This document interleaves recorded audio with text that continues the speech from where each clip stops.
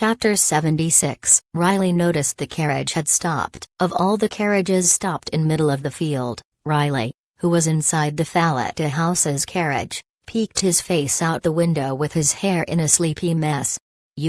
Are we there now, number? Not yet. The one that answered was not Nanai, it was Ritri sitting near the window. Noticing this, Riley tilted his head side to side and looked around. In that case, why are we stopped? That is, it will be very complicated to explain, Ritri mumbled as he scratched the side of his head. Riley, who had been looking around the area, found Nanai and Basilisk standing face to face in the distance. Nanai had a heavy atmosphere. Basilisk looked like an infuriated bull. He was scratching the ground with tips of his feet to relax his legs. Riley roughly figured out what was happening. With a quizzical look on his face, he asked, Is that what I think it is? Yes. Although Ritri was new to being a merchant, he was a merchant. He was pretty quick with his senses, so he knew what Riley was talking about. He nodded and said yes. Gosh, that kid. Riley comfortably leaned his arm on the carriage's window frame. He supported his chin with his right palm and looked at Nanai. She said she could not stand someone bad-mouthing about her young master. What about the other side? Riley asked about Basilisk. He figured that,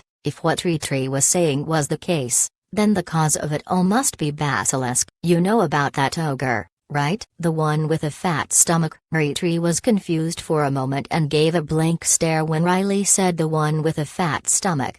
Soon, he collected himself and answered, yes, that monster with a fat stomach. Mr. Basilisk was telling a story about how he killed it in 30 minutes.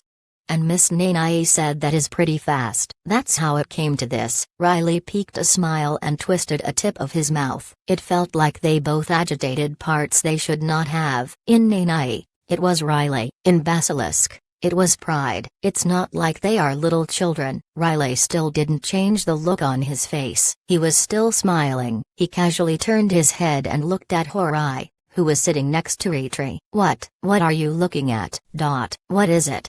Sir, it seemed like he was scolded harshly while Riley was not looking. He was pouting big time as he corrected himself and used respectful language. Anyway, this sure is a bother. Turning his gaze away from Horai, Riley looked at where Nanai and Basilisk was having a face-off. Riley moved the index finger of the hand supporting his head and started to tap his cheek. Now that I think about it, that runt, he seems a little short. How old is he? Basilisk was definitely on the shorter side. His body was about the size of Horai, who was watching the scene from the side. Despite that, his hands had traces of training that indicated he have swung his spear countless times. It was hard to tell his true age. He is about 15? Yes, he is 15 this year. Having heard Riley's question, Ritri asked a mercenary from the Lightning Boulder group. Having received the question, one of its members nodded and answered. 15? Riley turned his head toward the mercenary and asked again with a look of disbelief. I didn't hear that wrong, did I? Basilisk looked a little short and his face looked rather young, so Riley figured he just looked young. It seemed that was not the case. He is just 15. Yet he is running a mercenary group as its commander. Do mercenaries not have any talented individuals fill the commander positions? Just what kind of screwed up place is this city? It seemed the mercenary knew Riley was going to ask that question. He explained with a bitter look on his face. That is, it was the last will of the former commander who passed away. Former commander? Count Riley.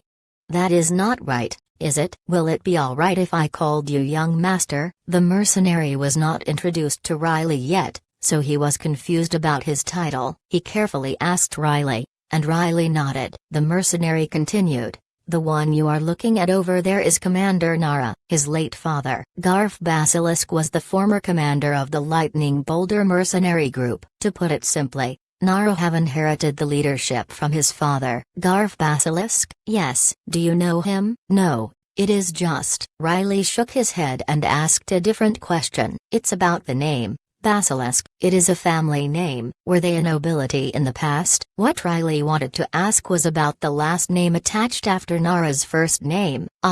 Yes, they are not anymore though.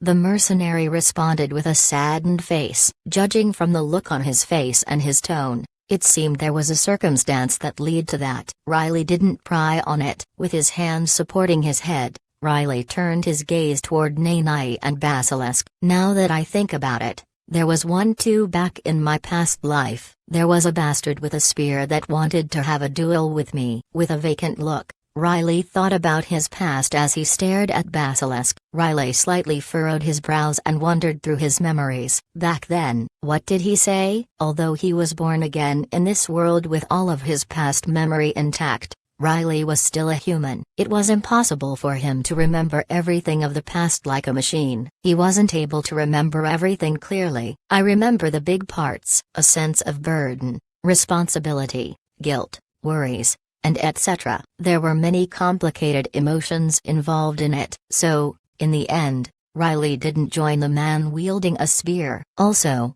that man had a horrific end. Those were the things that Riley remembered. Somehow, I think there is more that I should be able to remember.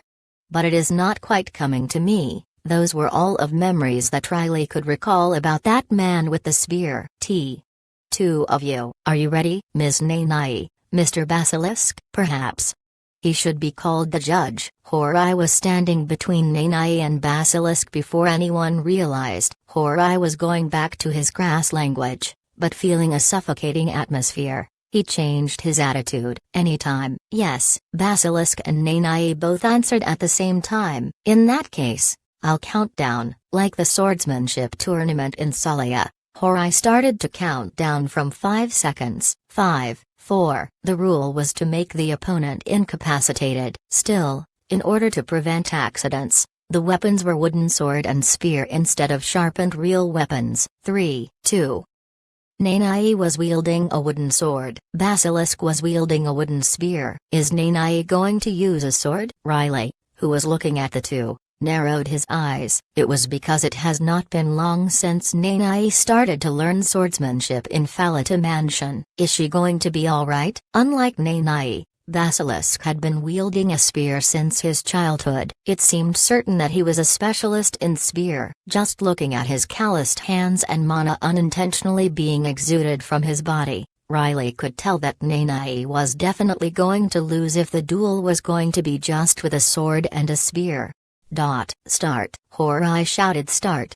With his eyes tightly closed, he then promptly turned around and started to run toward where Ritri and Riley was. It was because he was instructed to do so by Nanae and Basilisk. Cuck. It was Nanae who furrowed brows as soon as the match begun. Basilisk turned his body as soon as Horai's hand fell. Basilisk attempted long-range first attack using the spear's length. As I expected. Is he trying to squash the opponent using the distance? Nanae was in trouble from the start. Riley tapped the cheek with his index fingers as if he knew this was going to happen. Still, if she learned it properly from Sarah, she probably knows what to do after this. It was right after Riley mumbled like that inside. Using her wooden sword, Nanae swept away the wooden spear coming at her with a narrow margin. With her sword still touching the spear, she charged toward Basilisk. Too slow. Her form was clean. There was nothing to fault. However, there was a hesitation in her first movement. It was because this was her first time fighting with a sword. She should have charged in sooner. Before Nanae could get close to Basilisk, he dragged his feet toward his back and increased the distance. He swung his spear from the opposite direction and turned his body again. What's this? Your moves are full of awkwardness. Turning his body, Basilisk wiggled the tips of his mouth and swung his spear in a large motion toward Nanae. It was a large and confident movement. It seemed Basilisk was trying to show that spears are not just for stabbing. By any chance, is this your first fight? Nanae quickly moved her arm and blocked the wooden spear coming at her. Having heard what Basilisk said, Nanae gritted her teeth. It seems I was right, judging from how you are cringing your face. Basilisk, who was trash-talking toward Nanae, took another step back and widened the distance. He turned his wrist, fixed his grip on his spear, and attempted to stab Nanai again. "This one is too much." Riley furrowed his brows. The stabbing move's power and speed was quite different from the first attack that Basilisk used in the beginning of the match to keep Nanai in check. Cuck. Although Nanai blocked the first stab by a narrow margin, the problem started with the second strike. "I'm sorry, but I am not the type that goes easy on someone just because it is the first fight." Basilisk wasn't a knight. He was born as a son of a mercenary, so he was obviously a mercenary, showing consideration for the opponent. That kind of generosity was perfect for getting oneself killed in the battlefield. Therefore, Basilisk was merciless. He tried to stab Nanai with his spear. Second, third, he kept attempting it. Fast. Nanai's wooden sword, which was held on her left hand, moved diligently. Every time she blocked Basilisk's attack, not just the palm of her hand, but her fingers. Even her arm was aching. Also, it's heavy. It was a proof that Basilisk, the one Nanai was facing right now, was definitely a skilled warrior. Even when Nanai was dueling against Sarah, who had a serious look on her face, Nanai never have received a serious strike like this from her. Nanai's face was gradually getting darker. Maybe he is more skilled than Miss Sarah. Puke. Nanai was not able to block every strike. Eventually, she was hit on her shoulder. If the spear that Basilisk was holding was a real spear with a sharp edge, one of her shoulder would not have been alright. Cuck. My shoulder. This time, Nanai retreated to gain distance. She looked at her shoulder that was hit. For now, that's one strike. You are a girl, but you seem to withstand pain pretty well. It seemed Basilisk's attack had a spin to it. The tip of the spear was blunt. Being stabbed by it, Nanai's maid uniform's shoulder portion was wrinkled as if there was a small twister there. If it was an ordinary person, he would be screaming and yelling about how much it hurts. Basilisk drew back his spear. He had it rested on his shoulder and looked at one of the mercenary members who were watching the duel. Looked at him, Basilisk mumbled above. The mercenary, who was being stared at by Basilisk, said, "Why are you looking at me?" "Nothing. I just remembered how you cried whole day about a bruise because you got hit by this once from me." "Gosh, that mouth of yours," Basilisk joked as he looked around. Unlike Nanai, he looked rather relaxed with margin to spare. Basilisk may have been with his comrades during his fight against the ogre, but it seemed he was not lying about defeating it within 30 minutes. With that level of skill, I wonder who he would be able to go up against in the mansion? Watching the duel, Riley looked at Basilisk with an intrigued face. "Sarah, nah, she is not even close." "Ian, Lloyd?" Riley estimated Basilisk's skill was on par with Ian or Lloyd. He turned his gaze and looked at Nanai. "I'm used to pain. This much is." "Well," Nanai straightened the wrinkle on her dress and said with an uninterested tone, "Oh. Used to pain?" Basilisk raised his eyebrow as if he was quite surprised and asked. Nanai didn't answer his question, however. She was probably talking about the experiments she endured in the magic tower. She was subjected to pain that would be more accurate to call torture instead. The idea of shedding tears from getting hit by a blunt tip of a wooden spear was not even worth a laugh to Nanai. Is it about time she used it? Watching Nanai fixing her clothes and narrowing her eyes, Riley also narrowed his eyes and stared at Nanai. Well, it is worthy of a praise that she managed to block until now using just her sword. She never held a sword until recently. It has not even been 2 months since she started learning. Moreover, it was not like she was taught to the official capacity. She was casually taught by Sarah, whenever there was time in between maid training. The fact that she managed as much as she has so far in this duel was worthy of praise. Looks like she is going to use it. Having confirmed the look on Nanai's eye, he mumbled inside. Chapter 77. Nanai was going to use magic. That meant Basilisk, the one Nanai was fighting against, was not some nobody. What kind of magic should I start with? After fixing the wrinkle on her dress, Nanai aimed her wooden sword toward Basilisk again. She started to think hard about which magic to use. It was a different kind of question. She was not thinking about how to aim her sword, what angle to take, whether to stab or cut, or etc. Hence, The tips of her mouth was up a little. "That's right, my young master is watching." So, she casually turned her head. Her eye met with Riley, who had his head resting on his hand that was resting on the window frame of the carriage. "I think this one would be good to show to him as an example for his next study." Having decided what magic to use, Nanae moved her mouth, recited a spell, and charged forward. Haste. Basilisk had the wooden spear resting on his shoulder. Noticing Nanae closing in the gap in an instant, Basilisk strained his eyes. What? It was not that he was surprised by her action, it was her speed. Cuck. Unlike before, her speed was increased to the point that only thing Basilisk could do was tracking her movement with his eyes. Basilisk hurriedly, without enough time to react properly, swung his spear and blocked Nanae's sword. "What's this?" All of a sudden, her speed is, in a blink of an eye, sounds of woods colliding could be heard 4 times. It meant she struck her sword 4 times. Riley, who was watching the duel between Nanae and Basilisk, opened his eyes wide. "Is that the haste magic that I'm supposed to learn next?" It was because Riley noticed that Nanae used the time magic so she could show it to her. Meanwhile, Basilisk, who was skillfully angling his wooden spear and striking against Nanae's sword strikes, clicked his tongue and swung his spear in a large motion like a windmill. "Get off from me!" Nanae, who had one of her eye wide open to concentrate on the fight, bounced off all of the spinning spear movement and charged in again. "What is this?" It's like she became a completely different person all of a sudden. With her right hand on her back, Nanae was practicing all of the movements she learned in the Falata mansion in flawless motions. Watching this, Basilisk changed the look on his eyes. It seemed he felt he needed to do something different. "All right, you want to get serious, is that right?" Bam. Weak. The violent sounds of wooden weapons colliding or crossing past clothes could be heard. Except Riley, people were watching the duel while forgetting to breathe. "Judging from your moves, it seems like you have basics down to some extent. However, you are forgetting one thing. A spearman doesn't just use spear." Basilisk, who now had his eyes open wide like Nanae, started to move in a way that was different from how he was until now. He was not just using his arms and hands for swinging his spear, he started to use his legs as well to attack. Basilisk, who was skillfully handling Nanae's sword play using his spear, suddenly turned his body in a big motion and kicked with his right leg.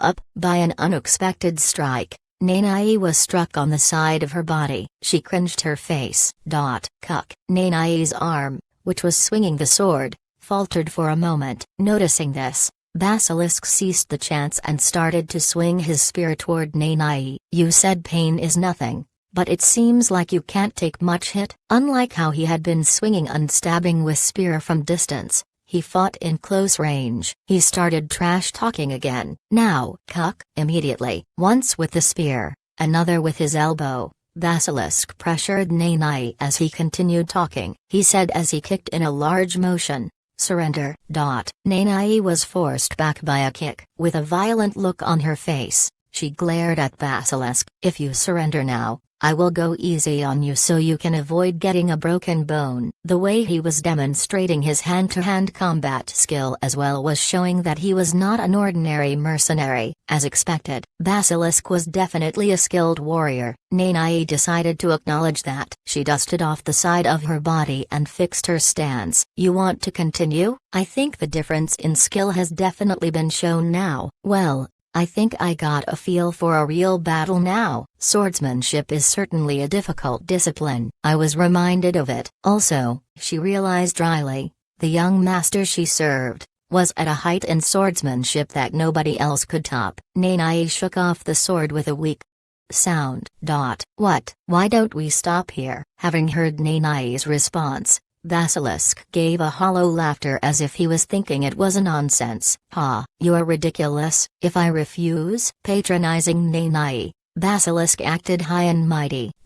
Having heard his question, she didn't give a reply. She charged toward him again. "No matter how many times you try, it will be the same. Grease. Nanai decided that was enough for warming up and getting a feel for the battle. She decided to use various magic. What is this? Basilisk had a look of panic. He waved around and struggled with his legs. Were you thinking I would say that? It seemed the look on his face and his struggle were all just acts. Basilisk calmly glared at Nanai, who was charging toward him, and stabbed the ground with the wooden spear he was wielding. Basilisk's wooden spear, which carried his mana, pierced through the ground that had grease magic cast on. The spear became a small pillar for him. I already knew that you are a mage when I saw you using blink magic. Grabbing onto his spear with both of his hands, he lifted his leg from the ground and kicked Nanai, who was charging toward him, with his right leg. Slippery magic like this, I have seen it enough times. Using Nanai as the stepping stone, Basilisk used the reaction from the kick's impact to bounce himself off. While in midair, he pulled out the spear and got out of the grease magic's effective range. This is the end. Basilisk fixed his stance in midair and pulled the arm holding the spear to the back. A spear was great for stabbing or swinging, but it was also a great weapon for throwing. So, Basilisk decided to end the duel with this throw. She may end up not being able to use a part of her body. Still, she is the one that refused to surrender, so don't blame. Basilisk, who was straining his arm and ready to throw in midair, wiggled his eyebrows. What the? It was because he could see Nanai's right hand. Until now, it was hidden behind her back. What is that? Why are her fingers like that? It was a horrible-looking hand with middle and ring finger missing. With his gaze caught up in her hand, he had not thrown the spear yet. In that moment, a sharp wind came at his cheek. Noticing the blood spewing out from the cheek, Basilisk broke cold sweat. What? Looking at Nanai mumbling with her mouth to recite spells, Basilisk anticipated that there will be another invisible attack and quickly turned his head. Right. It was the experience from his work as a mercenary. The experience was telling him that something was coming from the right side. Nanai created another wind magic, air armor. The attack struck Basilisk, who was in midair. What is this power? It was at a whole another level from getting struck by a sword. Appearing to be in pain, Basilisk cringed his face and fell to the ground. He got up immediately, fixed a stance and charged toward Nanai. I can't let her have time to recite spells. That would be a disadvantage to me. One of his arm and entire shoulder felt numb. Looking at Nanai wearing a mask on one side of her face, Basilisk decided to attack that side and pierced into the side as quickly as possible. Not targeting the opponent's blind side was going to be a foolish move for a mercenary. Becoming of a mercenary who is all about practicality and achieving victory, Basilisk aimed for Nanai's blind side. His spear charged toward Nanai like a snake springing forward to bite its prey. Basilisk, who was going at it with his spear, suddenly had his face turn pale. He felt a deadly aura. It felt like something unknown was about to stab him in his neck.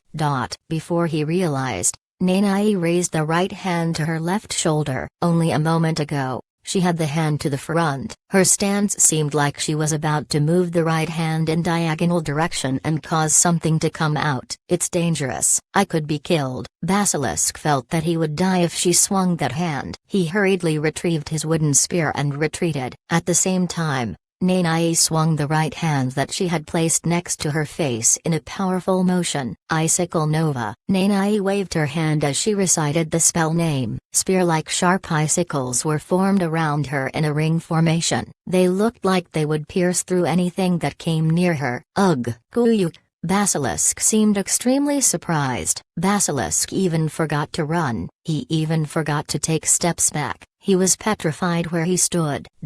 Gulp. Looking at a black icicle that stopped just before making contact with his neck, Basilisk gulped dry. There were cold sweats falling on his back to let him know he was not dead. Let's continue. Having heard Nanai's voice, Basilisk looked at her. Like a hedgehog, protecting herself with a wall of sharp icicles, Nanai held a black flame on her right hand and asked Basilisk, "You are not going to say that, are you?" Before she realized, She was back to using her crass language from Lower Salia, Nanae said as she started down at Basilisk. It seemed Basilisk lost strength on his leg. Basilisk, who was looking at Nanae, plummeted down on the ground with a vacant look on his face. It would be best if you did not pester my young master. Nanae extinguished her black flame by closing her hand. Nanae declared her victory. You most certainly have solid skills for someone of your age. However, I only spoke the truth. Nanae also removed the icicles, walked toward Basilisk and tilted her head side to side. Young Master Riley is even stronger. Stop, don't get any closer to our commander. A sharp voice could be heard from where the spectators were gathered. Nanae floated a question mark on her face and looked to that direction. Why are you? The Lightning Bolder's mercenaries had their bows tightly drawn and aimed the arrows at Nanae. They had deadly looks on the faces. Nanae tilted her head side to side with a confused look in her eye. She was aware that she used a pretty dangerous method to fight Basilisk, their commander, but she did not expect that they would react in such a drastic way. You, Basilisk asked. The look on his face was not different from his comrades'. Are you a dark mage? Having heard the question, she asked back. Dark mage? Nanae, with a surprised look, observed the surrounding. What are you talking? Not just the mercenaries aiming arrows at her, but Ritri, Horai and others in the merchant group all had faces filled with terror as they looked at Nanae. The dark mage that's been active around Rainfield recently. Basilisk, who plummeted down with a vacant look on his face, supported himself with the spear and carefully got up. He glared at Nanae and murmured, to think that I would run into the dark mage here. Although the atmosphere was serious during their duel, it was not as serious as this. What's this? It was not just serious. The atmosphere was full of wariness. Riley, who was checking out the situation while having his head resting on his palm, furrowed his eyebrows as he wondered what this was about.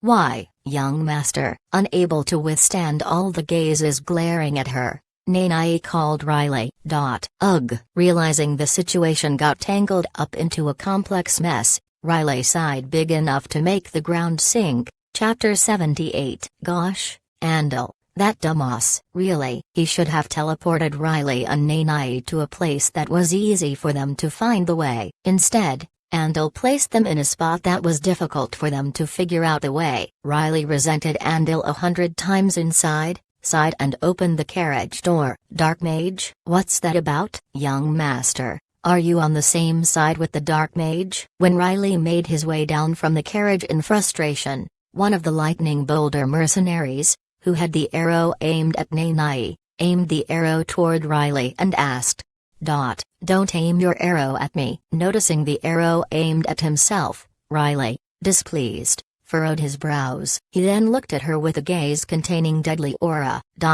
Noticing that Riley's relaxed atmosphere unique to him has changed to deadly mood all of a sudden, the archer petrified with a pale face. It felt like invisible hands grabbed tightly onto the neck and the heart. It felt like they were getting in the way of breathing. We need to know what's going on too? Being accused as the dark mage out of the blue? We are the one who are finding all this ridiculous. Riley slowly closed one of his eyes and relaxed his deadly aura as he mumbled. The Lightning Bolder's archer, who was holding the breath hard, breathed out big.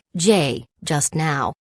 Did you do that, young master? Likewise, Ritri, who was also exposed to Riley's deadly aura, was also focusing on calming his breathing with a pale look on his face. Just answer my question. Looking annoyed, Riley crumpled his face. Horai, who was completely terrified, went into Ritri's arms and started to shake. That is, the magic that Miss Nanae used. It was black color, wasn't it? What about the black color? It's black colored. Black color. It is a unique trait that all dark mages have. Having heard Ritri's explanation, Riley looked at Nanae with a confused face. Nanae shook her head to say that this was not true. Is anyone and everyone with black-colored magic a dark mage then? After seeing Nanae shaking her head, Riley turned his head toward Ritri and asked. Ritri had his mouth open, but he was not able to answer. This is her innate color, so what is she supposed to do? Young master, it is not due to my innate trait, It is due to experiment. The fact that you are not a dark mage is still the same, isn't that right? That's that, Riley yelled at Nanai as if he was trying to tell her to stop talking. Riley looked at Basilisk and asked, "Tell me, why is she a dark mage? Besides the fact that her magic is black-colored, what else do you have?" Hearing Riley yelling at him, Basilisk was not able to answer. He turned his head again and looked at Nanai. It seemed she was embarrassed about her horrid-looking hand. She hid her right hand behind her back, bit her lips, and didn't know what to do. "Can you take responsibility for your claim? I can put my title, Falata, a House of Count, on the line for my claim." "What will you put on the line for yours?" "To the people of Retree's Merchant Company, to the 3 members of the Lightning Boulder Mercenary Group," Riley asked while mentioning his family's name. Nobody was able to answer right away. After looking around the people who were in silence, Riley shrugged his shoulder and continued, "I don't know about in Rainfield, but in Salia, if you are found guilty of insulting a nobility, the minimum sentence is a life of imprisonment." "Did you know that?" Riley's atmosphere started to get deadly again. "I was going to relax because this is my vacation. You runts don't know your places." His relaxed tone of speech has left the scene somehow without trace. Riley, with his eyes narrowed, paused for a moment and opened his mouth again as if he was mumbling. "If you still think she is a dark mage, all right, that's fine." Right in front of everyone to see, Riley was glaring at Horai. With an annoyed look on his face, Riley scratched the back of his head and mumbled, "We will just act like who we were accused of, like a dark mage would. We will just kill all witnesses and get going." Having heard Riley's suggestion, the people flinched their shoulders. "Isn't that what you all want?" "No," Riley asked in a leisurely attitude, and Ratree got up while shaking his head left and right. He answered as the representative of the group. "I also hope Miss Nanai is not a dark mage." "You, uncle." Looking at his uncle working up the courage and getting up to respond, Horai tried to stop Ratree as he pulled on Ratree's sleeve. It seemed he was worried something terrible might happen to Ratree. Horai's eyes were filled with tears. "Horai, I think, instead of sitting idly like this, I think it is only right that you should apologize first."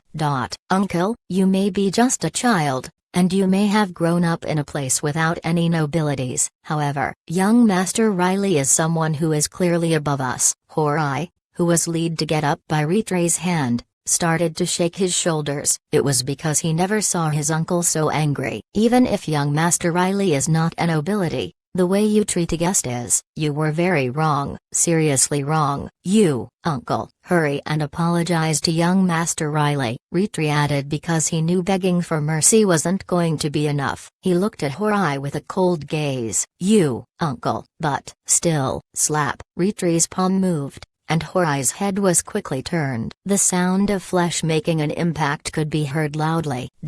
"Hurry, tell him that you are sorry." Ratree slapped Horai for the sake of discipline. He was urging Horai to quickly apologize to Riley. That is, the atmosphere turned cold in a blink of an eye. The one who could not adjust to it the most was none other than Nanai.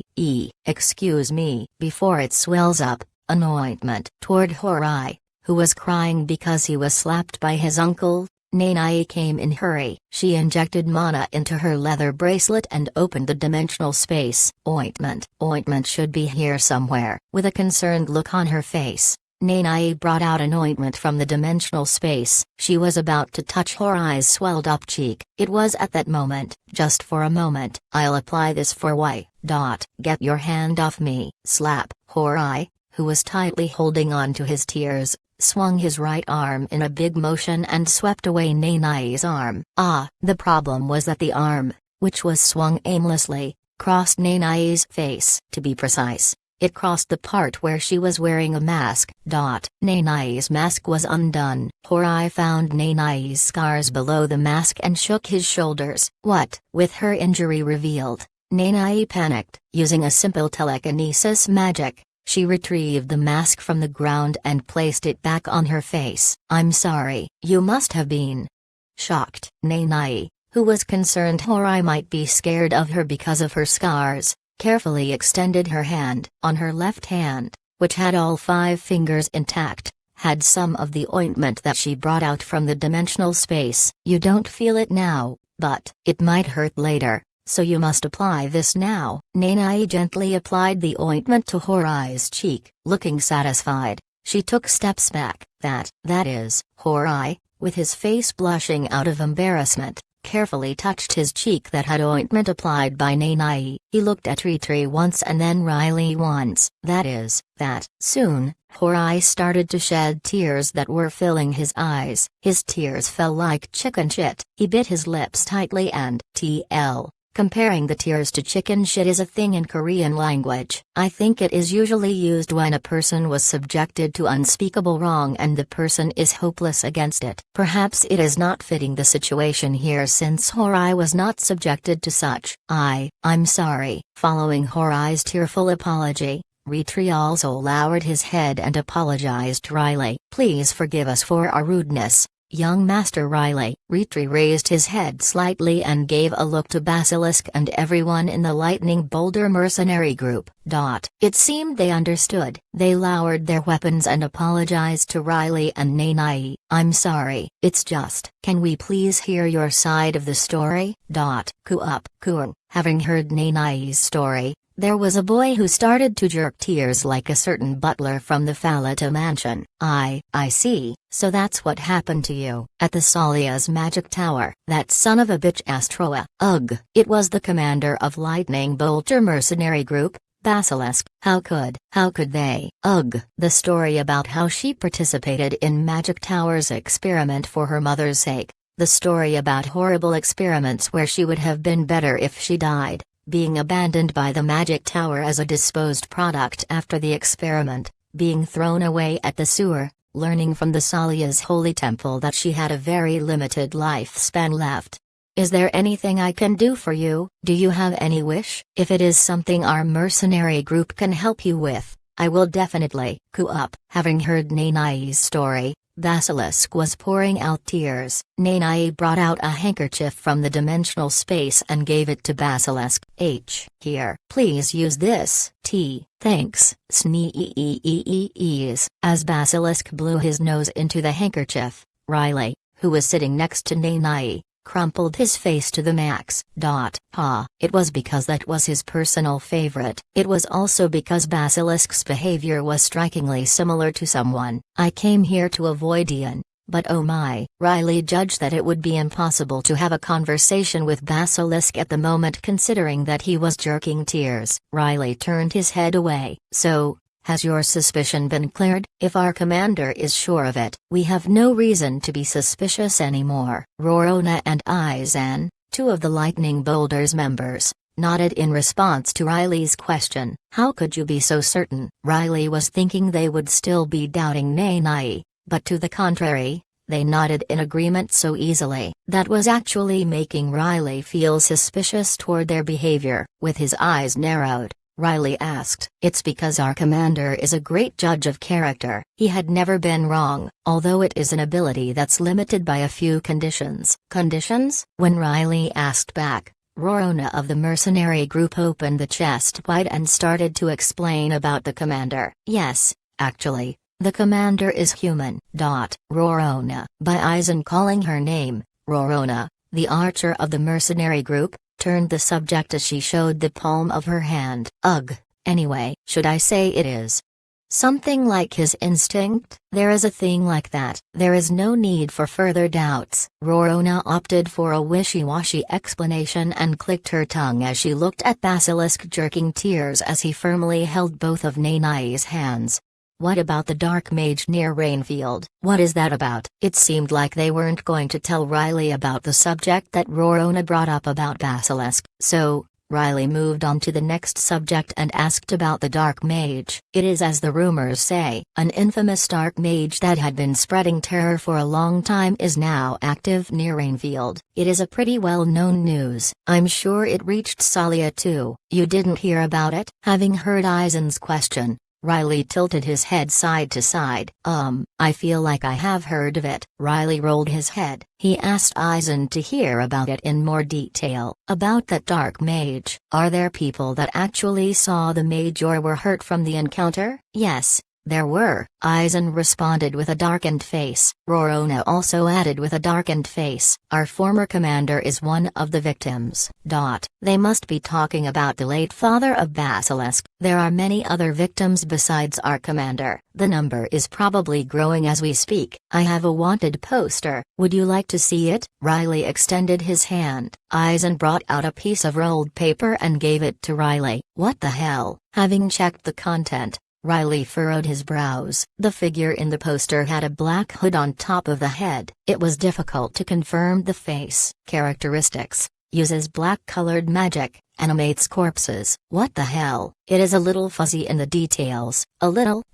Riley returned the poster to Eisen. He realized the situation was seriously tangled up. Riley scratched his head. God damn it. This means there is no guarantee that an incident like this would not happen again. Riley was agonizing about Nanai's black-colored magic. Looking at him, Eisen said, "That dark mage had not been caught for 10 years. I think it was fortunate that Miss Nanai was in Salia all this time." 10 years? Actually, we have also been hunting that dark mage. We had been active in Ansirium, but there was an opportunity, so we came to Rainfield with the merchant group. Rorona added as she fiddled with her fingers that she had locked with both hands together. Riley turned his head and looked at Retree's merchant group, which was getting ready to travel. They are also selected by our commander using his sense of judgment. You probably felt it too when he apologized to you first. His roots are strong and true. He will become successful. Eisen complimented Retree. Hearing this,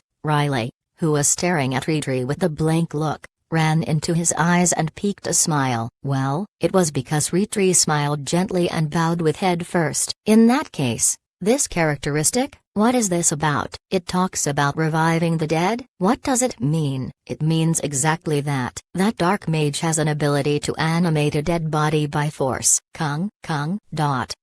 Ability to force a dead body to move? Excuse me. Please wait for a bit. Young master, did you hear that just now? Sound of the ground shaking could be heard. Eisen raised his ears and focused on his hearing. Rorona, the archer, seemed like she felt the sound well before him. She was already looking at the direction of the sound with a serious face. What, you mean like a zombie? Riley didn't give a damn. Although the sound of the ground shaking could be heard, Riley was only concerned about the dark mage's ability. Oh, ogre? Why is an ogre here? Stop. Noticing an ogre approaching with ground-shaking steps, Rorona and Eisen were not able to answer Riley's question. Instead, they picked up their weapons. Kwar. It seemed the ogre found its food. Drolling, the ogre was charging toward where Retree merchant group's carriages were gathered. Cuck, as I thought. Is this the one paired with the other one earlier? Basilisk, who was jerking tears from eyes and nose from hearing Nanai's story, immediately picked up his spear and got up. It's an ogre. Don't panic. First, get the carriages out of the way. Although the people of the merchant group was hurriedly moving the carriages, Riley still only tilted his head side to side with a quizzical expression on his face. Wait. Commander, that ogre, he is in a bit of an odd condition. It looks like his arm and head are loose. Rorona, who narrowed her eyes as she looked at the ogre charging toward the group, noticed the ogre's eyes were pitch black. She mumbled, "Look." It seemed there wasn't going to be time to explain in detail about what she noticed. The ogre was already near everyone, enough to cast its shadow to the people. Why, young master. Hey, young master, get up. The ogre is coming. Basilisk was breaking cold sweats as he wielded his spear. Noticing Riley still sitting on the ground and thinking hard about something, Basilisk shouted at Riley. Young master. Ogre roared again with its fist raised up. Having heard it, Riley cringed his face. Gosh damn it. That's loud, you bastard. Riley moved his hand toward his sword that was sitting next to him. He swung his arm in what appeared to be an aimless motion. Stop. The ogre, which was charging toward the group with a loud roar, suddenly fell on its knees and raised dust clouds.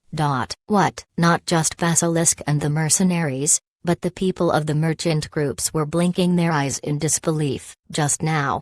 What happened? The ogre's head was, literally in a blink of an eye, gone without any trace. So, what did you say? Force a dead body to move? To people standing around dumbfoundedly, Riley asked again as if he didn't quite understand it. Chapter 79. Huh? It was inside the forest. A man under a pitch-black cape with a hood quickly turned his head and stared at what appeared to be just an empty space. What's this? There is a dead one here? The man that mumbled raised his right hand, and he started to exude dark power from it. Who is it that died? Let's see. The man stood there for a long while and looked at his right hand. He eventually cringed and mumbled, "It's a dead ogre? Geez, you ungrateful fool. I just revived you." TSK. The man under the hood clicked his tongue. He lowered his right arm and started to walk again. It's hard to come across a dead ogre. I wonder how it died? As if it was a complete mystery to him, the man, who was walking, crossed his arms as he held his chin with his hand. He tilted his head toward the side and said, "I don't get it. I really don't." "Do you have any idea?" The man with a quizzical expression slowly directed his gaze toward the corpse that was walking next to him.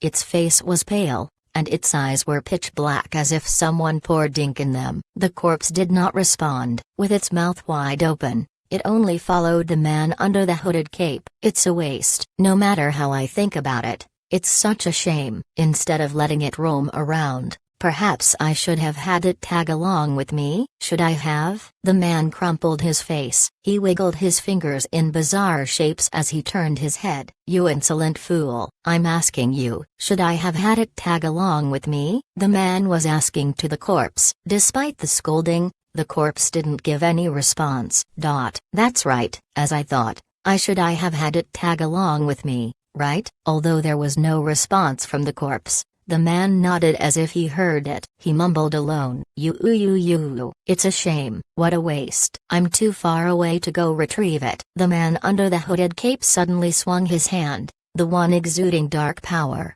and struck the neck of the corpse that was following him on the right.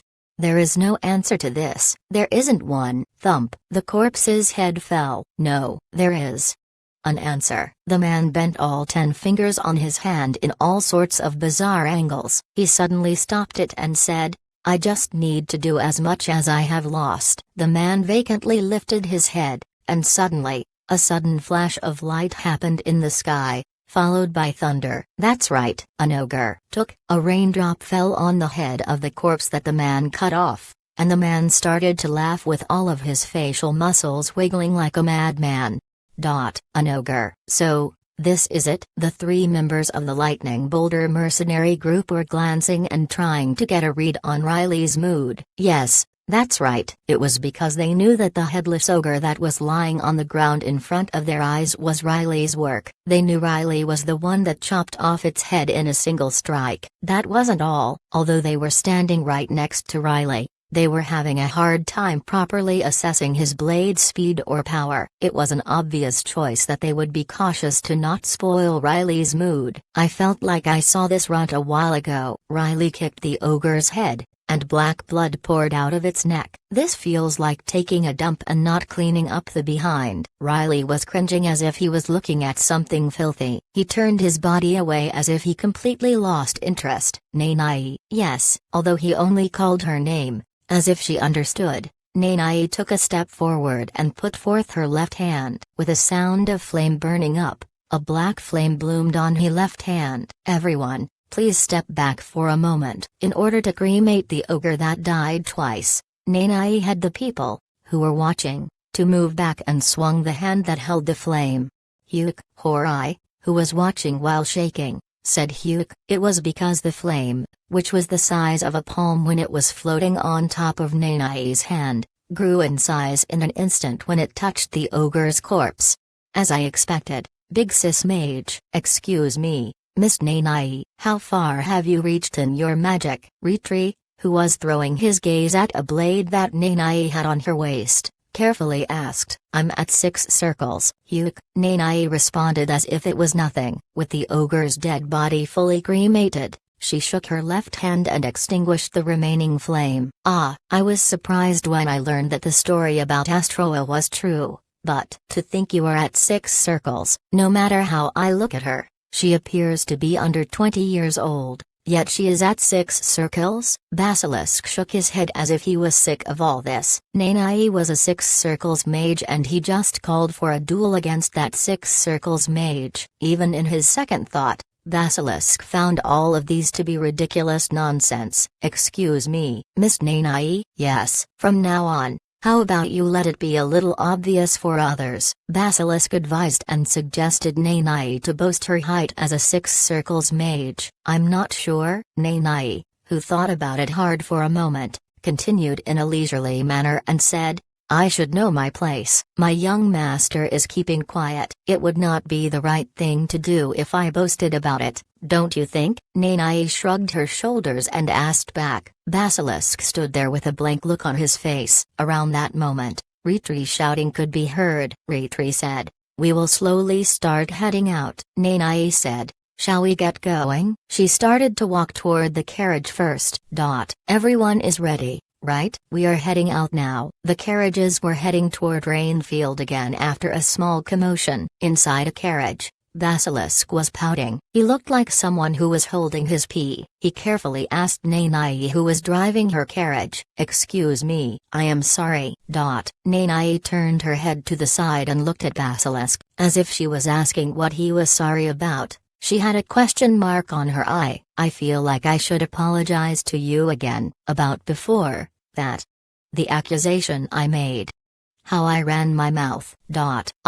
Basilisk was scratching his cheek as if he was ashamed and embarrassed. Nanai realized what he was trying to tell her. She relaxed the look on her face and smiled. "It is all right. I was also able to clear some misunderstanding thanks to you, Commander." Having heard her response, Basilisk sighed in relief and acknowledged Riley and Nanai. "I see. So, the mercenary hero thinks a man like the young master is, someone to be proud of." Noticing that Basilisk blurred the end of his sentence, Nanai opened her mouth. Having said that, Nanai still had a pretty smile on her face. She was reminiscing about the days she spent in the mansion. "Mr. Ian has a strong pride about the fact that he is serving young Master Riley. I even wonder if that is the strength that gives him the power to live." Just in case Basilisk was wondering about Ian, Nanai talked about him. She then turned her head, looked to the front with confidence and said, "I am also a maid who serves young Master Riley. I'm sure my pride in our young master is not second to Ian." Nanai was driving the carriage as she continued, but she felt a drop of water from the sky. She gave a vacant stare to the sky and raised her hand to feel the raindrops. "Rain, huh? It's about to fall?" Noticing Nanai, Basilisk looked up the sky and murmured, "This means we will be arriving at Rainfield soon." Rainfield, the city of endless rain. As if the sky was trying to tell them that they are almost at Rainfield. The rate and intensity of raindrops started to grow. It was pouring rain. The sound of rain was filling the ears with its cool sound. Nanai brought out an umbrella from the dimensional storage and came down from the driver's seat. This place is, perhaps it was due to the mist, but the scenery could be described perfectly by the word, mysterious. Rainfield. The feel of the buildings and street signs were completely different from what she used to see in Salia. Nanai had her gaze taken by the sight. She vacantly looked around the place for a moment. Having regained her senses, she started to walk. "Young master." Knock knock. She walked toward the front of the carriage and knocked on the door. She carefully entered inside and shook Riley, who was asleep. "Young master, we are here. We are at Rainfield." "Oh, really?" He couldn't quite open his eyes properly because he just woke up. He rubbed his eyes, heard the sound of rain coming from outside, and quickly smiled. "Wow, it feels cool already." Looking at the scenery outside the window, Riley coughed out words of excitement, got off the carriage immediately, and got under the umbrella below Nanai. "Should I cast a barrier?" "No. It is fine. It's more like it to use an umbrella where it rains."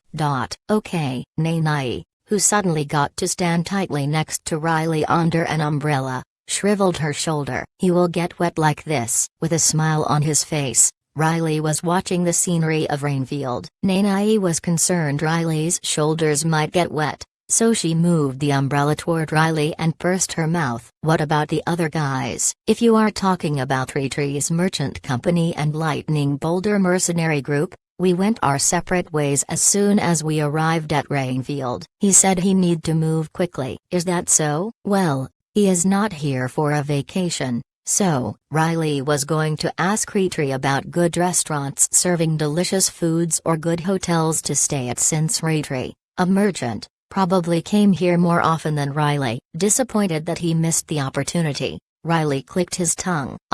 And he told me to give you this. Nanai opened the dimensional storage and brought out a small piece of paper. She showed the paper to Riley and said, he said he will be staying in Rainfield for about a month. He said he will most likely to stay in the hotel written in the paper, and also that we can come by any time if we have any business with them.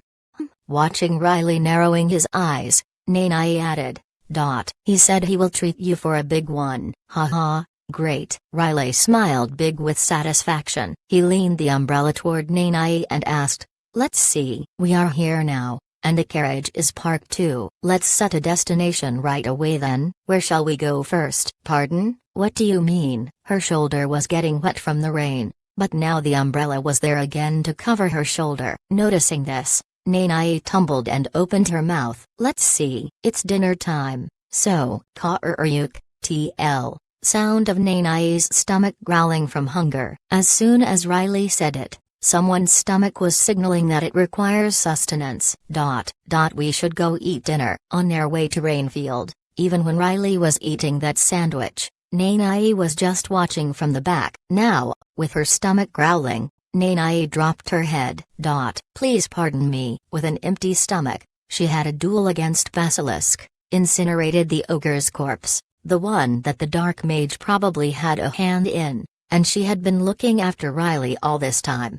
Even though she did all that, her stomach didn't make a noise until now. It meant she was either ill or not human. This is your reward. Is there anything in particular that you would like to eat? Riley messed up Nanai's head with his palm and smiled big as he asked. Well, Nanai, who was blushing, hesitated for a while, wondering if it would be really alright to ask. She eventually answered in a small voice. A warm fish soup. What? Onion pancake. Riley stroked Nanai's head, smiled big and asked again. Onion pancake. Onion pancake and liquors are perfect for a rainy weather. You know some stuff. Nanai had a question mark floating on her face. Riley took the umbrella from Nanai and wrapped his arm around Nanai's shoulder. Let's go. It seems Nanai was surprised by Riley putting his arm around her shoulder in a natural motion. Nanai flinched her shoulder. She mumbled inside that she can't beat Riley and said, Okay. Nanai actually didn't know what kind of food Riley was talking about, but she smiled and answered that she would like them as well. Chapter 80. Riley had always liked train. He liked train in his past life, and he still liked it even in the new life. He loved listening to the sounds of raindrops, with his head resting on his hand. He loved to watch the scenery of the sky with dark clouds while being intoxicated by the mood of the atmosphere. Also, your order is ready. Oh, like this. He loved drinking and eating onion pancakes on a rainy day. He loved it very much. It's here. It's here. When Riley came to a city called Rainfield for the first time before, on the first day of the visit, he discovered what appeared to be onion pancake on a menu just like what he used to enjoy in his past life. When he found it, he couldn't shake himself off from the shock for a while. There was a time when he ate onion pancakes for all 3 meals of the day. I get to finally eat it. Until now, Riley always came here with Sarah, so he didn't get to eat Rainfield's rice liquor, a specialty drink that was similar to Riley's past life's rice liquor. Now, that was not a problem. TL. The author is mentioning onion pancake and rice liquor, which are something unique to Korea. These suggest Riley was Korean in his past life. What is this? With the food brought to the table, Nanai just stared at flat-shaped food. She asked Riley what it was. It's a flat fried dough. Flat fried dough? It's also called onion pancake. Well, this world doesn't have such a name for this. The name is good enough. In fact, The menu had it listed as flat fried dough. The food was made of flattened flour dough that was fried with various vegetables and seafood. "Now, shall we eat?" Riley gave a piece to Nanai and also recommended a black sauce that was on the table. "You could dip on it. You can eat it without the sauce too." It was only right that a world had a type of food that was becoming of rainy weather. This food at Rainfield was exactly that, and it was a famous specialty food from the city. "In that case, thank you for the food." Nanai carefully picked up a piece with a fork and brought it toward her mouth. The piece had steam rising from it. She started to chew. Ah, crunch! Along with the sound, Nanai's eyes opened wide. Not able to wait any longer, Riley asked, "How is it?" She was not able to speak because she had food in her mouth, but she nodded multiple times with her face slightly turning red from excitement. "You are saying it is delicious, right?" Although Nanai blew it before eating it to cool it down, it seemed the piece was still too hot. She was still not able to speak. Instead, she just nodded once again. "By how it looks like, I thought someone threw up on the table." "Unlike how it looks like, it is pretty tasty." Nanai shallowed what she just chewed, and explained her impression about the food that she just ate. "Threw up? That's harsh." Riley peeked a smile. Certainly, the food didn't look exactly like how it was in Riley's past life. The version in this world looked rather crude, so he could see how it could look like that to Nanai. "It's really delicious, especially the crunchy part toward the edges." "Hey, don't go eating just those parts." Those edges were Riley's favorite parts as well. "The insides are tastier." "Eat the insides. They are soft and moist." "Ah, yes." Nanai wanted to taste more of the crunchiness of the edges, but she had to give in to Riley. So, instead of the edges, Nanai started to focus on the insides. "Excuse me, the rice liquor is here." "Ah, it's here." It was around the time when Riley and Nanai ate about half of the food. A waiter with a friendly smile brought the drink that Riley ordered with the flat fried dough. "Young master, this is..." It was a white liquid. It almost looked like milk. Noticing the mysterious liquid, Nanai looked at Riley. Despite Nanai's question, Riley omitted a response. Instead, he just drooled while staring at the food and the drink on the table. On a rainy day, a rice liquor was perfect with a flat fried dough. The rice liquor at Rainfield was made from the rain, so it was famous for its exquisite taste. "Ooh, Sarah is not here today. I really get to drink it." A rainy day, flat fried dough, rice liquor. The three things were perfectly set. Tips of Riley's mouth were tilting up on their own. "Young master, this is an alcoholic beverage, isn't it?" After fully preparing himself for the drink, he was about to quench his neck with it, but he flinched his shoulders after hearing Nanai's question. "Excuse me, young master, I don't believe you are old enough to." Riley was 19. He was not yet old enough. It was not like there was a law about the age limit for drinking, so it didn't matter. However, Iris had been telling Riley you can drink when you are 20 or older. Countless number of times, to the point there is a nail with that message stuck on Riley's ear. Of course, Sarah and Dion always stopped Riley's attempts at drinking alcoholic beverages. This means the so-called brown sugar beer that he had been allowed to drink all this time is not an alcoholic beverage. "Is it like a root beer?" "Ugh, seriously." Looking at Nanai worrying about the rice liquor sitting on top of the table, Riley started to complain inside. She sure was taught well by Sarah, all right. "Really? With his eyes narrowed, Riley was glaring at her. He quickly changed the look on his face and said, This is not an alcoholic beverage. If I count the life I had in my past life, I'm way past 20. Although Riley had been keeping it a secret from the family or Ian, Riley had been drinking often with Endel. This was not his first drink. It is not. Having heard what he just said, Nanai started to look around the other tables. The atmosphere was loud, busy and full of chatters. There were others drinking the same beverage that Riley ordered, and they all had the same look on their faces. Their faces were all saturated in red. The looks on their faces were like they were proudly saying, I'm totally drunk. It seems to be an alcoholic beverage. It sure does, right? But it is not. But, it's alright. It's not going to kill me. With his eyes narrowed, he glared at Nanai. The look on his eyes were somehow looking sensitive. Without realizing, Nanai shriveled her shoulders. Not knowing what to do, she pursed her lips. It's not a matter of life or death. It's just that Lady Iris told me. Nanai thought about a list of things that Iris explained to Nanai before she departed to Rainfield to tell her to watch out for. Nanai fiddled with the mask that was hiding half of her face. It seemed Nanai was still conflicted about the matter. That's good enough. If she was conflicted, that was enough for Riley. To him, it meant there was a chance. Having thought that way, he reached for one of the two empty dishes and poured the rice liquor to the dish. It's not a drink. Here, try it. You can confirm it for yourself, can't you? Riley calmed the facial muscles on his face that was making small flinching movements. Hoping that this gamble would pay off, he recommended a glass of rice liquor to Nanai. If you drink this and eat that, it's the best. Can't you trust me? I'm serious. Having heard what Riley said, not able to refuse, Nanai grabbed the glass. Try it first. If you think it is an alcoholic beverage, then I will not drink it.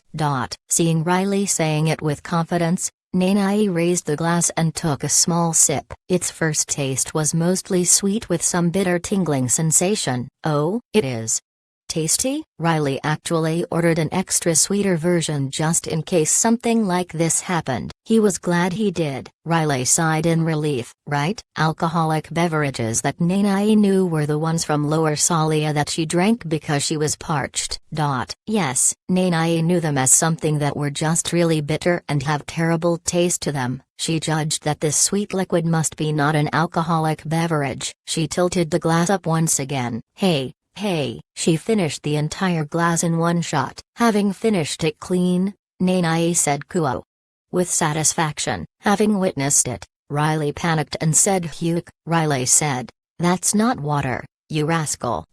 For some reason, Riley was breaking cold sweat. Noticing this, Nanai tilted her head side to side as if she was wondering if there was a problem. It's not water, it's a sweetened beverage. Concerned about being found out, Riley spoke carefully and then poured some into his glass. Riley enjoyed the flat fried dough with the drink. This is the taste. He filled his mouth with warm flat fried dough, quenched his neck with a drink, and indulged himself to the sound of the rain. It seemed Riley could not be any happier. With a satisfied look on his face, he started to enjoy it all. Sound of the rainfall, flat fried dough, rice liquor. Also, jup.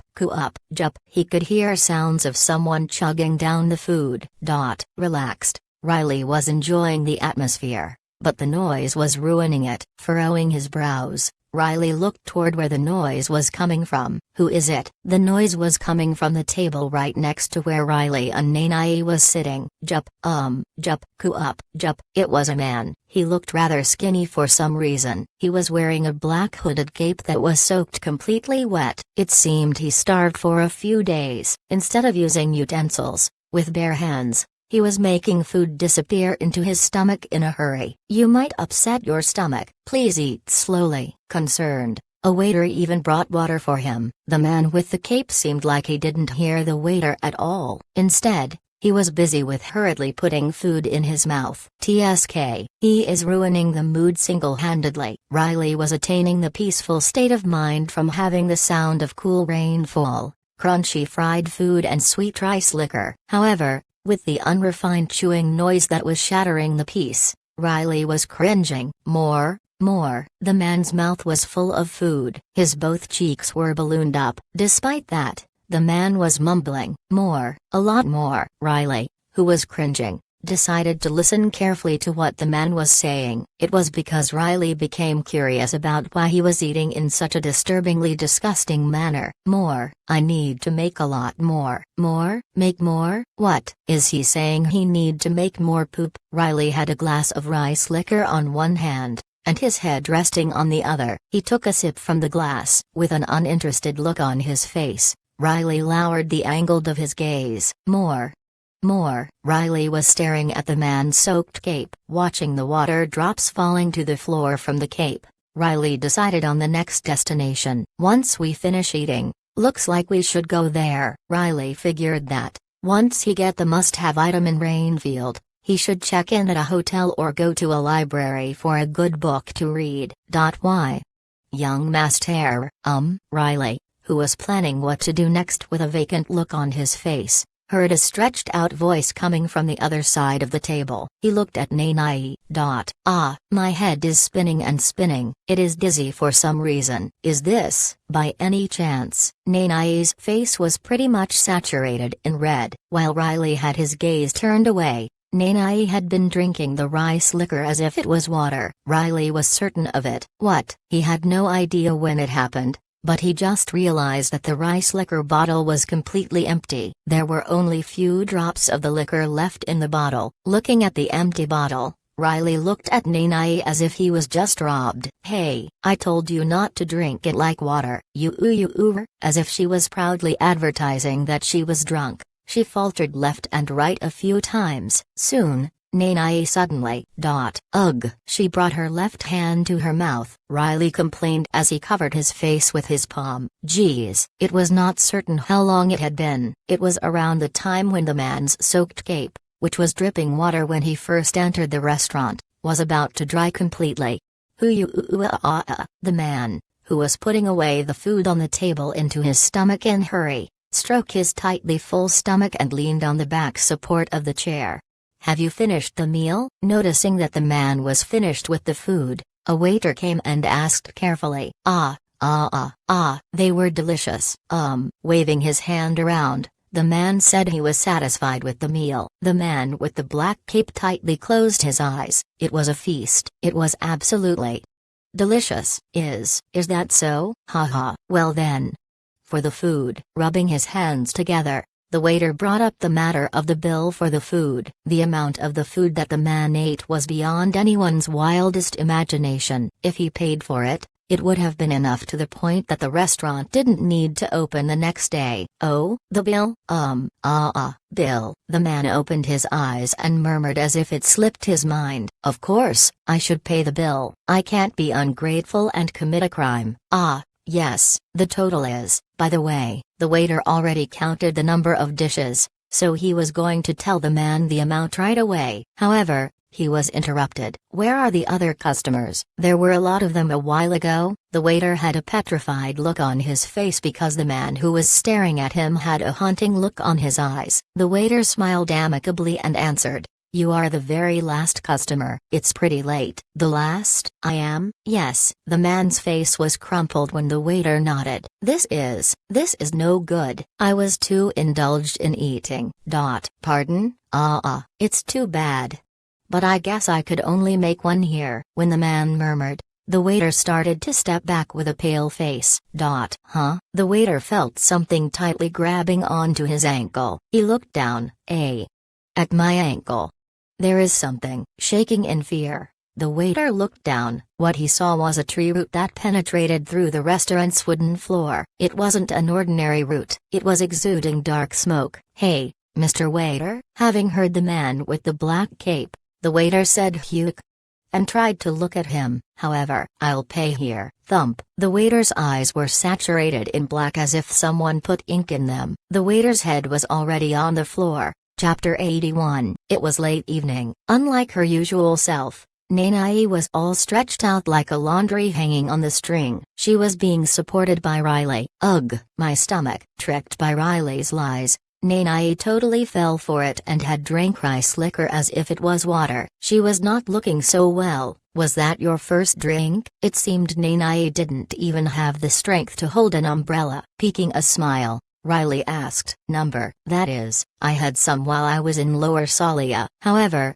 they tasted so terrible, so I spat them out." "So, you are saying that this one was delicious?" Riley asked while suppressing his laughter. Nanai responded with a downed face.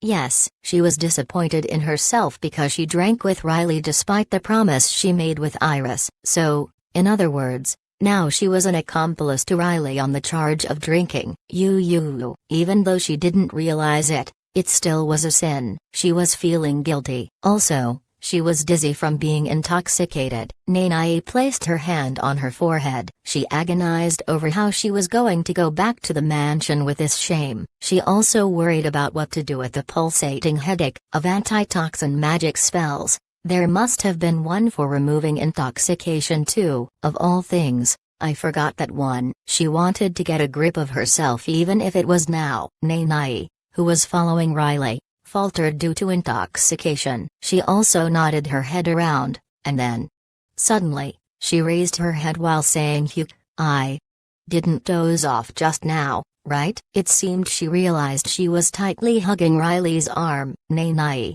who had her face red from drinking too much, tumbled and let go of Riley's arms as she asked, "You were dozing off big time? Why?" It seemed Riley was having fun with this. "That can't be." "Ugh." Nanai shook her head vigorously to wake up from intoxication. However, her pulsating head was giving her headache again. Riley, with suppressed laughter, asked, "What should I do? Should I get you a hotel first? Do you need to rest?" Riley was planning on going to do things on his own if Nanai had a bad attitude after being intoxicated. Fortunately, she was on the quiet side. "Weren't you planning on going somewhere?" Nanai, who pinched her waist as if she was whipping her eyelids in order to wake up from intoxication and sleepiness, asked. "That's right. I was going to a clothing store. The must-have item for the vacation in Rainfield was there." "A clothing store? Look, look." To Nanai, who was tilting her head side to side,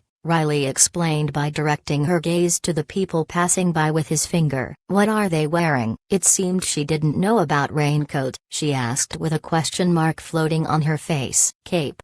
Right?" Riley felt again that Nanai was still lacking in basic knowledge on life. With his hand abruptly placed on top of her head, Riley explained, "It's called a raincoat. It's a clothing that stops rain." Looking at the people walking around without umbrellas, Nanai was wondering if they were trying to catch cold. Nanai nodded as if she finally understood. "I need to get one for myself and another for you. I was going to get hotel afterwards. We can't go around here with just an umbrella. Do you understand?" Riley asked as he fixed his grip on the umbrella. Nanai quickly lowered her head. "What is this? Is she really sleeping?" Riley tilted his head side to side. In order to confirm if Nanai was really sleeping, he started to shake the hand that he had on top of Nanai and mess up her hair. "It's fine with one umbrella." Nanai, who had her head down, pursed her lips and murmured with a mosquito-sized voice, "Nanai." "Yes." Nanai, who just realized what she just said, tumbled, lifted her head and responded, Just now, I was dreaming, right?" "What nonsense are you talking about?" Nanai, with a vacant look on her face, opened her mouth. "Is this what people call drunk talk?" "I'm sorry, for a moment, I was thinking about something else." Occasionally, Nanai watched Ian making a fool of himself after being drunk, and she had concerned look on her face as she watched. However, she now realized that she was in no position to worry about someone else. She bit her lips. "Are you really all right? You didn't quite recover from the drink, have you?" "I'm all right." "You said you will be going to a clothing store, right?" Nanai, who was walking along with Riley as she stepped on puddled water, quickly glanced and checked Riley.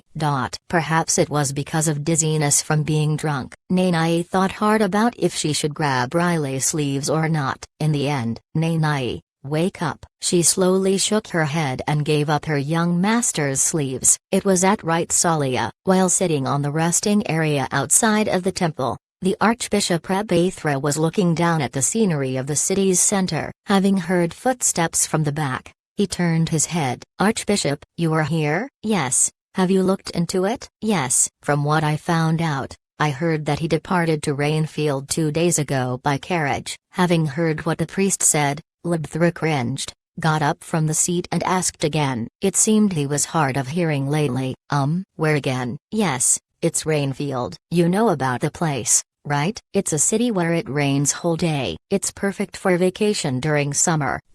Rainfield. Hugh, the priest, who was explaining about Rainfield, flinched his shoulder after hearing Libthra shouting all of a sudden, "Yes, that Rainfield. That's what I have heard." "Why?" Rabathra furrowed his brows and asked. The priest mumbled on as he broke cold sweat. "If you are going to ask me about the reason, I don't know."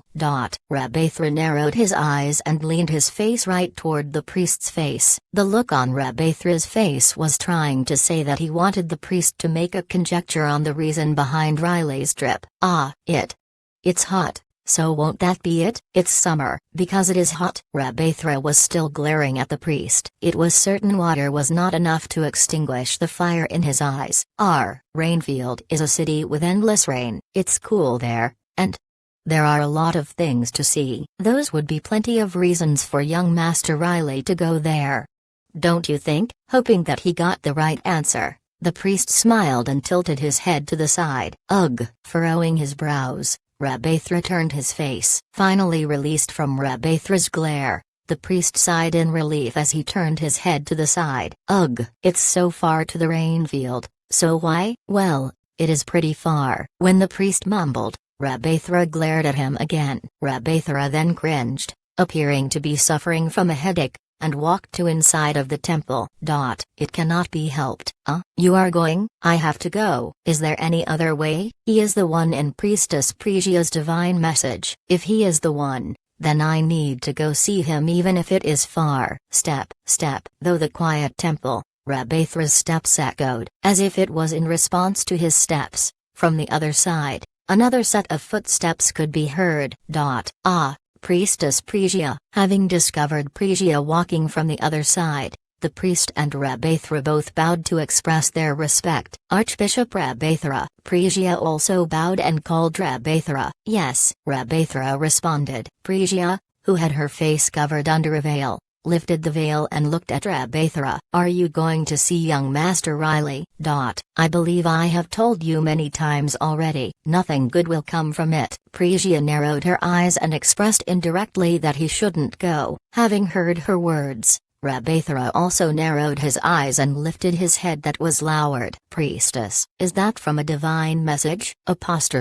Having heard Rabathra's question, Pregia's fine eyebrows were furrowed. It was because she didn't want to say it was not the case. "We should be focusing on Goddess Irenetz's divine message now. We can't forego the message just based on your opinion. This is a matter where the fate of Salia, no, the fate of the world depends on this." Pregia lowered the veil she had up. With a frustrated face, she sighed. It was because she knew that saying things like "it doesn't feel right, so don't do it" was not going to work. "I certainly have told you many times already." "Yes, Priestess. Nothing good will come from getting involved with young Master Riley." "Yes." Rabathra responded politely and fiddled with his chin. He smiled like a good man and said, "Still, he is the one in the divine message. He would at least hear out rambling of an old man. Right? Please wait a moment. I'll dry it for you." "No." Having arrived at the clothing store, Nanai was going to use dry magic to dry Riley's soaked shoes and pants. Riley said there was no need, so she cancelled the spells. "Doesn't it feel icky?" "It's fine. It's not bad." Riley also liked feeling wet this way, so he asked her to cancel the dry magic and entered the clothing store.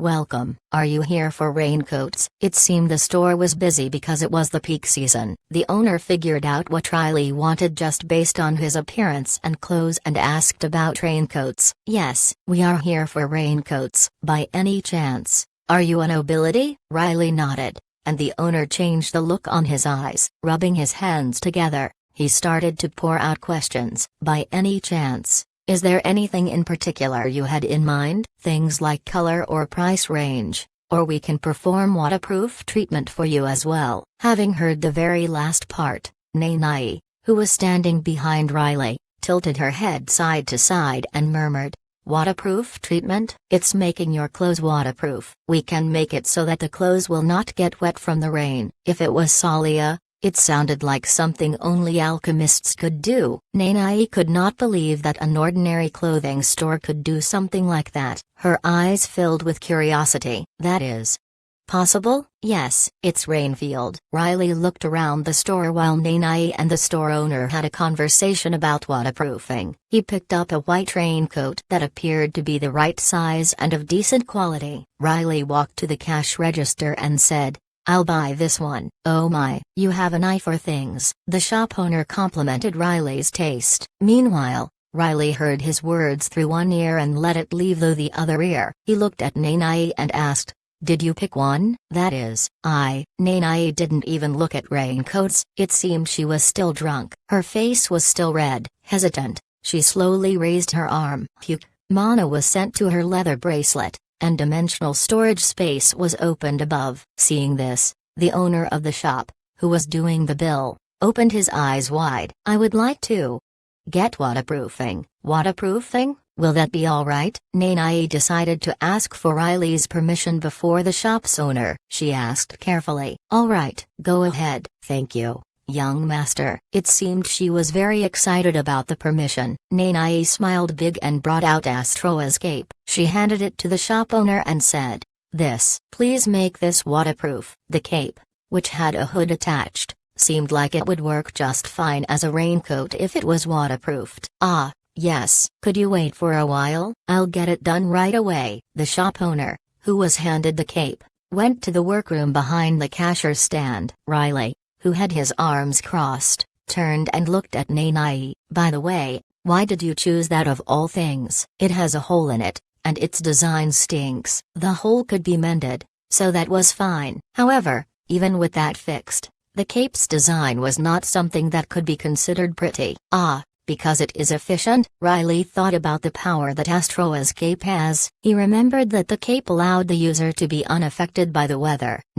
It's not like that." "Really? Then why?" "That is." Riley crumpled his face, not able to understand the reason. Nanai lowered her head a little and said, "Because it is something that you gave me." Chapter 82. It was the next day morning. Riley slept into his heart's content. He slowly, lazily opened his eyes and then smiled as he listened to the sounds of rain outside. The fact that there was nobody to wake him up despite him sleeping in. The fact that he didn't have to see Ian's face as soon as he woke up. The fact that he didn't have to wake up in sweat and feel icky. Is this peace? From 1 to 10. Everything about the situation was to his liking.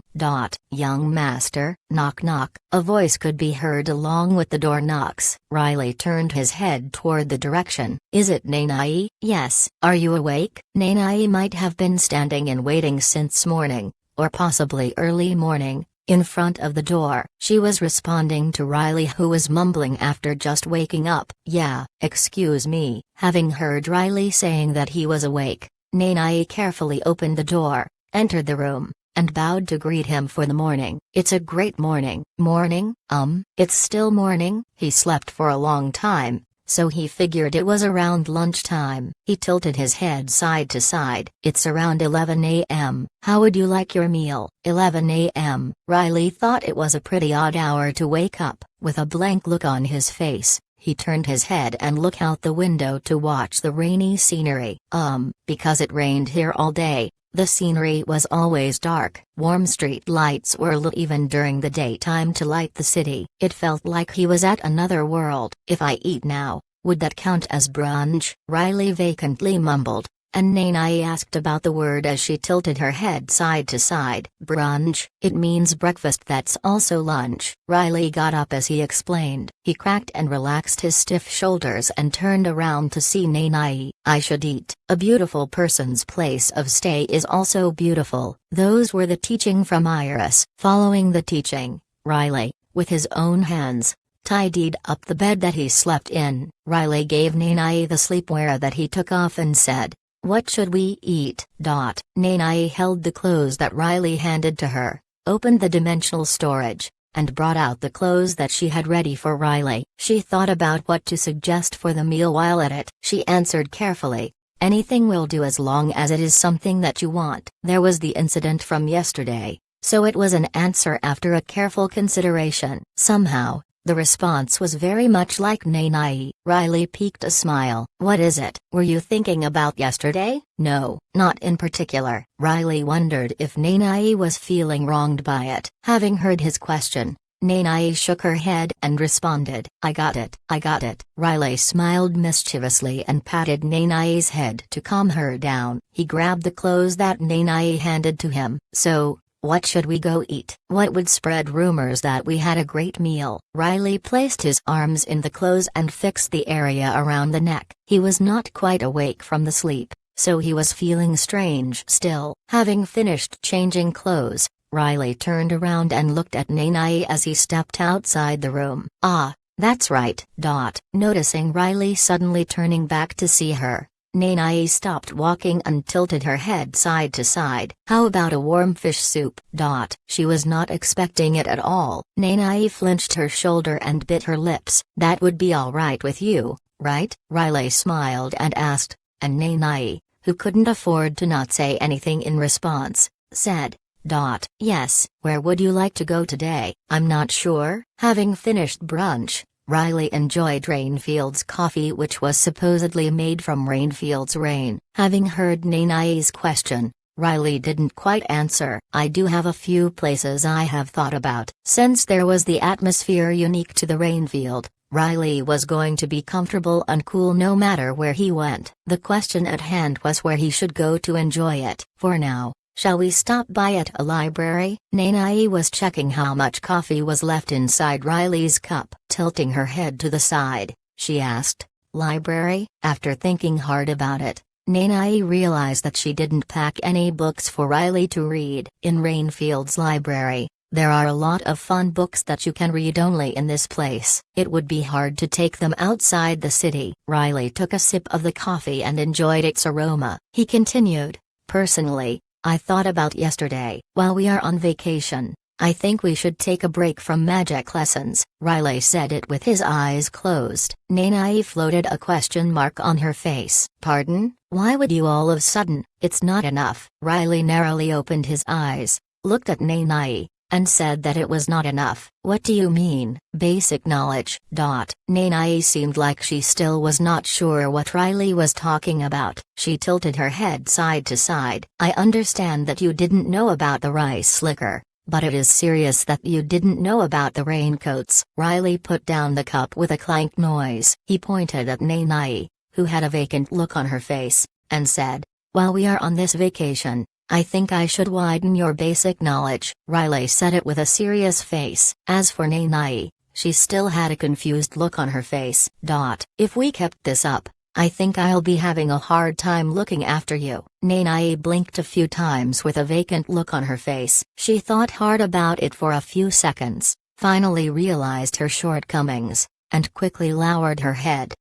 Yes. After even finishing the dessert, Riley and Nanai left the hotel after taking their time. Wearing the raincoats they prepared the day before, they started to walk toward the library. How long will it take to get to the library? I'm not sure. Perhaps about 10 minutes walk. Splash, splash. Listening to the sound of rain filling his ears, Riley walked as if he was on a walk on a park. He turned his gaze and looked at Nanai. To be precise, he was looking at the raincoat that she had on. By the way, about that raincoat. Yes. Riley raised his hand and fiddled with Nanai's raincoat, Astroa's cape to be precise, and asked about something he was curious about. I heard that the user's magic will not be affected by the weather, but I don't quite get it.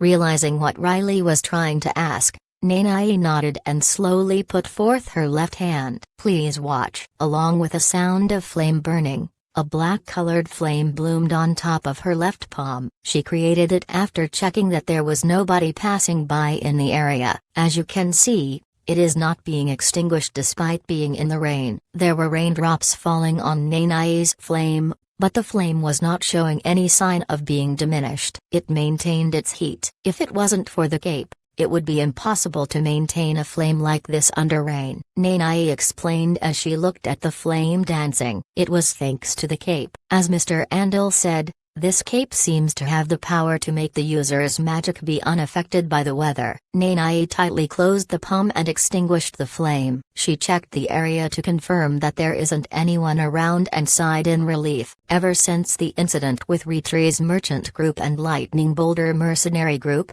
it seemed Nanai was quite concerned about being mistaken for a dark mage. That's quite a mystery. Ah, is that the place? When Riley let go of Nanai's raincoat, Nanai pointed at a square-shaped building in front of them. She was asking if that was the library. Ah, that's right. It's been a year. There was a pathway with street lights lined up in a straight path. It seemed that Nanai and Riley were not the only ones headed toward the library. Now that they were at a fairly wide street, there were more people. Nanai thought the conditions of the books must be not very good because it rained endlessly in this city. However, the books in the library felt like they were surprisingly clean. Let's separate for a moment. Why? We probably have different tastes on books. We should each go pick out books that we want to read and then meet at the center. The one that gets there first should find the place to read. But young master, I'm supposed to be your bodyguard. Basic knowledge. You need to accumulate some basic knowledge about the world. Apostrophe. Don't go just picking out books you are interested in reading because I said so. If you do, pouting. Nanai went over what Riley said. Nanai started to carefully go over the books organized in arrays. This, and that. They all sounds fun. Same as Riley. Nanai also had reading as the hobby. Should I get this one? No. That one seems more interesting. When she was being experimented on in the magic tower, it could be said that she was able to endure the horrific pain because of a few books that Peruta gave her. Nanai liked reading that much. For now, I'll take this one. Nanai took a book with dark blue colored cover. She leisurely walked and picked out another book, and this one. Having picked two books, Nanai started to look for a book that had basic knowledge that people should know for living. Nanai looked around with her head and, next is for basic knowledge. She ran into Retri, the one from the merchant group that they came to Rainfield with. It's the big sis who is a mage. It seemed he came here with Retri. Horai, who found Nanai, opened his eyes wide. He came to Nanai in small steps like a puppy and bowed in a large motion. About the last time. Thank you. Here. Horai brought out something from his pocket and handed it toward Nanai. It is all right if you don't give it back to me. It seemed Nanai was a little embarrassed. She smiled awkwardly. It was the bottle for the ointment that Nanai applied on Horai's cheek. How's your cheek? It's all right, thanks to you. Having heard Nanai's question, Horai shrugged and said he was all right. How do you do, Miss Nanai? Somehow we got to see you again in the library. Are you here with young Master Riley? Retri walked to front of Nanai, lowered his head to greet her and asked about Riley's whereabouts. Yes, he is not with me at the moment. Nanai stealthily put away two books to her back and asked, what brings you here? I have heard a strange rumor lately, so I came to learn about it. Nanai slowly lowered her eye and looked at the book that Retri was holding. It was about medicine. Medicine? Why? Yes, they don't have a holy temple in Rainfield. Pardon? They don't have a holy temple? Haha. I figured as much based on the books you were holding, but since you didn't know about this, I guess this really is your first trip. As expected of a merchant, Retri already had looked at the title of the book that Nanai held, which read about Rainfield. Retri explained with a smile. As you know, it rains endlessly in Rainfield. People of Holy Temple that worship Hiranetsa don't seem to like it very much. Saying the entire city is cursed, or other things, because of various excuses. There isn't any holy temple in Rainfield. Retri showed the medical book that he was holding and continued. So, when someone is hurt or ill, people rely on medicines made by alchemists or doctors specializing in medicines. Nanai, who just learned about this from Retri, nodded as she murmured, so that's how it is. The raincoat you are wearing is the same. Because there isn't any holy temple in the city, things like alchemy are developed here. That's why people here can easily make special clothes that only mages could make in places like Salia. The raincoat that Nanai was wearing was a special kind that was used in Rainfield. Nanai fiddled with her raincoat and murmured, so that's how it is. Rainfield's raincoats proudly featured its ability to be perfectly waterproof once the wearer wrapped it around the body. It was said that the raincoats were one of the greatest treasure of the Rainfield where alchemy was advanced because the place didn't have a holy temple. The other one seemed to be about drinks. "May I ask what it is about?" Ritri asked what he was curious about as he scratched his cheek. Nanai flinched her shoulders. This is. Nanai didn't know what to say. She spun her eye around. It seemed she was not able to figure out what to say as the excuse. She explained quietly, "I think I should learn how to remove intoxication after drinking." "So, pardon me, but what did you just say?" It's alright. If it is something uncomfortable for you to talk about, you don't need to answer." It seemed Ritri was not able to hear Nanai because she said it in such a small voice. He was about to change the subject. Somewhere inside the library, from quite a distance, a scream could be heard. It was a scream full of pain. Having heard it, Nanai and Ritri turned their heads toward the direction. "What is it?" It was a serious scream. It didn't seem like a joke. The scream turned the atmosphere inside the library into a creepy mood at an instant. "You, uncle! What was that just now?" Choking in fear, Horai grabbed onto Ritri's sleeves with a pale face. Chapter 83. Ms. Nanai, the scream just now. "Yes, I heard it too." Ritri had his face turned pale just like Horai. Wondering what was happening, he looked at Nanai. "This atmosphere feels like something is wrong." After hearing a scream of an unidentified man, the area had fallen silent. It was scary quiet. This was a library, so it was natural to be quiet. However, the scream that was heard a moment ago was not becoming of the place. "What should I do? Should I go to the place of the scream's origin, or stay here?" With her eye narrowed, Nanai started to think hard about what to do. This sensation is somehow. After agonizing over it, Nanai decided to wait on making a choice. She turned around toward Ritri and Horai and said, "For now, I think it would be best if both of you stayed close to me." It appeared that they were not the only ones who have heard the scream. One by one, other people in the library were starting to murmur, "What was that sound just now?" Kayak. Again, as if she was struck by something inside the library, a loud scream of a woman, just as loud as the man from earlier, could be heard. "You, Uncle?" "Horai, it's alright. It will be alright." The two were choking in fear from hearing the second scream. Having realized that Basilisk and the mercenaries are not around, Nanai carefully allocated mana inside her body and looked around the surrounding. "Where is young master?" Nanai, thinking about Riley, narrowed her eyes. "Let's meet up at the center area. The one that arrives first should find the places to sit." Remembering the promise made before going their separate ways to find books, Nanai turned her body. "For now, let's go to the center area." "I'm guessing it is because of young Master Riley?" Ritri asked as if he figured out Nanai's reason. Nanai nodded and led the way. "Mr. Ritri, I could get lost, so please direct me to the place." "Ah, yes. Please take a right here." The Rainfields Library was pretty wide. Although it was only 5 stories tall, each floor was a very wide square-shaped area. The area size rivaled that of the Salia Castle's arena. "Please take a left on the next bookshelf, and you will be able to see the center area. There is a store that sells sandwich and drinks, and there are lots of benches." Nanai was in the front while following Ritri's direction. After turning at the last bookshelf, she suddenly stopped with a vacant look on her face.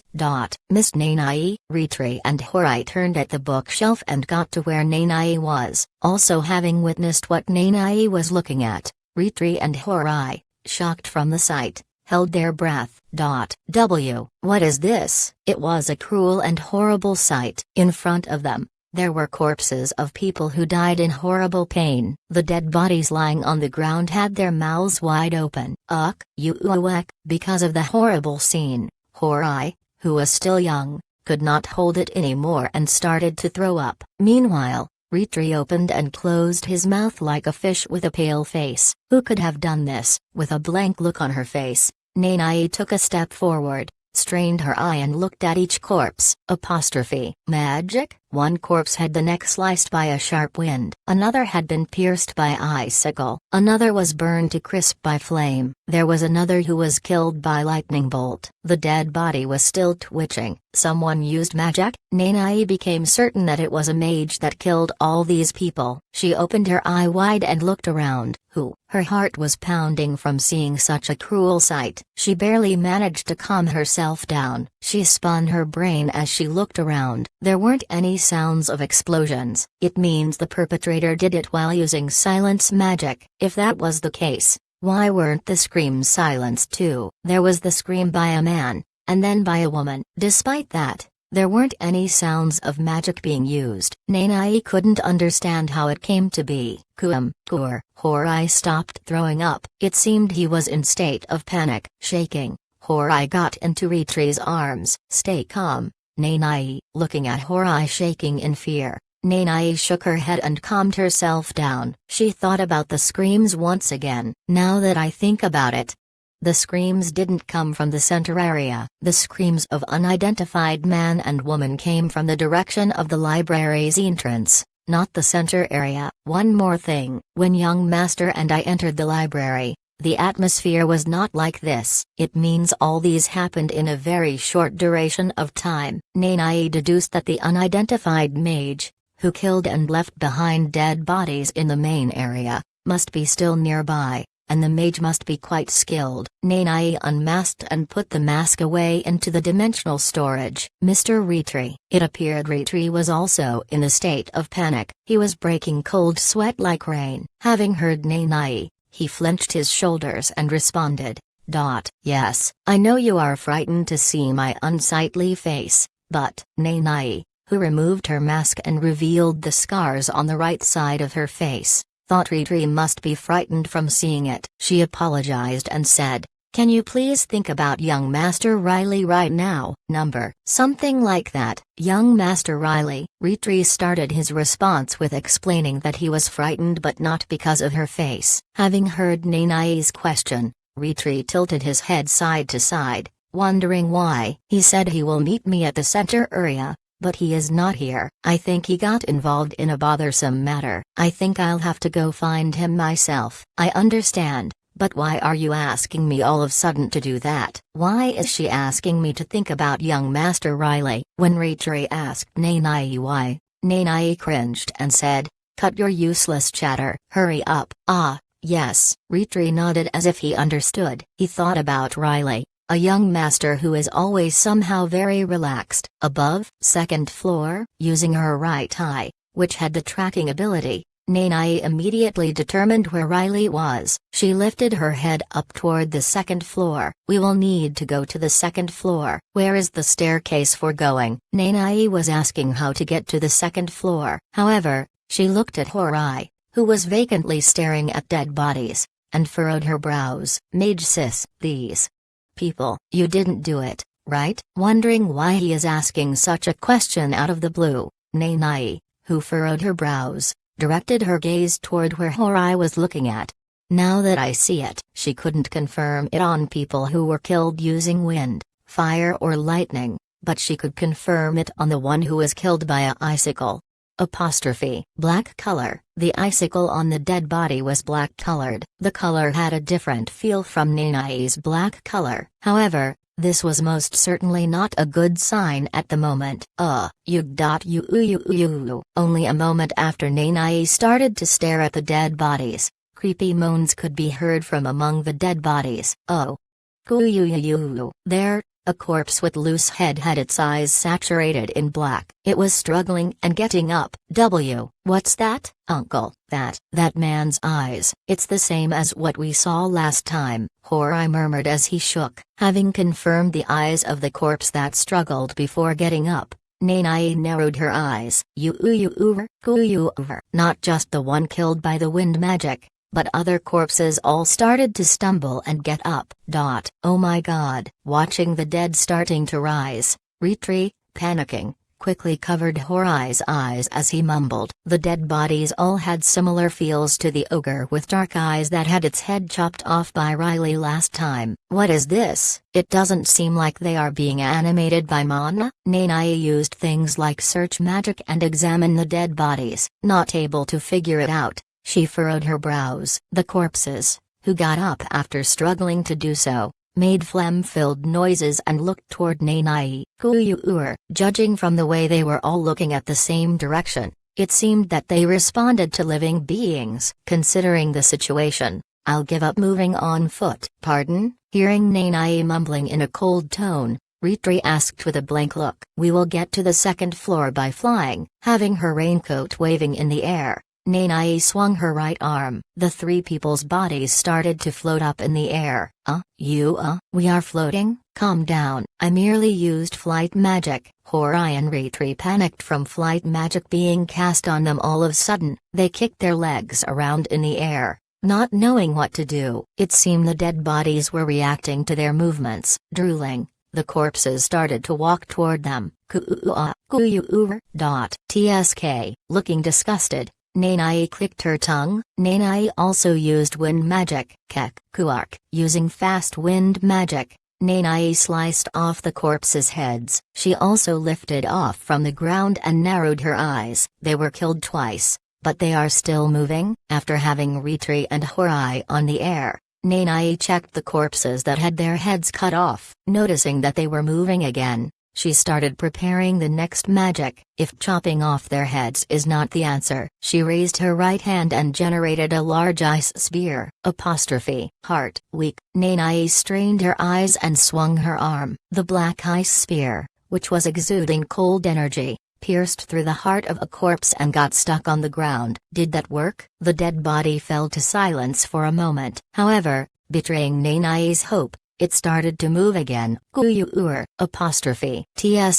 The dead body, which was stuck to the icicle on the ground, was not able to get up. However, it was struggling to break free. Piercing the heart won't do either. Despite wind, ice, losing the head, having the heart pierced, the dead body was still moving. Fire. Is fire the weakness? Incinerating the dead body completely. It seemed that was the solution. The dead ogre from the last time was disposed of by that method. Nanai deduced that it would work. However, she was not able to do it. That's why the mage chose this place. It was a library. If just one book caught on fire, it would have spread to tens, hundreds and thousands of books. It could lead to a large disaster. First, we need to meet up with young master. For now, Nanai could not think of another way to handle the corpses. Leaving behind the animated corpses on the first floor, she joined Ritri and Horai, who were already at second floor. Could it be that the dark mage is in the library? Ritri, who was looking at the horrible sight on the first floor, asked Nanai when she arrived at the second floor. Traces of magic. Animated corpses with black eyes. It feels just like the ogre that we encountered last time, I think.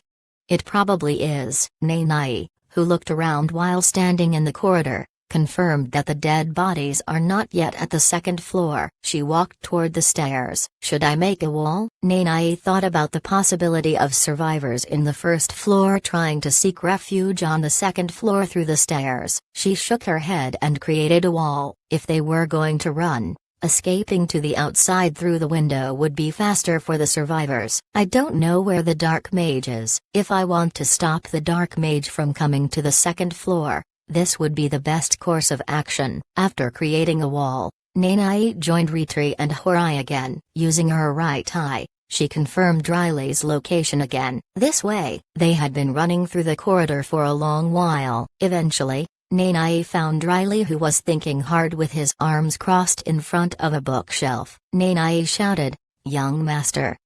Perhaps it was fortunate. It seemed he didn't run into any dead bodies. He was in front of the shelf and taking his time to pick out books. Riley turned his head and looked at Nanai. "Did you pick the books already? We were supposed to meet at the center area." "Why, young master, The thing is, are the books that you want not at the first floor? Ugh, ugh. Nanai's face was full of sweats from having ran this far. Nanai stopped talking for a moment to calm her breathing.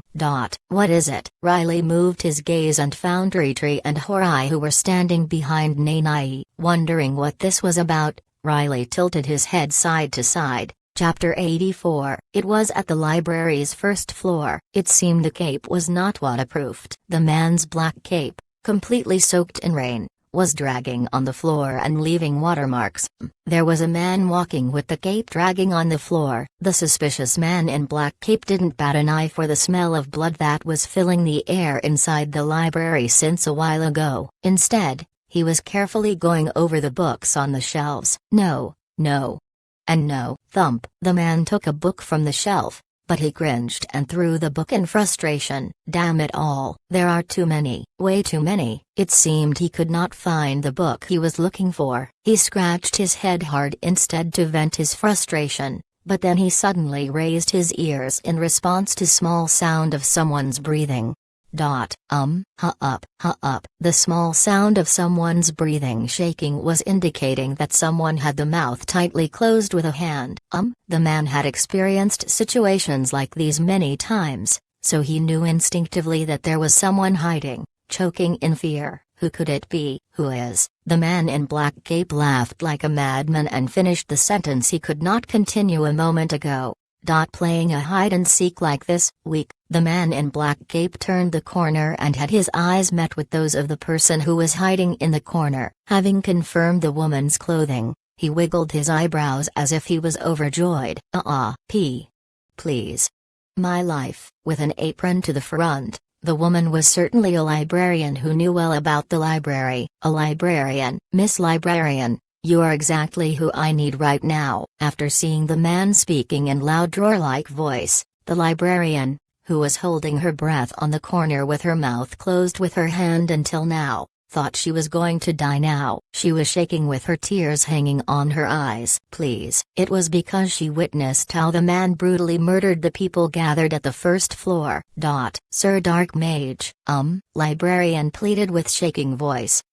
Black-colored magic. Black cape. The man that the librarian saw had just those two characteristics. However, they were enough to make her think about the infamous Dark Mage. That was the reason why she pleaded. It's nothing. Having noticed the librarian in tears, the man waved his right hand and said, I think there must be a misunderstanding. I'm not the Dark Mage. The man smiled like a good man to the librarian and extended his hand to her. I'm just a visitor who came to visit the library. Is that S? Quiet. With hand extended toward her, he had the other hand's index finger to his lips. He walked toward the librarian and said, I'm your customer. Shouldn't you treat me like one? The man, who had a refreshing smile on his face, opened his eyes narrowly. The librarian was shaking in fear of the eyes looking down at her. She carefully grabbed his hand and stood up. There is a book that I'm looking for. A book? Yes, I'll be leaving quietly once I find that book. The man said again with a smile. The librarian nodded as she shook in fear. For now, it was best for her to just do as he asked. Please. Spare my life. I have a daughter at home. I'm all that she has. If I'm gone, she can't be without me. So, for the sake of her daughter, the librarian had to survive this no matter what. The librarian pleaded again. I'll promise you, if you find me the book, I'll leave quietly. The man smiled and promised. What is the book that you are looking for? It's nothing special. The man kicked a book that was laying around the ground. He explained the book to the librarian. Not these kind of books. The book about the weather. You know, it would be best if it was about the rainfield's weather. It would be even better if it was about the rainfield's clouds. Having heard what he said, she nodded as if she understood. Leading the way, the librarian moved toward where books of such subject would be.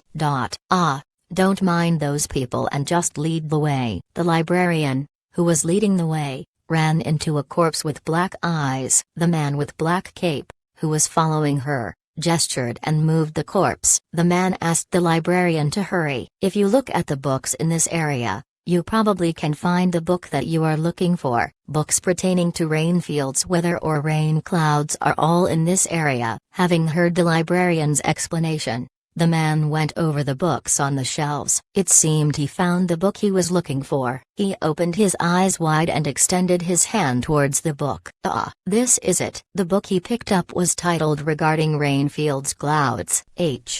"Have you found the book?" Noticing the man acting happy about the book, the librarian asked carefully. "Yes, I found it." "This is it." The man put the book inside the cape, leisurely turned around and looked at the librarian. "Then, yes, as I promised, I'll go, quietly." "Ah." The man smiled big and walked away in back steps. Watching the man, the librarian sighed in relief. "That's cool." Thump. The head of the librarian fell without being able to finish the sentence. "I'll be leaving quietly." It seemed someone used wind magic. Her head was cut off clean. On her face, the look of her sighing in relief was still there. Quietly. Looking at the librarian's head on the floor, the man whispered really quietly, "As I promised, I'll leave quietly, but I didn't promise you that I won't kill you." The man started to walk with a creepy smile. "Coo-you-you, coo, coo-you-you-you." The librarian's dead body twitched once, and she struggled and got up like other dead bodies inside the library, in order to turn other living beings into corpses. "Ah, should I attach the neck for you?" With the book he needed now in his possession, the man no longer had a reason to be in the library. He turned around to look at the librarian's dead body, which had the head and the body separated, and asked, "I think you will need them together if you want to meet your daughter?" The dead body was not able to respond. "What, you say you don't need it?" "Coo-you-you. How ungrateful." The dead body barely responded with a sound. Responding to the sound, the man clicked his tongue and started to walk again. "How ungrateful. You changed your mind so easily, like flipping one's hand. You have no right to be a mother. You are totally disqualified." The librarian's head, which was on the ground, started to shed black tears as she looked at the man's back. Step. The man with black cape casually walked out of the library, fiddling with the book in his arms. He had a bizarre smile on his face as he said, "Still, I should help you reunite with your daughter even if you don't care."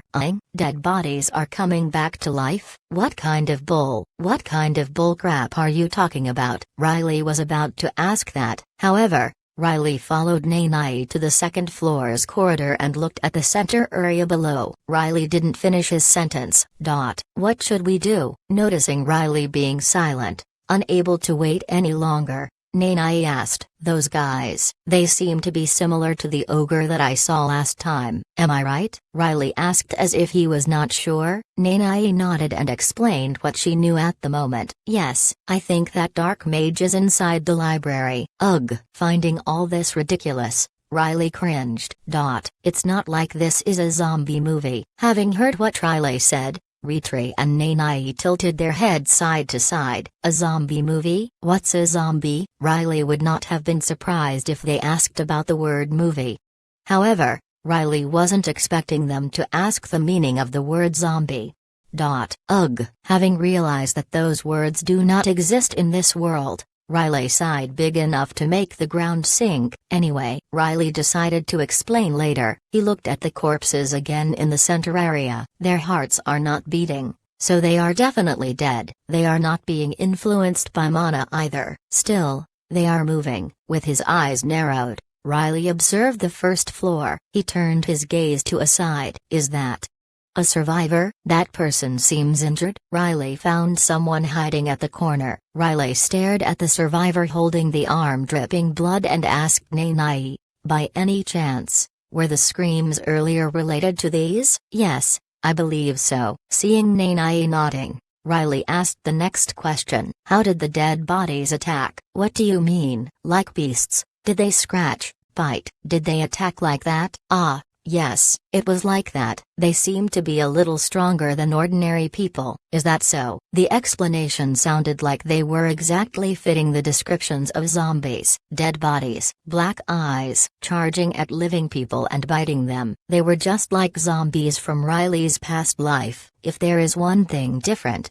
That would be. He looked at the injured survivor in the first floor again. Infection is not part of it. The survivor had the injury, a bite, held for quite a while, but there were no symptoms of zombification. That made Riley certain of it. Is it more like controlling dead bodies? In that case, one condition for making those must be that the subject has to be a dead body. Riley, who roughly organized the information in his head, slowly turned his head and looked at Nanai. Nanai, yes, I roughly understand what is happening here, but Riley didn't bat an eye although he heard two different screams earlier. It seems like this is not important enough to warrant you coming to find me in a hurry like this. Looking at the situation in the first floor, Riley furrowed his brows as if he found all this to be a bother. He mumbled with an annoyed voice, "My apologies, young master. I'll need to use fire to neutralize them. However, considering the location,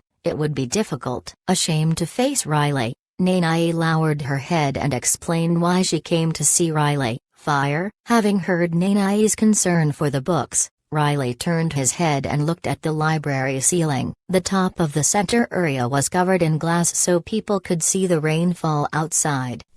Retry. Yes, is glass expensive in Rainfield? I'm not sure. I don't think it is too expensive. Why do you ask that all of sudden? Riley skipped answering. He turned to Nanai and extended his hand. Here. He pulled away her raincoat. Nanai vacantly opened her mouth. Get going. Soon. Nanai figured out what Riley's action meant. She nodded and placed her hand on the corridor's ledge. Well then, I'll be gone for a moment. Mage sis. All of sudden, Nanai jumped down to the first floor. Horai, who was watching from the side, said Hyuk, and looked below. Nanai, who jumped to the first floor, used gravity magic and landed gently, she said toward the corpses that were looking at her. Soon, the corpses were all shedding black tears. She narrowed her eyes and ignited black flame. I'll make you comfortable. Nanai had black-colored, closer to gray to be precise, flame on her right hand. On her left hand, she made a piece of ice with a similar color. Dead bodies charged toward Nanai. The man with black cape, who escaped the library with the item he wanted, changed the look on his face after detecting that his puppets were being reduced in numbers. Burned? They were burned? A blood vein popped up on his forehead. It seemed he got quite angry because someone was interfering. Who? How rude. Who dares to burn my hopes? Bajajayuk. He ground his teeth loud enough to make the sound of rainfall feel ashamed. With his eyes red, he turned to look toward the library. How dare, such insolence. They don't understand my grand plan for the greater good. They dare to interfere. The man with the cape was shaking in fury. From his back, Rainfield's guards passed him by and ran toward the library. They were entering the library in an orderly manner. No. Having seen the guards entering the library, the man barely managed to stop being infuriated and put his hand inside the cape. That's right. It does not matter. It seemed there was a lightning strike nearby. The sound of thunder filling the air erased the sound of man's mumbling. Regardless, under this rain, only mine will remain. The man said those words during the sound of thunder. The man suddenly started to twitch his shoulders and laugh. As much as I have lost, I just need to make more. Another lightning fell. More graveyards. Flash. The surrounding area was bright for an instant from the lightning and darkened again. At that moment, the man with the black cape disappeared without a trace. Loud steps could be heard inside the library. They were the Rainfield's guards that came to handle the horrible situation that unfolded inside the library. Freeze. The leader of the guards was about to shout in a loud voice, but he tilted his head side to side. Sound of rain? It was because he could hear the sound of rain inside the library. Noticing the sound coming from the center area, the guards walked toward the area. What they discovered was a girl. In library's first floor's center area, there was a girl in maid uniform. She was standing on the floor covered in broken glass where the glass ceiling was broken and letting rain to fall inside. Young master, it is done. Waruyuk, concerned that the guards may notice, The girl moved her feet and extinguished a small black flame on the ground that still remained. She lifted her head up again. "Oh, well done." The girl was looking up toward the boy who was standing on the second floor.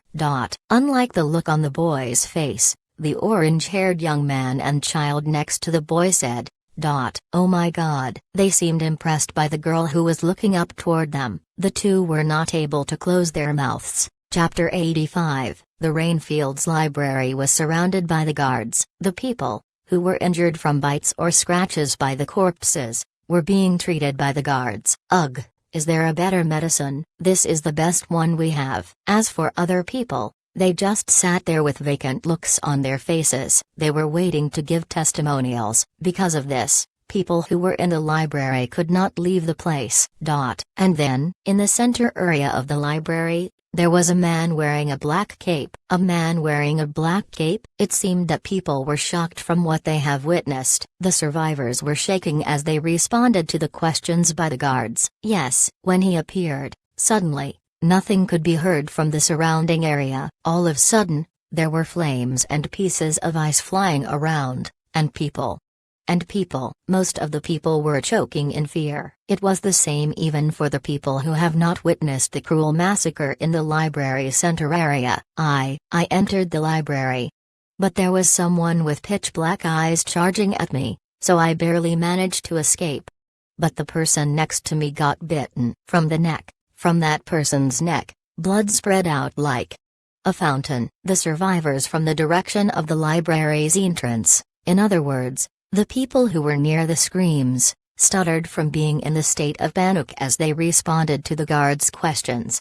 "I understand. Thank you for your cooperation." The guard took simple notes about the scene and witness testimonials. As the last thing, he called Riley and Nanai, who were held up inside the library. So, the guard, who was fiddling with his fingers, asked carefully to the two people in front of him, "You are a nobility from Salia?"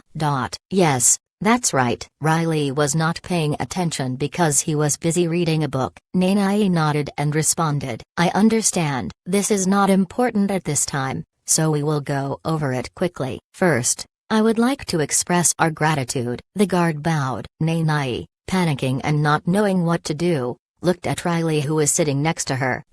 Riley still didn't show any response in particular. He seemed to be still deep in the book. "What's your name?" "It's Nanai." "Again, thank you." "Thanks to you, Ms. Nanai, the harm to the citizens and tourists were minimized." The guard bowed and expressed his gratitude. He started to ask about what happened earlier. "By any chance, while you were neutralizing the situation at the first floor, did you see the Dark Mage?" From the citizens' testimonials, the guard was certain that it was the Dark Mage, so he asked about the mage's whereabouts. This is the picture drawn based on all testimonials. On the paper, there was a man with a skinny build. His face had sunken cheek. He is estimated to be in late 20s to early 30s. "By any chance, have you ran into him in the library?" Nanai looked carefully at the man's face and shook her head to show that she was not sure. "I didn't run into him." "I see." Having heard her response, the guard casually directed his gaze toward Riley, who was focusing on reading. "Excuse me, young master. By any chance?" "Young master?" Nanai carefully tapped on Riley's shoulder. Riley, who was focusing on the book, finally looked at the guard. Scratching the back of his head, Riley asked back, "I'm sorry." "What did you say?" "This man here, by any chance?" Before the guard could even finish his sentence, Riley responded, "I haven't seen him." Riley didn't even glance at the paper. Noticing this, the guard was not sure what to do. He scratched the back of his head. "Excuse me, but you didn't even look at the paper." "We are done here, right?" "Pardon? No. Not yet." The guard said it was not done as he blurred the end of his sentence. Annoyed, Riley got up from the seat and mumbled, "Well, I am sorry about shattering the glass on the ceiling, but I did that because I was concerned about books catching on fire. As for compensations, that friend over there will take care of it." Riley pointed at Ritri and Horai, who were waiting for their turn. Noticing Riley suddenly pointing at them with his thumb, Ritri, who was waiting for his turn from quite a distance, tilted his head side to side. If you have questions about the Dark Mage or whatever, then go talk to that friend over there. He probably knows more than we do." Indicating that he was done with all this, Riley got up from the chair. "Let's go." "Pardon?" As if there was nothing to it, Riley turned and left the scene. "Ah, yes." Nanae tumbled and got up just like Riley. She bowed to the guard, who was sitting there with a blank look on his face, and went to follow Riley.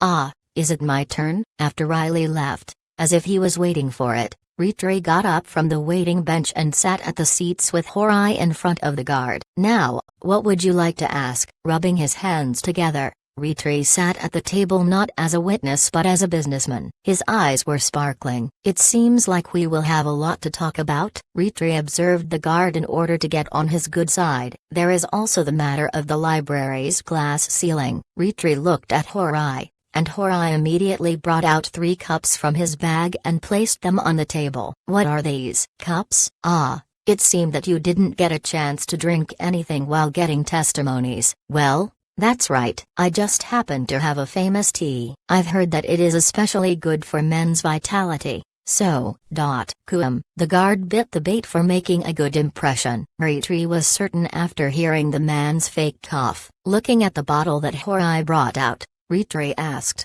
"Why don't we talk while you have a glass?" "Let's see, what should I tell you first?" "Excuse me, young master." As already agreed, Riley escaped the library while leaving the rest to Ritri. Having heard Nanae calling for him, Riley fixed the hood part of the raincoat and looked back. "What? I didn't do anything wrong, right?" "Why do you think that?" Riley, who was walking in front, asked back. Nanae thought about it for a moment and answered, "I was thinking it would be alright to talk to the guard for a little longer. We could help them a little to apprehend that black mage too." Also, having heard what Nanae said, Riley cringed and interrupted her. Riley mumbled, "That will get annoying." "Still, Nanae, I'm here on a vacation. I'm not here to hunt some bastard called the Dark Mage or White Mage." Riley turned his face forward and murmured, "There is no need to get involved in something so bothersome." Riley ignored what was happening in the library's first floor. He was feeling guilty about that fact. Riley, who was walking in the front, had his face crumpled. He was feeling unnecessary guilt because of it. It made him remember something from his past life. A brave hero saved us. Don't make me laugh. If he didn't come here in the first place, my son wouldn't have died like that. Bring back my daughter. I said bring her back. Get lost. Get the hell out of our town right now. Don't ever come back. Who said we needed your help? There were thoughts of things that happened in his past life. People's voices. Riley looked disgusted. He gritted his teeth. Excuse me, young master. Nanae, who was following right behind Riley, called for Riley carefully. "What? By any chance?" Nanae seemed like she wanted to talk about something. She was blurring the end of her sentence. Frustrated, Riley raised his voice and asked what she was going to say. "By any chance what? By any chance? Are you angry?" "What?" Riley cringed and turned his head around. Flinching her shoulders, Nanae answered right away, "No, it is nothing." "My apologies." Riley realized that he was letting his frustration shown, although he was not intending to do so. He waved his hand as a gesture to say that it was all right. Riley said, "Don't mind it. I have a spoiled look on my face because it is just, I saw some disgusting things, that's all." "Disgusting things?" Having heard Riley's answer, Nanae raised her hand toward the right side of her face. She couldn't feel the hard surface. She realized that she still did not put the mask back on. She tumbled and brought out the mask. "I'm sorry, young master." "No, I'm not talking about that." Riley explained that he was talking about the corpses in the library earlier. Riley sighed big and turned his head away again. Nanae, now wearing the mask, stared at the back of Riley vacantly. She started to fiddle with her fingers. "Young master." Just now, when she had her mask off, Riley was thinking about someone. "You are okay, right?" The problem was, the people, the existence, who Riley was thinking about could not be located using her right eye. A situation like this had never happened until now. Nanae, who was following behind Riley, was looking depressed from the sense of helplessness. It had been about 2 days since the cruel incident in the library. As always, it was pouring rain in Rainfield.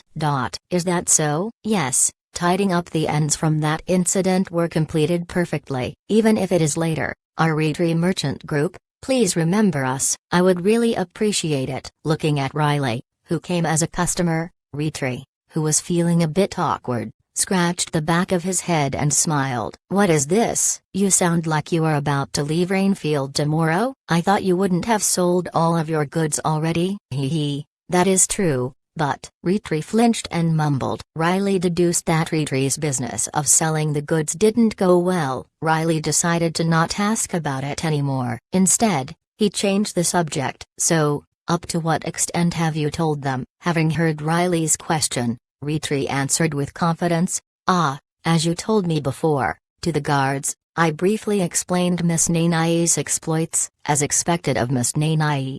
They didn't even ask any question about you, young Master Riley. Riley seemed he was impressed. He looked at Nanai and praised her. Wow, as expected. You are amazing. I'm embarrassed. I feel like they are praising me beyond my worth. Nanai blushed. Retry also started to compliment her. It was about those grass, right? Even in Rainfield, the story about Salia Zastroa is quite famous. It's to the point that at every hotel you visit, you would be hearing about the story 2 or 3 times. There is no need for further introduction. Having said that much, Retry, now with a serious face, gave a book to Riley. Also, young master, could you please take a look at this? What is it? It is something I looked into after returning to the hotel after the incident. That dark mage who came to the library took a book like this with him. Riley received the book from Retry. Riley furrowed his brows after reading the title of the book. About Rainfield's rain clouds. He took a book like this. Having heard Riley's question,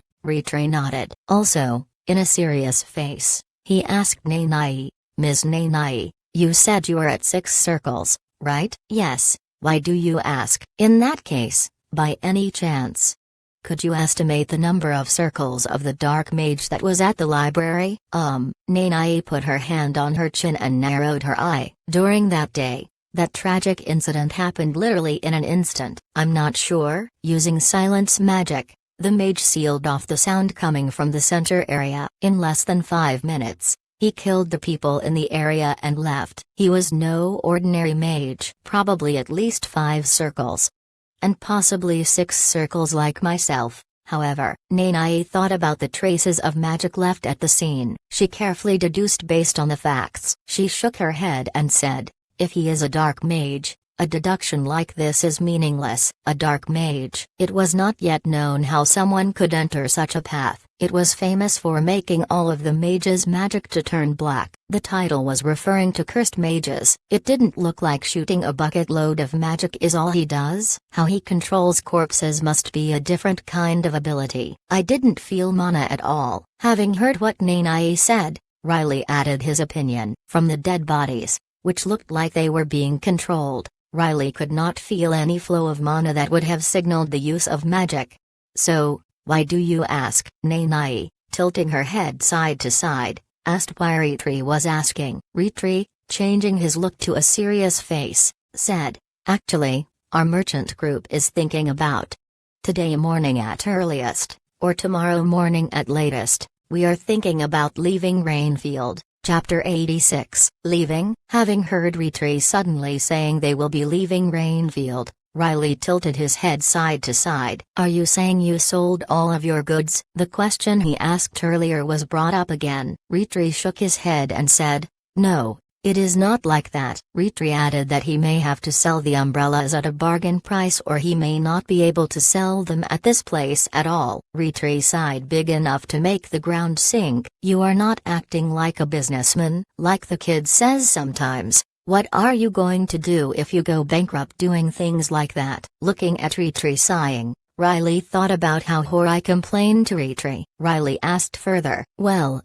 is there something else more important that came up? No. Retry shook his head again. Then what is it? It's important to make a profit, but people's lives are more important. That's what we thought, Retri answered with a bitter look on his face. Riley wiggled his eyebrows for a moment. He eventually understood where Retri was coming from. Riley bought up the dark mage that they talked about earlier. Because of that bastard? Yes, as if he was getting a headache from all this. Retri scratched his head and messed up his hair. He started to talk about the book that the dark mage took. It's about the rain cloud. Rain cloud. I gathered some information, and this is based on that. Soon, I think there will be acidic rain falling in Rainfield. On top of that, it will be a very dangerous one. Rainfield never had acidic rain before. Now, Retri was talking about the possibility of acidic rain on the entire city. He sighed and explained, I think that dark mage is going to do something to the clouds and cause acidic rain. Having heard what Retri said, Riley looked at Nanai and asked, is that possible?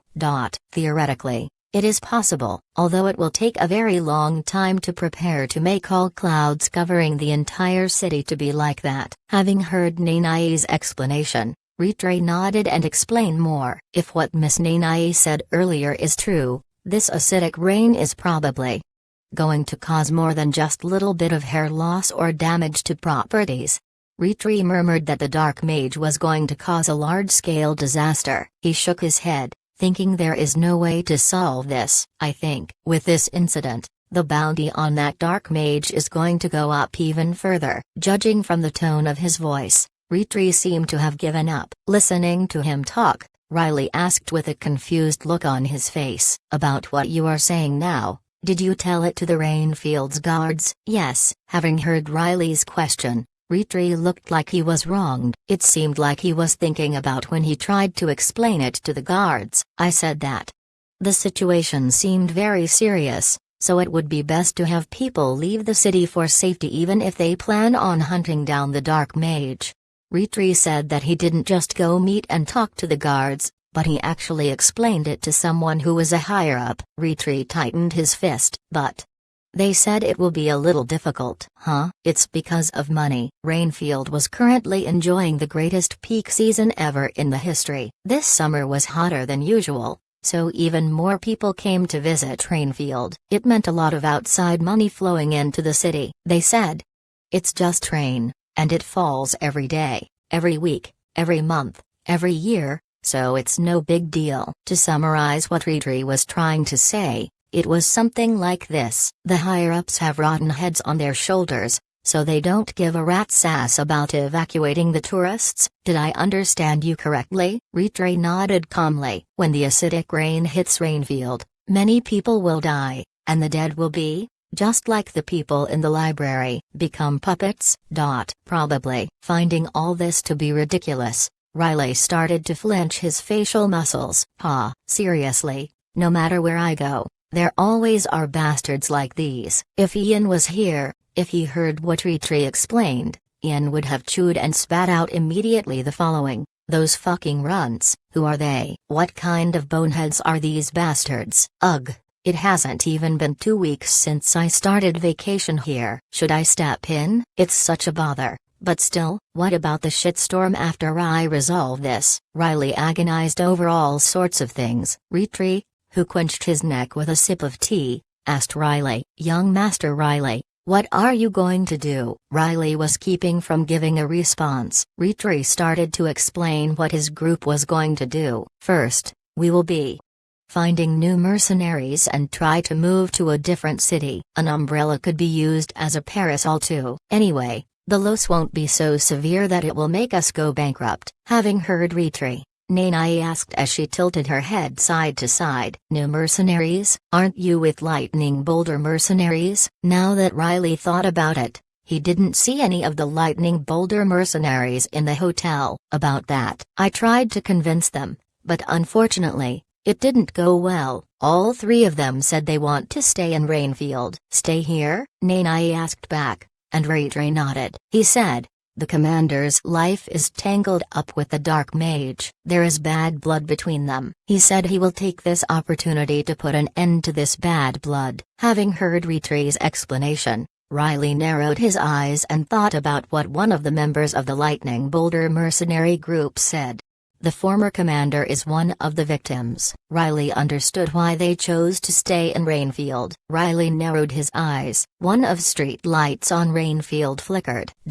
Found him. It seemed that the street light's lifespan was almost over. Under the flickering street light, there was a boy with his spear leaning against his shoulder, with a deadly look on his eyes. He was looking at the area in front of him. In the direction of his gaze, there was a man wearing a pitch-black cape waving in the air. The man was looking back. One of the high grounds in Rainfield, the place that would be best for interfering with clouds, as expected of Mr. Rattray. Although there were very few clues, he deduced the right answer just on these. The boy said he came to find the man. Having heard the boy, the man under the black cape peeked a smile and asked back, "Are you a tourist?"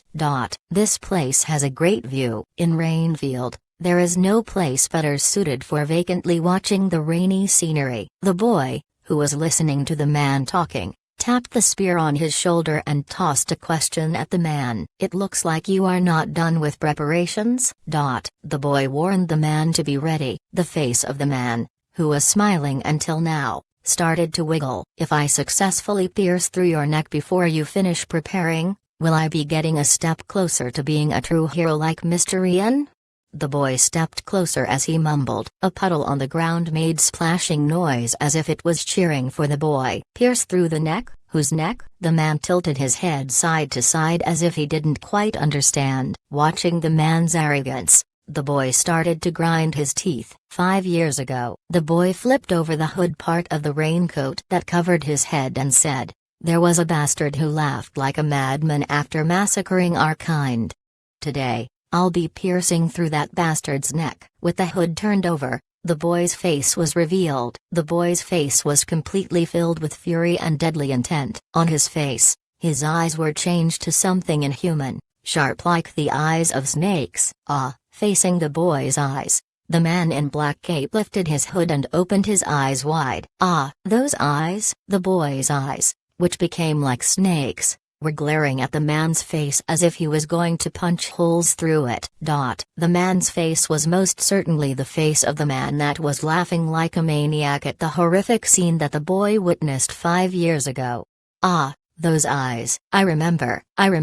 It was incredible. Having noticed the eyes, the man in black cape started to wiggle his face. To avoid eternal life, they set fire on their own bodies and charged at me. It was really, wow. It was really incredible. The man continued in an excited tone. The boy's hand, which was holding the spear, shook from fury. "To think that there was a survivor among your kind.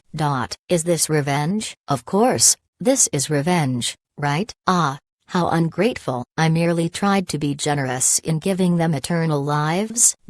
Shut up, the boy murmured as if he was whispering. Perhaps it was buried in the sound of rain. The man was still wiggling his facial muscles as he looked at the boy. "Are you going to set fire on your body and charge at me?" "Shut up." Wait. This is Rainfield. Unfortunately, it would be hard to set fire on your body here. The man in black cape tapped his wiggling face. He started to laugh as if he was happy. "Back then, I only managed to save one, but to think a great opportunity like this would come. Your kind will become two now." The man flicked his finger, and the street light, which was flickering, started to weaken. "Now that I think about it, your face looks similar to the face belonging to the one I have with me." Jujadu. The ground around the man under the cape started to shake. The boy, wondering what it was, narrowed his eyes. What he witnessed was a black hand that suddenly came out of the ground. Guyur. The hand, which came out of the ground, pressed onto the ground, and thereafter, a shoulder, a head with hairs missing here and there, and a face appeared. "Coincidence is really," the man with the cape mumbled, and the boy strained his eyes.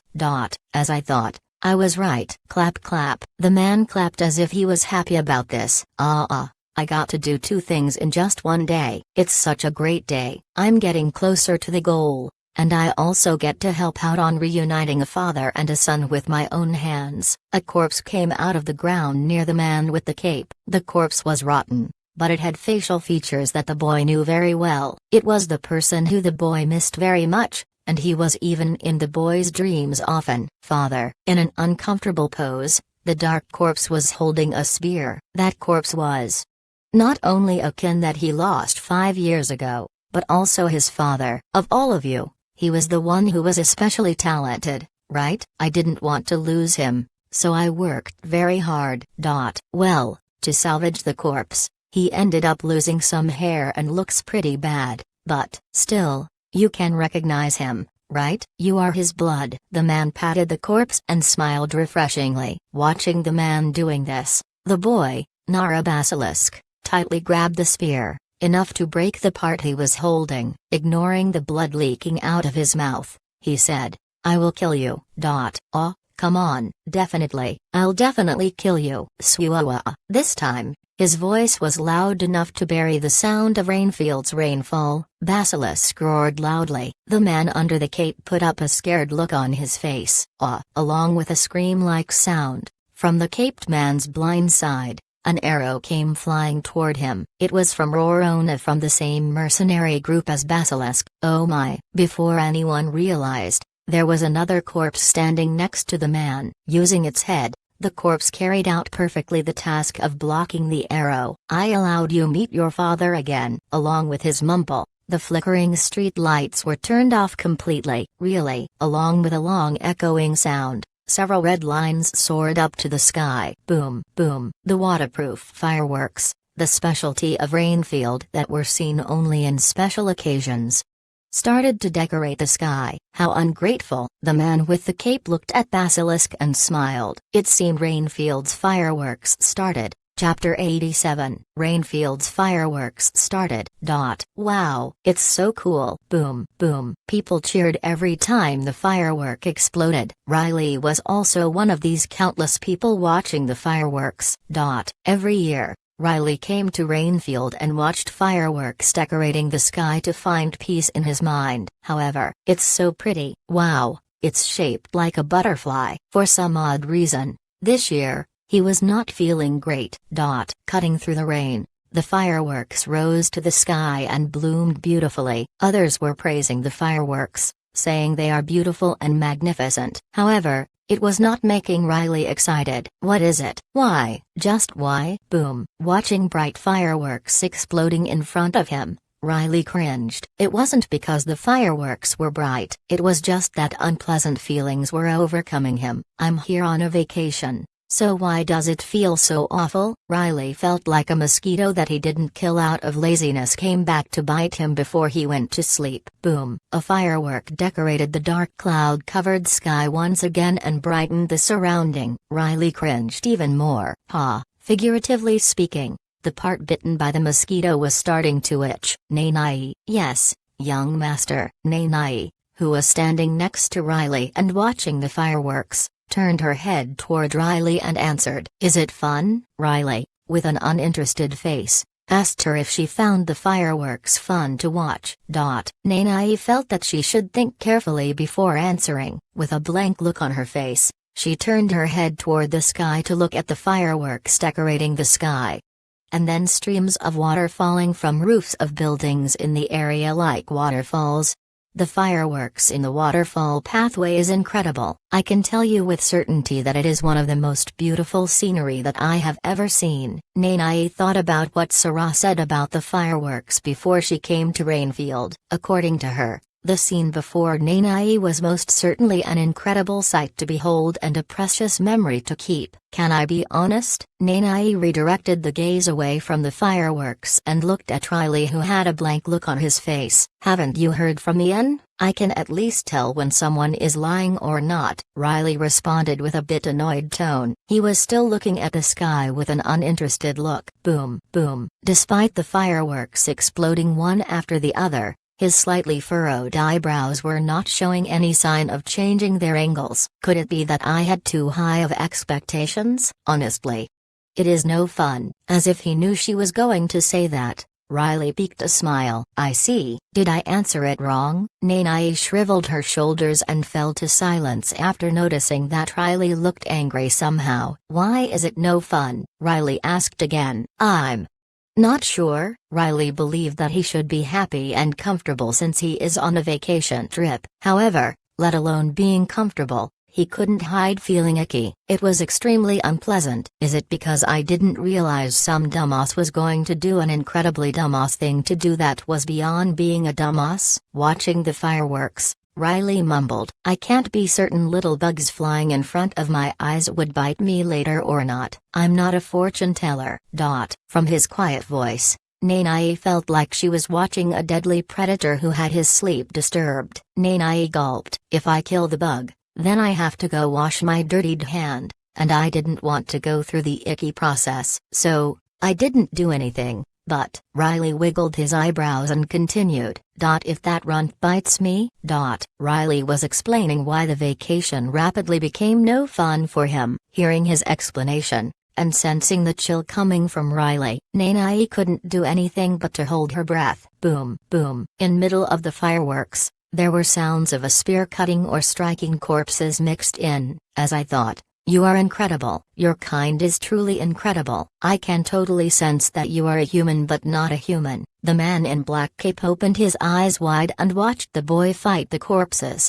I think these are not going to be enough. How about I increase the number for you, you bastard? In a single strike, the boy spun the spear and cut off the arms of 3 corpses charging toward him. Basilisk counted ever-increasing number of corpses and sharpened his eyes. My father, my father. Basilisk pierced through the layer of corpses guarding the man in black cape. Basilisk thrusted the spear toward the man with all of his strength. Ah, how ungrateful. Despite the tip of the spear coming toward him, the man was looking leisurely as ever. It looked like the man knew the spear was never going to reach him. Cuck. Guar. It was because there was a tough bodyguard standing right next to him, a corpse whose skin had turned black. It was Basilisk's father. No matter how much you want revenge, to think you would raise your spear against your father. Basilisk's father's spear blocked his spear. Panicking, Basilisk's lips was shaking. The caped man laughed. How ungrateful. Ugh. Goo. Basilisk wondered how could a corpse be so strong. The spear that Basilisk had against his father was shaking. It gradually started to get pushed back. Basilisk's face crumpled. Cuck. You dare. Weak. Puke. As if someone realized Basilisk was in danger,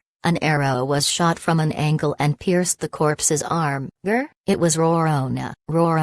Basilisk was shocked to see an arrow stuck in his father's arm. He opened his eyes wide and quickly turned toward Rorona to shout her name. Commander, get a grip. Our former commander has already passed away. Rorona shouted on top of her lung in order to cut through the pouring sound of rain and advise Basilisk. Aha, so that's where you were? Noticing the voice, the caped man generated several dozen ice arrows above his head and started to shoot them one by one in an interval. TSK. Every time she tried to aim an arrow, another ice arrow came at her. Rorona cringed and quickly took cover in a building. Archers are scary, especially the skilled ones that could load the arrow with mana. Archers were like archenemies to mages. Having suppressed the threat to some extent, the caped man shrugged his shoulders. As for your other comrade, it seems like they are busy dancing. There were 3 of Lightning Boulder mercenaries currently fighting the Dark Mage. Cuck. Basilisk, Rorona and Aizen were considered highly skilled warriors no matter where they were or what kind of standards were used to judge their skills. However, the opponent was a dark mage that was raising endless hordes of corpses from the ground. Commander, at this rate, we will get surrounded. I think we should fall back. Aizen, who was fighting the corpses that the dark mage raised, had his face covered in sweats as he shouted. But, Basilisk responded in frustrated voice. But my father, Commander. Watching the 3 shouting at each other, the caped man started to twitch his shoulders as if he could not hold it anymore. Ho. The caped man's belittling laughter set fire on Basilisk. Basilisk, with his snake eyes, glared at the caped man. Boy, your comrades are right. It is shameless of you to run when you have your father in front of you, but just you 3 are not going to be enough to beat me. Who can't beat who? Basilisk started to grind his teeth. Can you stab your father? That mouth. If you don't shut up. How ungrateful. TL. This mage says how ungrateful every 5 seconds. It probably is the intent of the author to make the character extremely annoying. The caped man laughed again. Watching him, Basilisk could not take it anymore. He charged forward. That mouth, Commander. No, stop. It seemed the fuse was burned all the way to the end. Basilisk charged toward the caped man like a firework rocket. He focused all of his senses to the tip of the spear. The target was the laughing caped man's neck. Shut up. It seemed Basilisk was not going to be able to resolve his fury unless he pierced through the caped man's neck right this instant. Aha! How ungrateful. Puke. Basilisk's spear pierced through a neck, to be precise. It was a corpse's neck. Goo. Yugug. Father. Basilisk's spear only pierced his dead father's neck, not his intended target.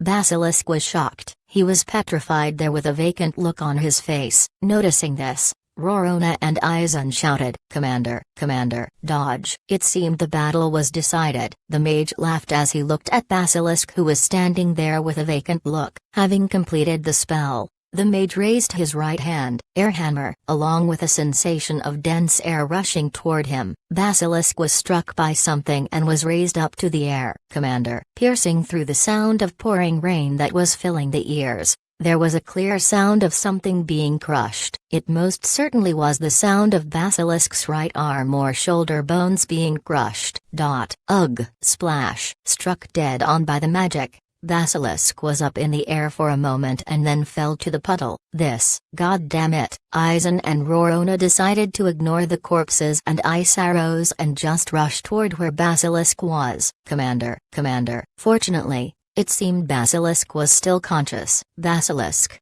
who fell to the ground on his back, heard his comrades' voices. He strained himself to barely lift his head. Ugh. Unfortunately, it seemed the damage from his last duel with the maid from Account's house piled up with this one to bite him. His right arm was mostly immobilized. Well, this is probably the limit for all of you. The caped man made a hand gesture, and the corpses that were charging toward Basilisk's group stopped. The corpses slowly stepped back. This is why it is necessary. For eternity, the caped man leisurely turned his head up to look up the sky that was pouring rain. Suddenly, he spread his arms wide toward the sky. Didn't you see that your father was liking it?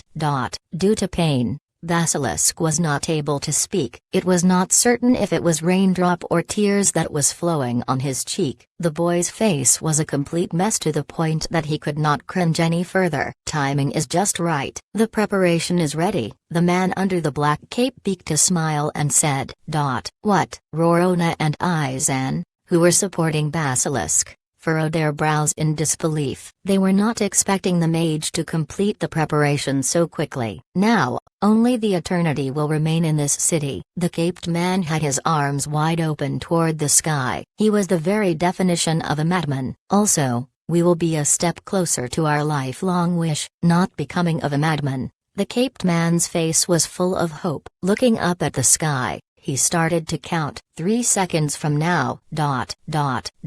Having heard the term, 3 seconds, Basilisk's group's faces became pale. They knew that at this hour, especially near the waterfall pathway, there were many people watching the fireworks. Stop. Basilisk struggled and mumbled. 2 seconds. Please. Basilisk thought about the countless people who would be turned into walking corpses. They would never be able to close their eyes comfortably after death. Basilisk started to shake his head left and right. 1 second. Stop. The man shouted in bliss-filled voice. Now, 3 seconds had passed, and there was silence.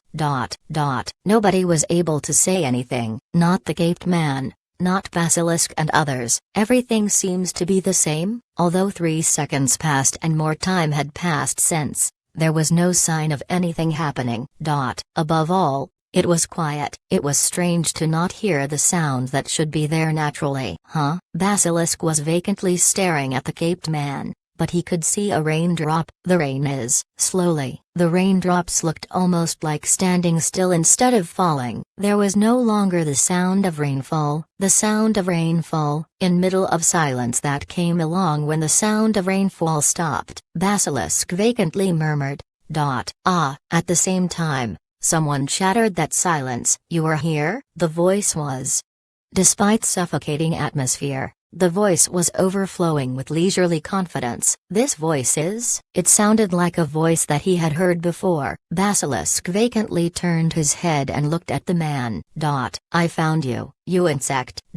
You are, along with the stop train. A young master from a nobility house made an appearance. His face was filled with deadly aura. Chapter 88. Huh, mommy? People who were watching the fireworks started to stare at the sky. Look, rain stopped. To be exact, the rain didn't stop falling. The rain was falling very slowly. How could this be? The raindrops in front of people were falling so slow that they were making people think the raindrops were standing still. What happened? The citizens of Rainfield blinked their eyes with confused looks on their faces. Oh my God, what's happening? It was because they never saw rain falling this slowly. I don't know what's happening here. But, this is really... People were staring at the sky with vacant looks on their faces. They started to show sparkles in their eyes. Wow! A little kid looked up the sky with a vacant look and said, "It's pretty." Slowly falling raindrops were just as pretty as the fireworks decorating the sky. Like the child said, it was a pretty sight to behold. Look! The raindrops were shining from the lights created by the fireworks, as if the raindrops were saying they have more to show. The raindrops started to narrowly shake. They are going up. The raindrops were no longer falling by the gravity, reflecting the lights from the fireworks. The raindrops now started to rise up toward the clouds. Wow, grand, magnificent, no words could quite fit the scene. This is really not just the tourists, but the citizens of the Rainfield who saw the fireworks every year were just staring at the sky. They were staring at the scene of raindrops returning to the clouds as the raindrops reflected the lights from the fireworks. The scene was most definitely the most beautiful firework in Rainfield's history until now. An uninvited guest who showed at the climax looked at slowly falling raindrops and mumbled, "Time magic." It's my first time, so controlling it is difficult. But this is pretty good. Who are you? The caped man looked at the uninvited guest who showed up at the same time as the slowed rain. The caped man asked with a violent look on his face, "Did you ask who I was?" With the rain stopped and the atmosphere calmed, the uninvited guest's voice, which was leisurely somehow, was making the caped man feel anxious. "I'm not sure." A street light, which seemed like it ran out of its lifespan, started to flicker again. "I don't think there is a need for you to know." The flickering street light occasionally showed who the uninvited guest was.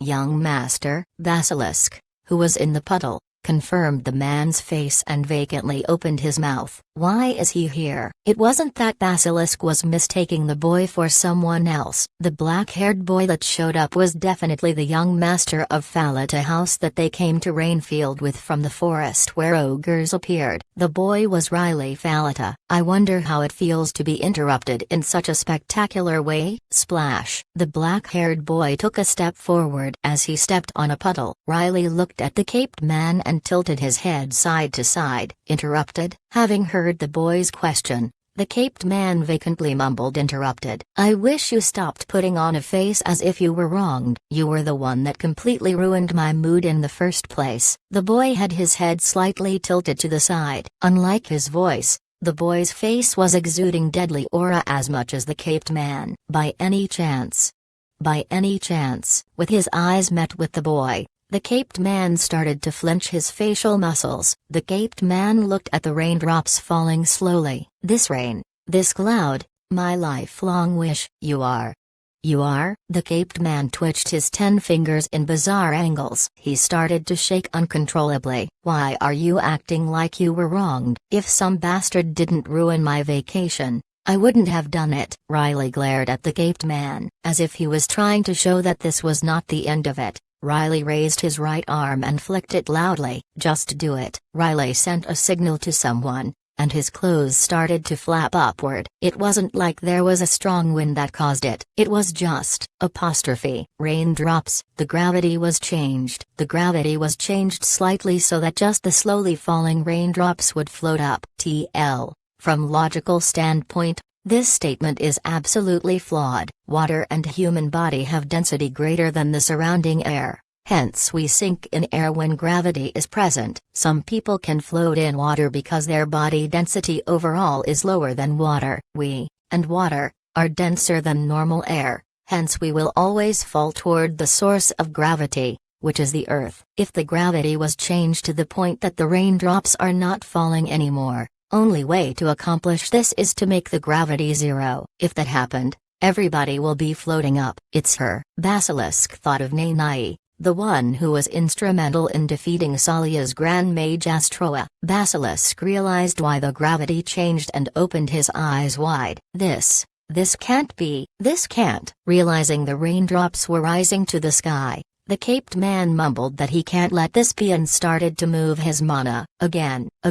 With corpses in front of him, he tried to cast magic that would make the gravity heavy. He realized that his mana was moving slower. The man opened his eyes wide. It looks like this works well too? What are you talking? Among the time magic, Riley cast the magic that made the affected mage take longer to cast spells. Riley seemed like he was glad he learned the magic. With a proud face, Riley asked the man, "How is it? Is it actually difficult for you to cast magic now?"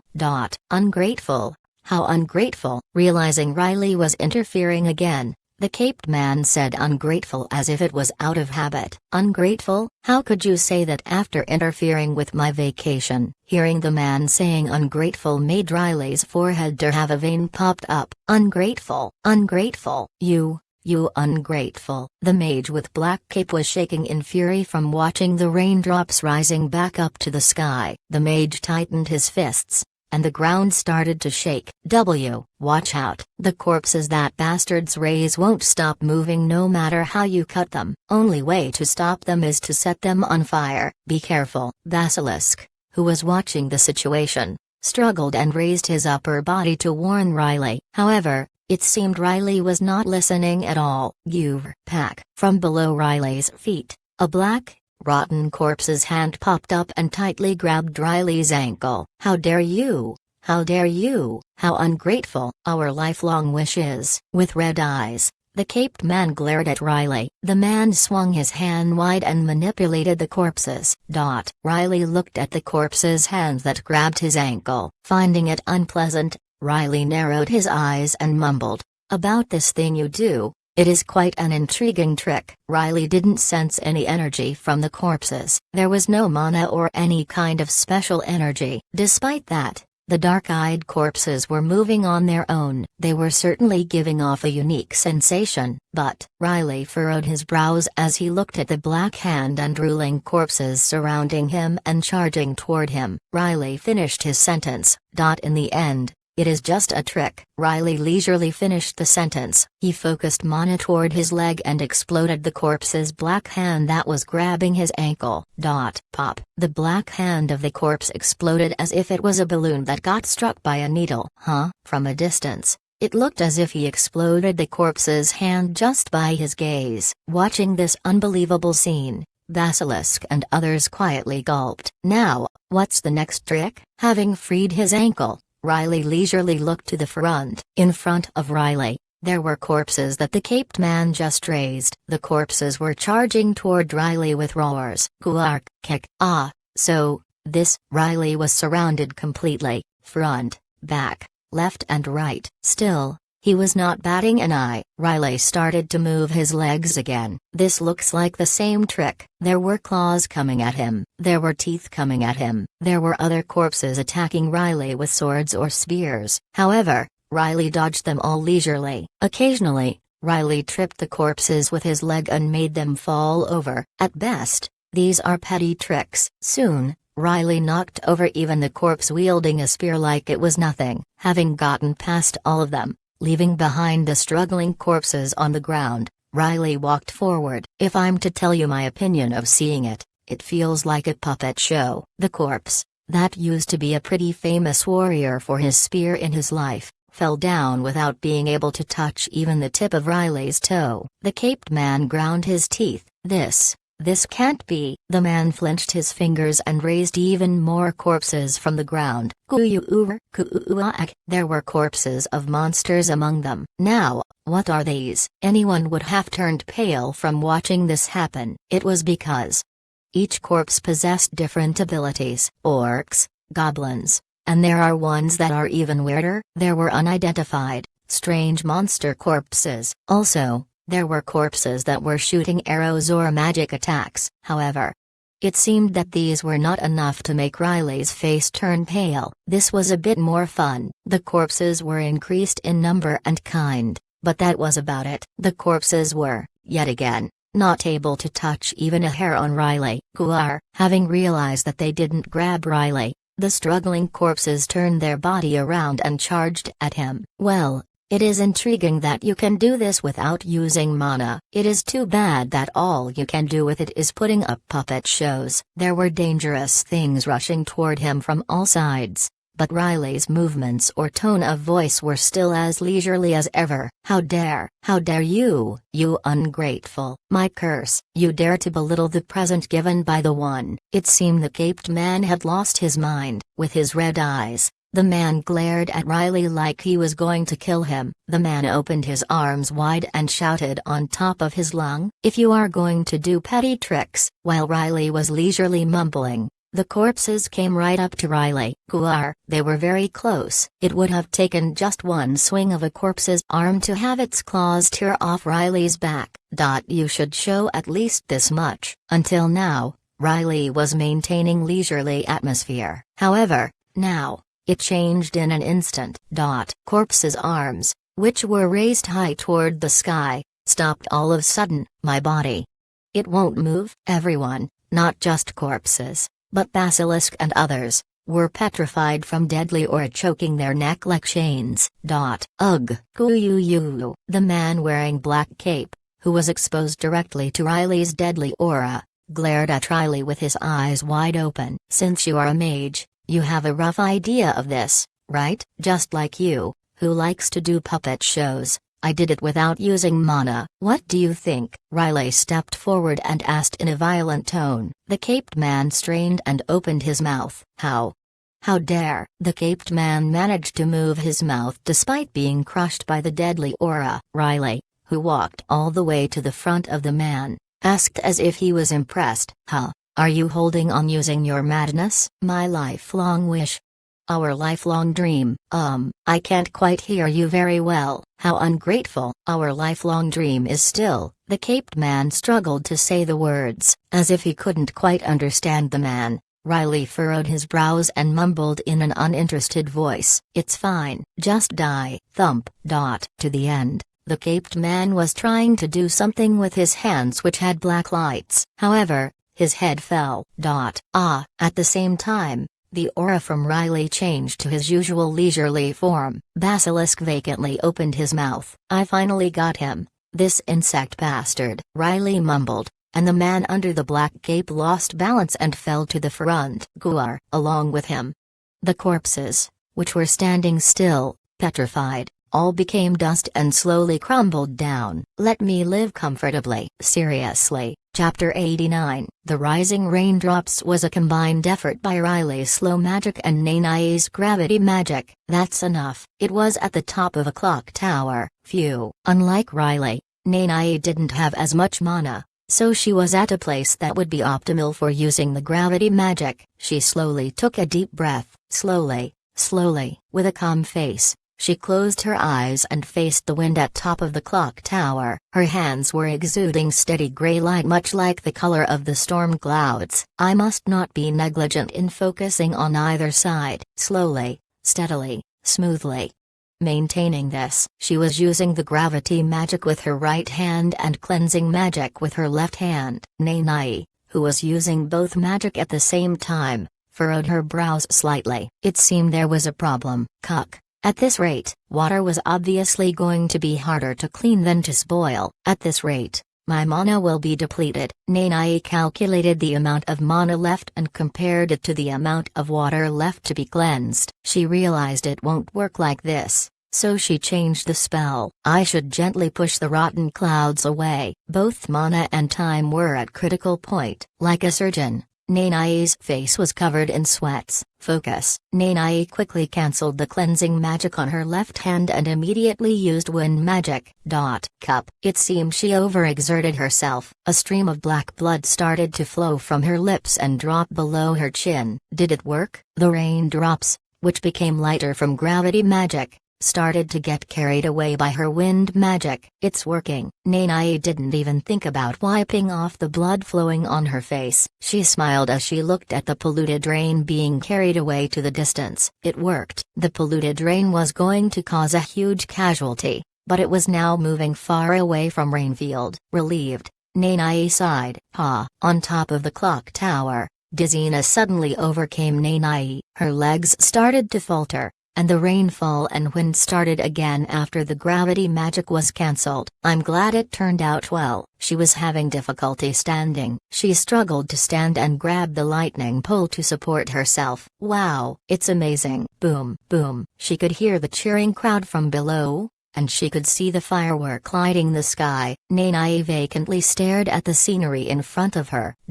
From the tall clock tower, she could see the waterfall pathway down below. There were people watching the fireworks. I saved them. Nanai looked at the people watching the fireworks. She smiled proudly and mumbled, I saved them. There were people that Riley and Nanai saved. They were alive. I managed to save them. Nanai watched the people enjoying the beautiful scenery. To Nanai, who came to Rainfield for the first time to see the fireworks, it was the most beautiful grand scenery. The flipping sound of newspaper was like in response to the sound of rainfall from outside. Slowed rainfall was observed in Rainfield. A phenomenon like this was the first in the history. Meteorologists and mana experts wondered if a dragon, which is only rumored to exist, passed by the city. The opinions were divided. Flip. The newspaper was turned to the next page. Also, the slowed rainfall started to rise up, which was a remarkable phenomenon. Combined with fireworks, it created the most beautiful scenery in the Rainfield's waterfall pathway firework history. This became a big news. The boy was vacantly reading the newspaper. Meanwhile, a maid carefully prepared a tea for the boy so she wouldn't get in his way. She carefully set the teacup down and said, "Young master, here." "Oh, leave it there." The boy didn't even bother to turn to look at the maid wearing a mask. He checked the news. The story is that the dark mage that appeared in the library recently was still not apprehended. The families of the victims, infuriated, confronted the guards, and this led to injuries to people. The authorities involved in the investigation said they will quickly find his trace and apprehend him. However, the families of the victims didn't seem to be believing them. Nanai's voice could be heard from a close range. So, in the end, it looks like the official story is that the dark mage was not caught. Having heard the voice, Riley looked at the maid's face and furrowed his brows. "Don't talk to me from the side so close." My apologies." Nanai was reading the newspaper from Riley's shoulder. She stepped back, lowered her head and begged for pardon. "Anyway, judging from the news, Basilisk is keeping his mouth shut." Riley folded the newspaper and smiled. Nanai scratched her cheek and mumbled, "Personally, I wish you got credited for the fact that you defeated the Dark Mage and saved the people in Rainfield, just like how it was in Solia." Riley didn't miss what Nanai mumbled in a quiet voice. Appearing to be feeling unpleasant, he looked at her. "Are you becoming like Ian now?" "No. That's not it. It felt great when I realized I saved people. I was proud too." Feeling Riley's stare, Nanai avoided Riley's gaze. Fiddling with her index fingers, she mumbled in even smaller voice, "I wish you could feel it too." It seemed she struck a chord in Riley. Riley narrowed his eyes and looked at Nanai. Nanai pursed her lips. "Come here for a second." Riley slowly raised his hand and cracked his wrist. Looking at his hand gesture calling for her, Nanai shriveled her shoulders and stepped toward him. Is he going to scold me? She thought about what she did earlier and realized she overstepped the bound and ran her mouth. Nanai was looking rather down. Still, Nanai went next to Riley, who was sitting comfortably on sofa. Riley bent his wrist to gesture Nanai to lower her head. Nanai carefully lowered her body. Not being acknowledged by young master is, looks like I'll be getting another knock on the head and told to stop lecturing him. Thinking that, Nanai closed her eye tightly as she noticed Riley's hand coming toward her forehead. Nanai, who was prepared for a gentle knock on her forehead, felt Riley's palm on her head instead. Young master, Nanai opened her eye and vacantly stared at Riley's face. I don't think I told you this. What are you? You have done a good work. Riley was patting Nanai's head and praising her. Nanai vacantly opened her mouth. How was that? Do you feel proud? She blushed a little. Lowering her chin, she said in a tiny voice. Yes, just keep doing as you have been. Nanai looked overjoyed, and that gave Riley vicarious satisfaction. He turned his gaze away from Nanai and mumbled, anyway, I got to enjoy the vacation afterwards. I'm satisfied with that. Riley disposed of the dark mage that was causing annoyance like a flying insect, and since then, Riley had been enjoying sweet vacation in Rainfield. From time to time, I got to have you learn about the world too. It will make my life easier as well from now on. Riley swung his leg a little. He had a bitter look on his face, but he changed it and looked at Nanai with a mischievous look. That's right, right? Nanai thought about the number of books she read while in Rainfield. She blushed and lowered her head deeply. Yes, she read about twice more books than Riley had. Should I praise you again? No, she was here to serve Riley. But it felt like she enjoyed the vacation more than he had. It seemed like she was ashamed to face Riley. Well then, okay. Nanai looked down. Riley smiled and leaned on the sofa's back support. He closed his eyes. Listening to the sound of the rain as lullaby, Riley blinked slowly. He suddenly mumbled, now that I think about it, it is about time we went back. Although we saved time with Mr. Anvil's teleportation, it has been a while since we came here. Soon it will be autumn. Nanai smiled lightly and said it. Riley thought about home and asked, I guess everyone would be worried, right? Having heard the question, Nanai opened her eye wide as if she was forgetting something. Nanai was just standing there with a blank look on her face. It was afternoon nap time for Riley. He was blinking his eyes from sleepiness. He had a question mark on his face as he asked, What is it, young master? What? We have something we had been forgetting about, don't you think? Something we had been forgetting about? Riley looked up the ceiling and thought about what he could have forgotten. He tilted his head side to side and rolled his brain. If she was talking about the dark mage, Riley turned the corpse to dust, so that couldn't be it. Is there a book that I missed? Is there a food that I missed? In Rainfield? In Rainfield? No. I can't think of anything. All questions returned the same answer. Number. Just what is it? Why are you saying it with such a serious face? If it is something trivial, handle it yourself, okay? Frustrated, Riley demanded an answer. Not knowing what to do, thinking she made a mistake, Nanai cringed and said, About that. About that what? Riley asked her to hurry up. Almost in tears, Nanai said, We didn't do it. Didn't do what? Contacting them. About that. To the mansion. We never contacted the mansion ever since we arrived at the Rainfield. Riley's mouth opened on its own. It was because what Nanai was saying was correct. He couldn't recall a time when he contacted the mansion. You really didn't. That's right. Not even once. That's right. Riley fell to silence. Nanai injected mana into her leather bracelet and brought out a small mirror. It's this. It was a hand mirror that she had gate magic installed before leaving to Rainfield. It allowed face-to-face communication from a long distance. How do I use it? Riley asked, and Nanai asked back almost in tears. What should we do? To begin with, it is your fault that you didn't contact them. Riley thought he was not at fault for this. With his face full of panic, he pointed at Nanai. I beg your pardon. Nanai bit her lips hard and lowered her head. I'm sorry, young master. Of course, it could not be said that Riley was blameless on this one. However, Nanai was thinking it was all her fault. Looking at Nanai apologizing sincerely, it was stabbing Riley's conscience. He made a strange sound and shook his shoulder. Riley, what are you doing? From behind Nanai, he thought he saw his mother's face. No, it is fine. Riley gulped big time and stopped scolding Nanai. He reached for the hand mirror. It wasn't that he was scared of his mother, it was just that there wasn't going to be answer for this problem even if he talked to her. How do I use this? Riley's voice was shaking without him realizing it. Riley asked Nanai about how to use the mirror. I'll give you a signal when you open the mirror. When I use the magic and the other side opens the mirror as well, you can have a face-to-face communication through the mirror. Please wait for a moment, young master. You are sweating. He was about to do a face-to-face chat with his mother through the mirror, and it had been months since he saw her last time. If he looked ill, that would not have led to a good conversation. Is it all right now? Nanai, who wiped off the sweat from Riley, nodded and raised her hand. Yes, I'll cast them magic. Nanai was nervous just like Riley. She cast the gate magic to the mirror.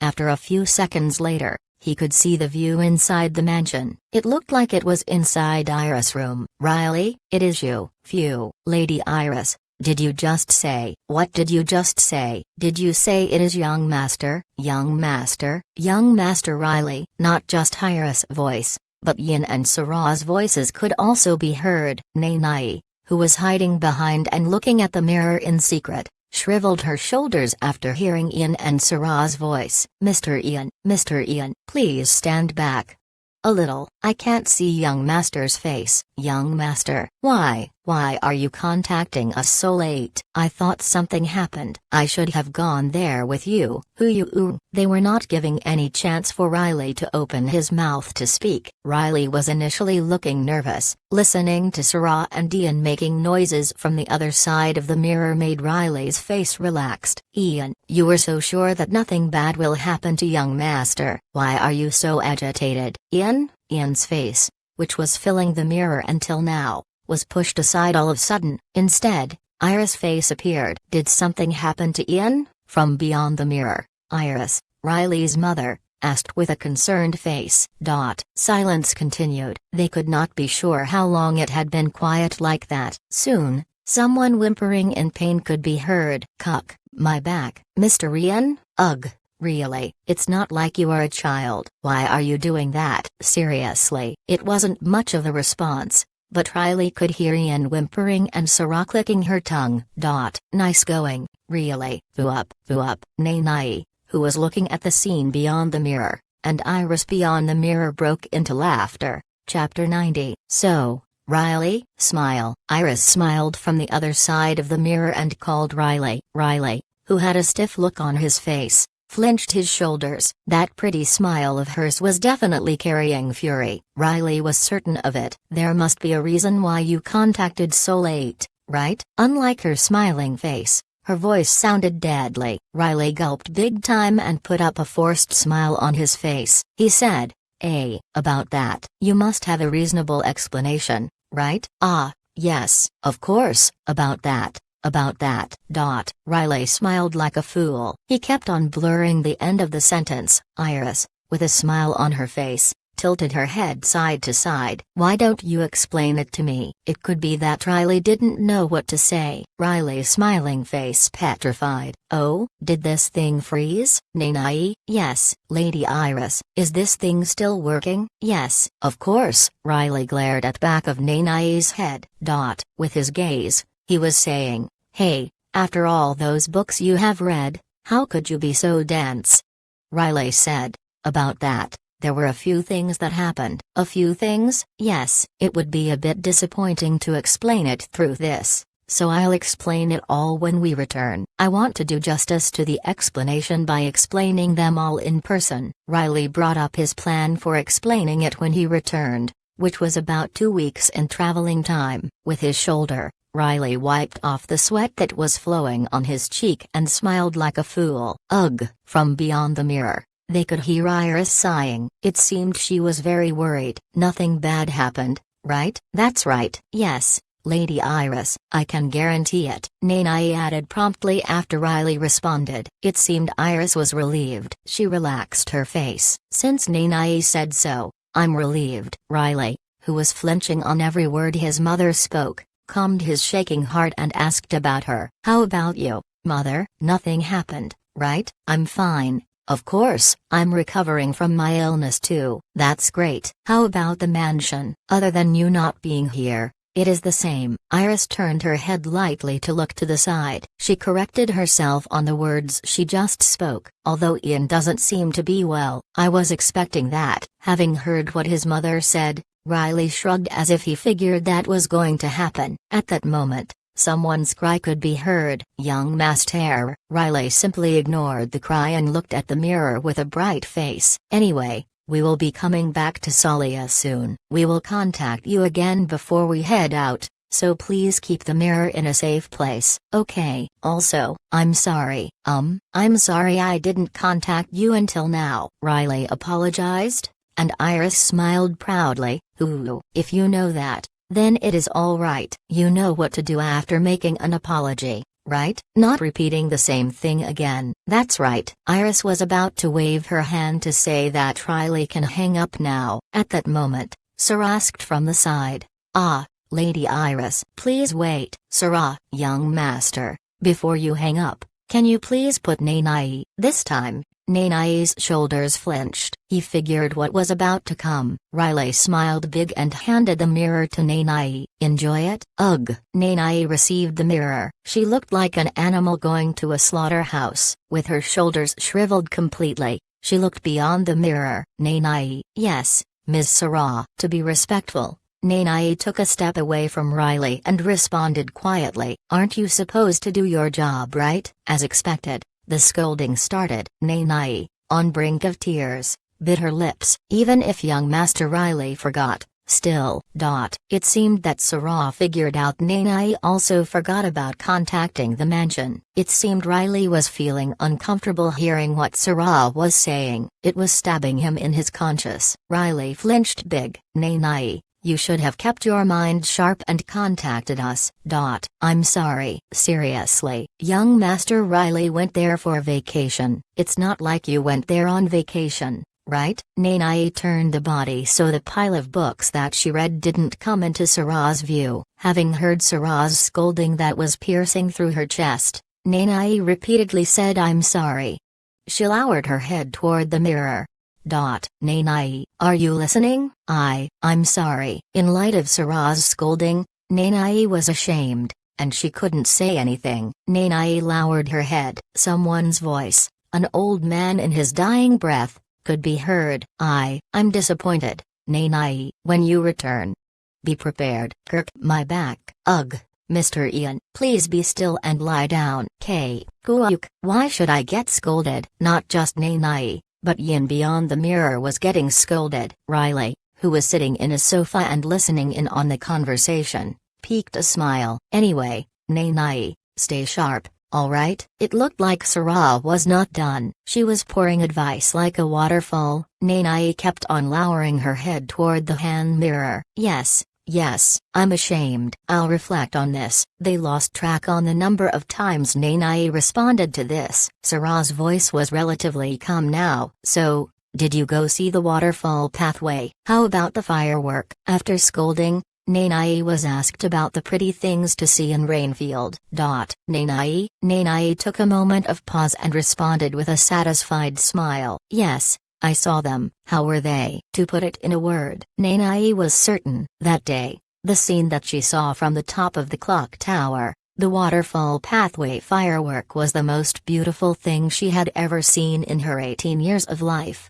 After saying that they will be returning to Salia soon, Nanai disconnected the gate magic. Exhausted, Nanai leaned on the wall and sighed. Is it over? Yes. Looking at exhausted Nanai, Riley peeked a smile. He showed the empty cup and tapped on his wrist. In that case, get me a refill. I'll right away. Nanai quickly came next to Riley and used magic and warmed up the teapot. Nanai told Riley what Sarah said at the very end. Young master, Ms. Sarah said, Salia Temple was looking for you. Nanai brought heated up teapot, and Riley leaned his teacup as he tilted his head side to side. From the temple? Yes. Nanai carefully poured the tea to Riley's cup. Nanai continued as if there was more. Yes, having heard that you went to Rainfield. The Archbishop Rebathra started heading to Rainfield. Riley was about to drink the tea. However, having heard that, he opened one of his eyes big and looked at Nanai. All the way to Rainfield? Yes, I heard that he was traveling on a carriage. It's about time he will be arriving at the Rainfield, so Sarah said it would be good to let you know. Ugh. On a carriage? Riley was finding all this to be ridiculous. Right at that moment, he could hear approximately 3 people outside. Could it be? Nanai mumbled as she wondered if it could be Rebathra. She looked out the window to see the front of the hotel. Is it here? Kick. The hotel's door opened with a squeaking noise. A boy wearing a raincoat entered the place while holding a spear on his shoulder. Riley vacantly opened his mouth as he looked at the 3 that suddenly came to visit him. Riley remembered the 3. They were the people that he ran into before arriving at Rainfield. Oh. He is here. It was the Lightning Boulder mercenaries, of them all, the one standing in the front, a smaller framed boy, Basilisk, found Riley in the hotel's first floor, sitting on his sofa. Basilisk opened his eyes wide. Young master, how do you do? Basilisk walked toward Riley. He raised his hand, the one that wasn't holding the spear, and greeted Riley. It seemed he was glad to see Riley. I think I didn't say hello to you. So, right after that, Basilisk also greeted the owner of the hotel. Basilisk casually walked toward Riley and sat next to him. Should I get you some tea? Ms. Nanai, I'll be fine. I'll be drinking something else. It seemed like Basilisk came to the hotel as a customer. Nanai nodded and stepped back. Can I have a cold one here? Yes. Yes, Basilisk shouted toward the kitchen and looked at Riley. Riley couldn't be certain about Basilisk's reason for coming here. However, judging from his looks, it seemed Basilisk didn't have any ill intent. You were still here? Riley took a sip of tea and asked. Basilisk, with a bitter look on his face, responded. To us, Mr. Retry was like our lifeline. Finding a new client who is as good as him is turning out to be difficult. I feel like I'm still tied to him. So, we thought about it hard and, after the Dark Mage incident, Basilisk's group became unemployed after Retry left Rainfield. Basilisk explained it all to Riley and looked at him steadily. Noticing that their commander was not able to continue, Rorona, the archer, spoke for him. Please hire us. What? Riley narrowed his eyes and asked back. Why should we? If hiring us is not quite to your liking, then let us accompany you at least. Please. Rorona lowered her head and pleaded. Confused, Riley looked at the 3 people and looked at Nanai who was standing on the side. She looked just as confused. She only shook her head left and right. You said we need to watch our mouths, right? In that case, won't it be more convenient for you to have us be at your side so you can watch us? To convince Riley, Eisen asked with a serious face. Having heard it, Riley cringed. Are you blackmailing me? The mood took a sudden, downward turn. Having realized his mistake, Eisen blurred the end of his sentence. No, we are not blackmailing. If keeping their mouths shut was the goal, killing them all without anyone knowing like Tess Merchant Group, unknown even to rats or birds, was a way to go about it. Don't pester me. To Riley, it was certain that they were pestering him. Riley narrowed his eyes. He was about to warn them again, but he felt another presence outside the hotel. Young master. Nanai saw who just walked into the hotel and called Riley quietly. Having heard Nanai, Riley looked toward the entrance and cringed his face even more. That guy. The old man in white clothing was the kind of man that was hard to see in a place like Rainfield which didn't have a holy temple. Young Master Riley, you are here. Haha. I asked around and barely managed to find you. It was Rebathra, the Archbishop of Salia Temple. With him, an uninvited guest, making an entrance. Not just Riley, but even Basilisk cringed. Old man, you appear to be someone from a holy temple. What business do you have in Rainfield which doesn't have any? Basilisk had his arm resting on top of the back support of the chair. In a thuggish pose, Basilisk stared at Rebathra and asked, You already had a guest. I should have introduced myself first. My apologies. Despite Basilisk's violent attitude, Rabathra shrugged his shoulders, smiled and offered a handshake. Hello, I'm Rabathra, the Archbishop from Salia's Holy Temple. I am here to see young Master Riley, but is there a problem? With an awkward face, Basilisk accepted the handshake. Basilisk wiggled his eyebrows and answered in an annoyed tone. What a coincidence. I am here for the same reason. I see. It seemed Rabathra was feeling awkward about it. With his hand retrieved, Rabathra looked toward Riley and lowered his head. Have you had a good vacation? Riley was seeing through the man's question. Riley didn't like it, so he responded indirectly. It would have been good if it wasn't for meddlers. Ah ha ha. Oh my apologies. There was something I had to give you. Rabathra broke cold sweat, placed the fabric-wrapped item on the table, and stepped back. What's this? It must have taken him a long time to get here from Salia, but Rabathra was stepping away after just handing over a gift. Riley tilted his head side to side. As I said earlier, I came here just to give you a present. Rabathra added that it was a high-quality raincoat as he smiled. I happen to have a business here in Rainfield, and I also heard that you were here on a vacation. I hope you wouldn't misunderstand me. Having heard what Rabathra said, Nanae narrowed her eye. His explanation was different from what Sarah said. This is all thanks to the goddess Ironetsa, who we should be grateful. Rabathra prayed for a moment, as if he was really done with his business here. He turned around without hesitation and left the hotel. Riley vacantly stared at the fabric-wrapped item. He slowly moved his gaze toward Basilisk. Aren't you going? Young master, Riley asked in annoyed tone. On the other hand, Basilisk mumbled something completely unrelated to the question. About that old man. He smells rotten. Before anyone realized, Basilisk was staring toward the hotel's entrance as if he was going to punch a hole through it with his gaze. What? He looked serious, so Riley tilted his head side to side, wondering why. Basilisk mumbled again as he turned his head. A rotten stench. He smells like he is rotten inside. Basilisk's eyes were changed to sharp snake-like eyes. How should I say this? So, it was at an uphill on Rainfield. Of all dirt on the road, the man in white clothing carefully observed the parts that were especially dark. The old man furrowed his brows.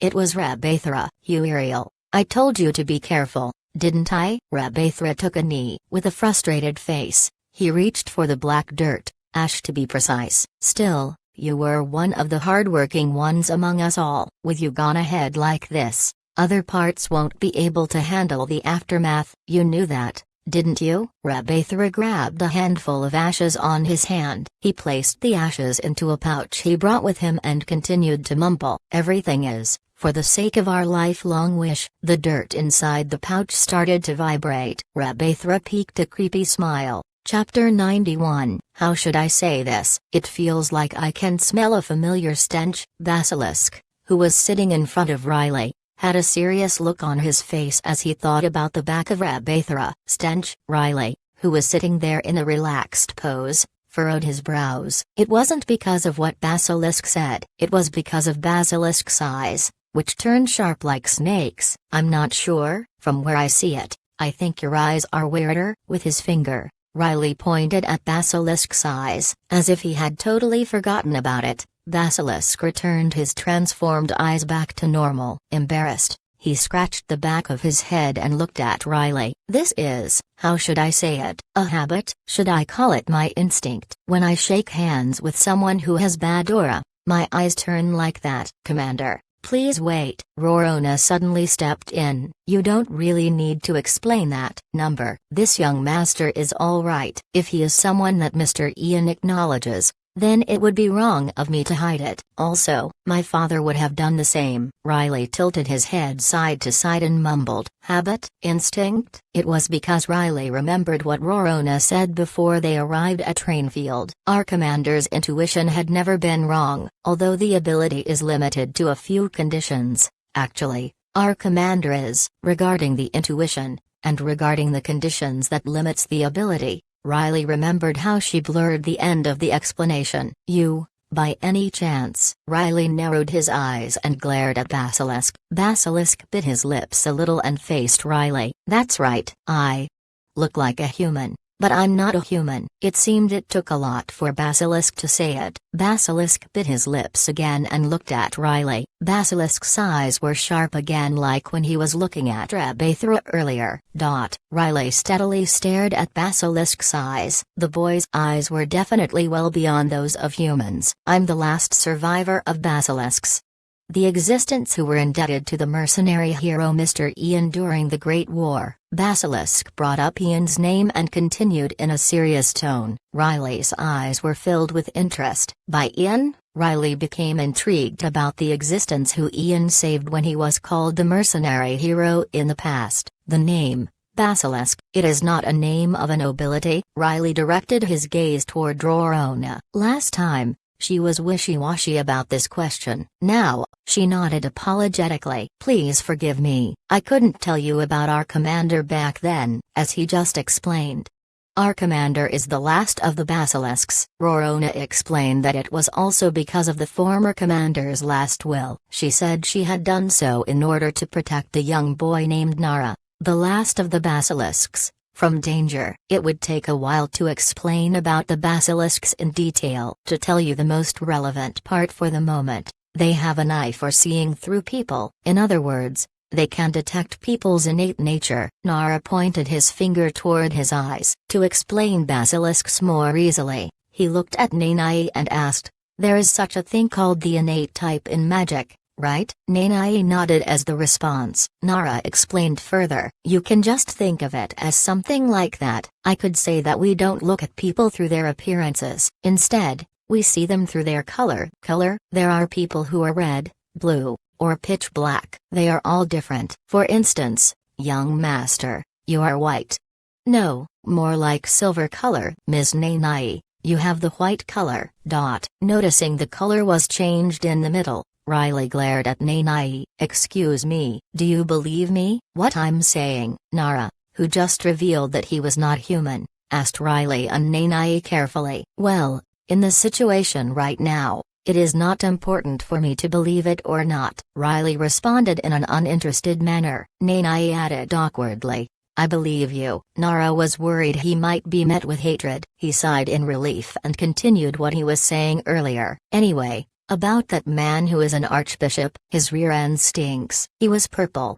And I think it would be best if you didn't go near him. Having heard Nara's advice, Riley still kept his uninterested look on his face. Riley took a sip from the tea. I'm already aware. Pardon? I already know. That old fart wants something from me. Surprised, Basilisk blinked his eyes. He asked, by any chance, young master, do you have something similar to? Finding his question to be ridiculous, Riley crumpled his face. Riley interrupted Nara. You think I'm the same as you? In that case, just how? An intuition. An intuition? How should I put it? Past experience? I have seen runts with rotten behind like him countless times. I'm sick of them. Well, it's something like that. I have plenty of experience from the past life. You think I can't tell them apart from the good people? Riley thought to himself and sighed. Riley put his leg on top of the other and looked at Nara. What? Nara, who had his mouth open vacantly, asked Riley with a confused look. You know he is up to no good, but you are letting him be, although you know what that old man is up to? Riley shrugged as if it was nothing and said, that's right. I know what he is up to, but I'm letting it be. Just. Why? They are giving me good stuff on their own. With a relaxed gaze, Riley directed his eyes toward the gift that Rabathra left behind. I can't gut him right away just because he is an eyesore. Taking advantage of him first beforehand is the wisdom for living this world. Nara was still finding it all to be ridiculous. He had a confused look on his face still. Nara finally realized why Riley's color was silver. Well, the beings called basilisks are interesting. I'll handle the things about Rabathra, so don't worry about it. Why don't you be on your way now? Riley sipped on the tea and enjoyed its taste. He waved his hand as if he was asking them to leave. Young master, Please let us go with you to Salia, just up to there. Will you please let me see Mr. Ian's face once?" In response to Riley's hand gesture, Nara shook his head as if he couldn't let it end like this. He pleaded to Riley, "So, that was the goal, young master, please." Nara bit his lips and lowered his head, uninterested. Riley stared at the boy's head. In the end, Riley still didn't want to let them accompany him back to Salia. Riley shook his head and said, "Number, you can't." Riley didn't want to carry an unwanted bag on the way back home. He promptly said, "Number, young master, please." "I don't want to," Nara pleaded again, but Riley refused cold-heartedly. He shut his eyes slowly, signaling that the conversation was now over. "I won't get in your way. Please allow us to accompany you at least." If he just wanted to see Ian, he just needed to visit the mansion as a guest. Nara was probably doing this so he won't get in Riley's wrong side. "If we stalked you, that would be more of an inconvenience for you. Isn't that right?" It was going to be more than just an inconvenience. Riley might pull out his sword out of feeling the inconvenience. "Please, I beg of you." Because of his desperate voice and pleading look on his face, Riley cringed big time and asked Nara, "Ugh, just why do you need to see Ian so badly?" Riley could understand that Nara wanted to see his savior, the hero mercenary that saved Basilisk's kind. However, Riley couldn't understand why Nara was risking having his head chopped off. "That is, my father." Here, while Nara was blurring the end of the sentence, the hotel owner brought the cold rice liquor that Nara asked for and placed it on the table before rushing to get out of there. "Drink." Nanai narrowed her eyes cautiously after seeing the drink. It seemed her memory of the drink from the first day at Rainfield was still clear. "Miss Nanai?" Nara was about to continue talking about Ian, but he noticed her gaze. Feeling uncomfortable, Nara called her name. "Drinks are dangerous. Ignore her." "Continue." "What about your father?" Riley, who was cringing, interrupted the conversation. Thanks to that, Nara barely managed to redirect his gaze away from Nanai. Looking at the rice liquor on the table, Nara continued with a bitter look on his face. "As a last request, my father said he wanted to see Mr. Ian." Nara mumbled with a bitter look. He looked behind to see Eisen. Eisen nodded as if he understood what he was asking, and brought the leather pouch that he was holding in his arms. "What is this?" It looked like it contained ashes. "It's the ashes of my father's bones." It was his testament. Before he died, he said he wanted to see Mr. Ian. So, Nara bit his lips for a moment. He chugged on the rice liquor and continued with hesitation. "After showing this to Mr. Ian, I plan to bury my father in a sunny place." Nara couldn't look more serious. With that look, Nara stared at Riley. "To repay our debts for saving our kind, and also to find a good place to bury my father's bones. Please allow us to accompany you to Salia." Nara bowed. Rorona also lowered her head, with a bitter look on her face. She also added her opinion on the matter. "It didn't seem like a good idea to bury our former commander at Rainfield. It rains endlessly here." The man was someone's father. He was also someone's strong commander. The three mercenaries' wish was to bury that man's bone ash at a sunny place. Having heard this, it was late summer. Riley used a hand mirror to communicate to the mansion that he will be heading home today. While getting on the carriage, Riley was cringing.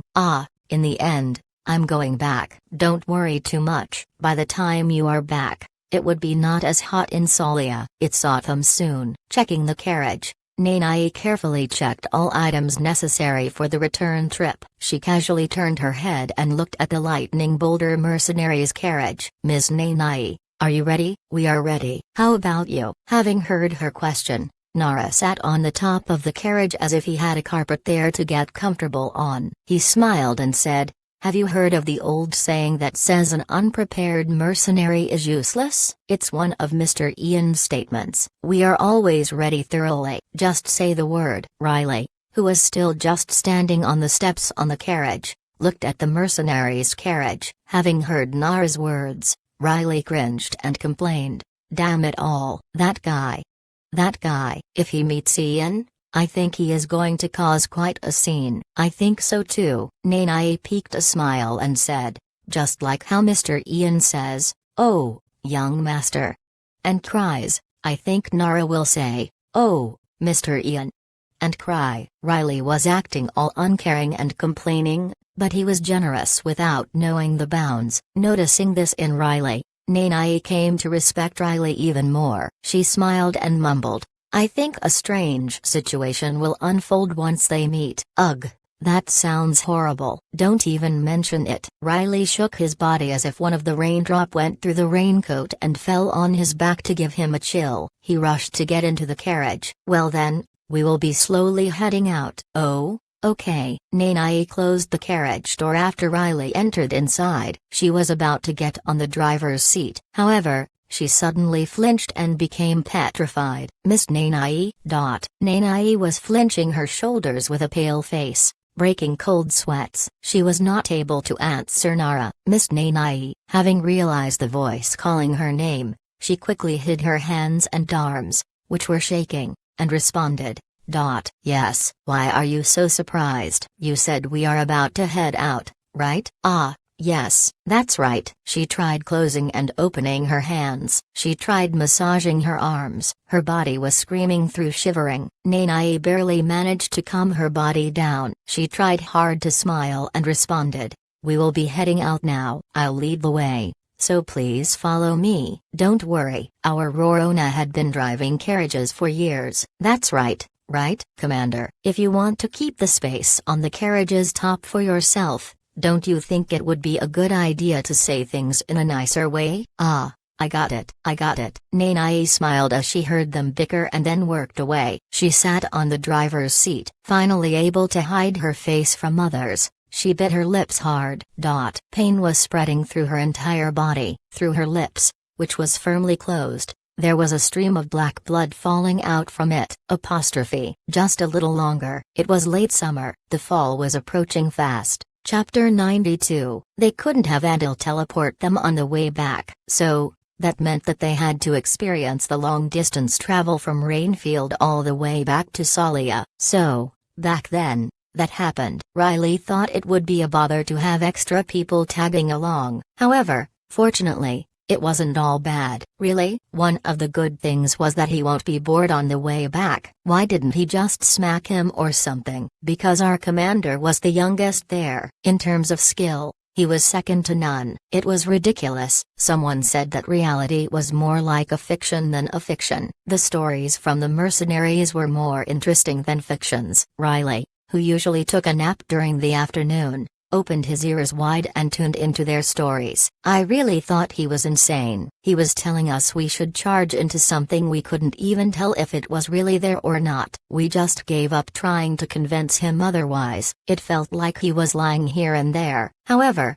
even when Nara was boasting about slaying an ogre, he wasn't lying. Nara's stories felt real. "Tell me more." "So what happened?" "What do you think happened?" Our commander couldn't hold it anymore. He exploded in anger. While the carriages were on the move during the morning and afternoon, they spent their time chatting on top of the carriages. "Shall we rest here for a while?" "Okay." The horses are exhausted too.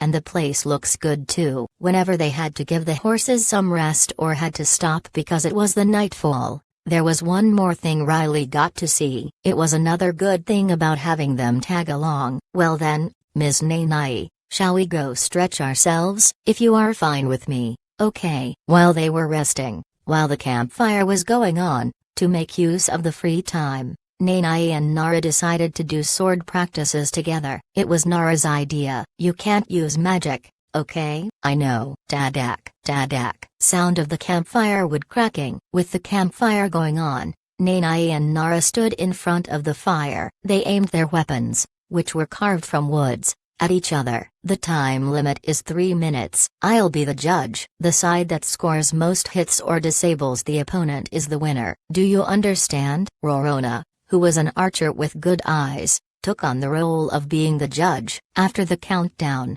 Nara and Nanai's duel began. As expected of young Master Riley's servant, Nara was exchanging blows with Nanai. He spun his spear in circle and mumbled. "She's not like the first time." Her skill improved substantially. "It's surprising." She was not using magic. However, Nanai's skill was significantly improved in comparison to their first duel. He was surprised. I'm still better when it comes to techniques. Still, she is no pushover. She might surpass me eventually. Although it was a practice, a duel was a duel. Nara decided he won't go easy on her anymore. He sharpened his eyes in the middle of the duel and charged in to strike her in the gap in her defense. Cuck! Nanai cringed in light of Nara's calculated attack. She lost her balance and tilted back. It seems like you are conscious about your right hand. In a real fight, if you mind things like that, you won't last long, Miss Nanai. The duel was decided. Nara pulled away the tip of the wooden spear,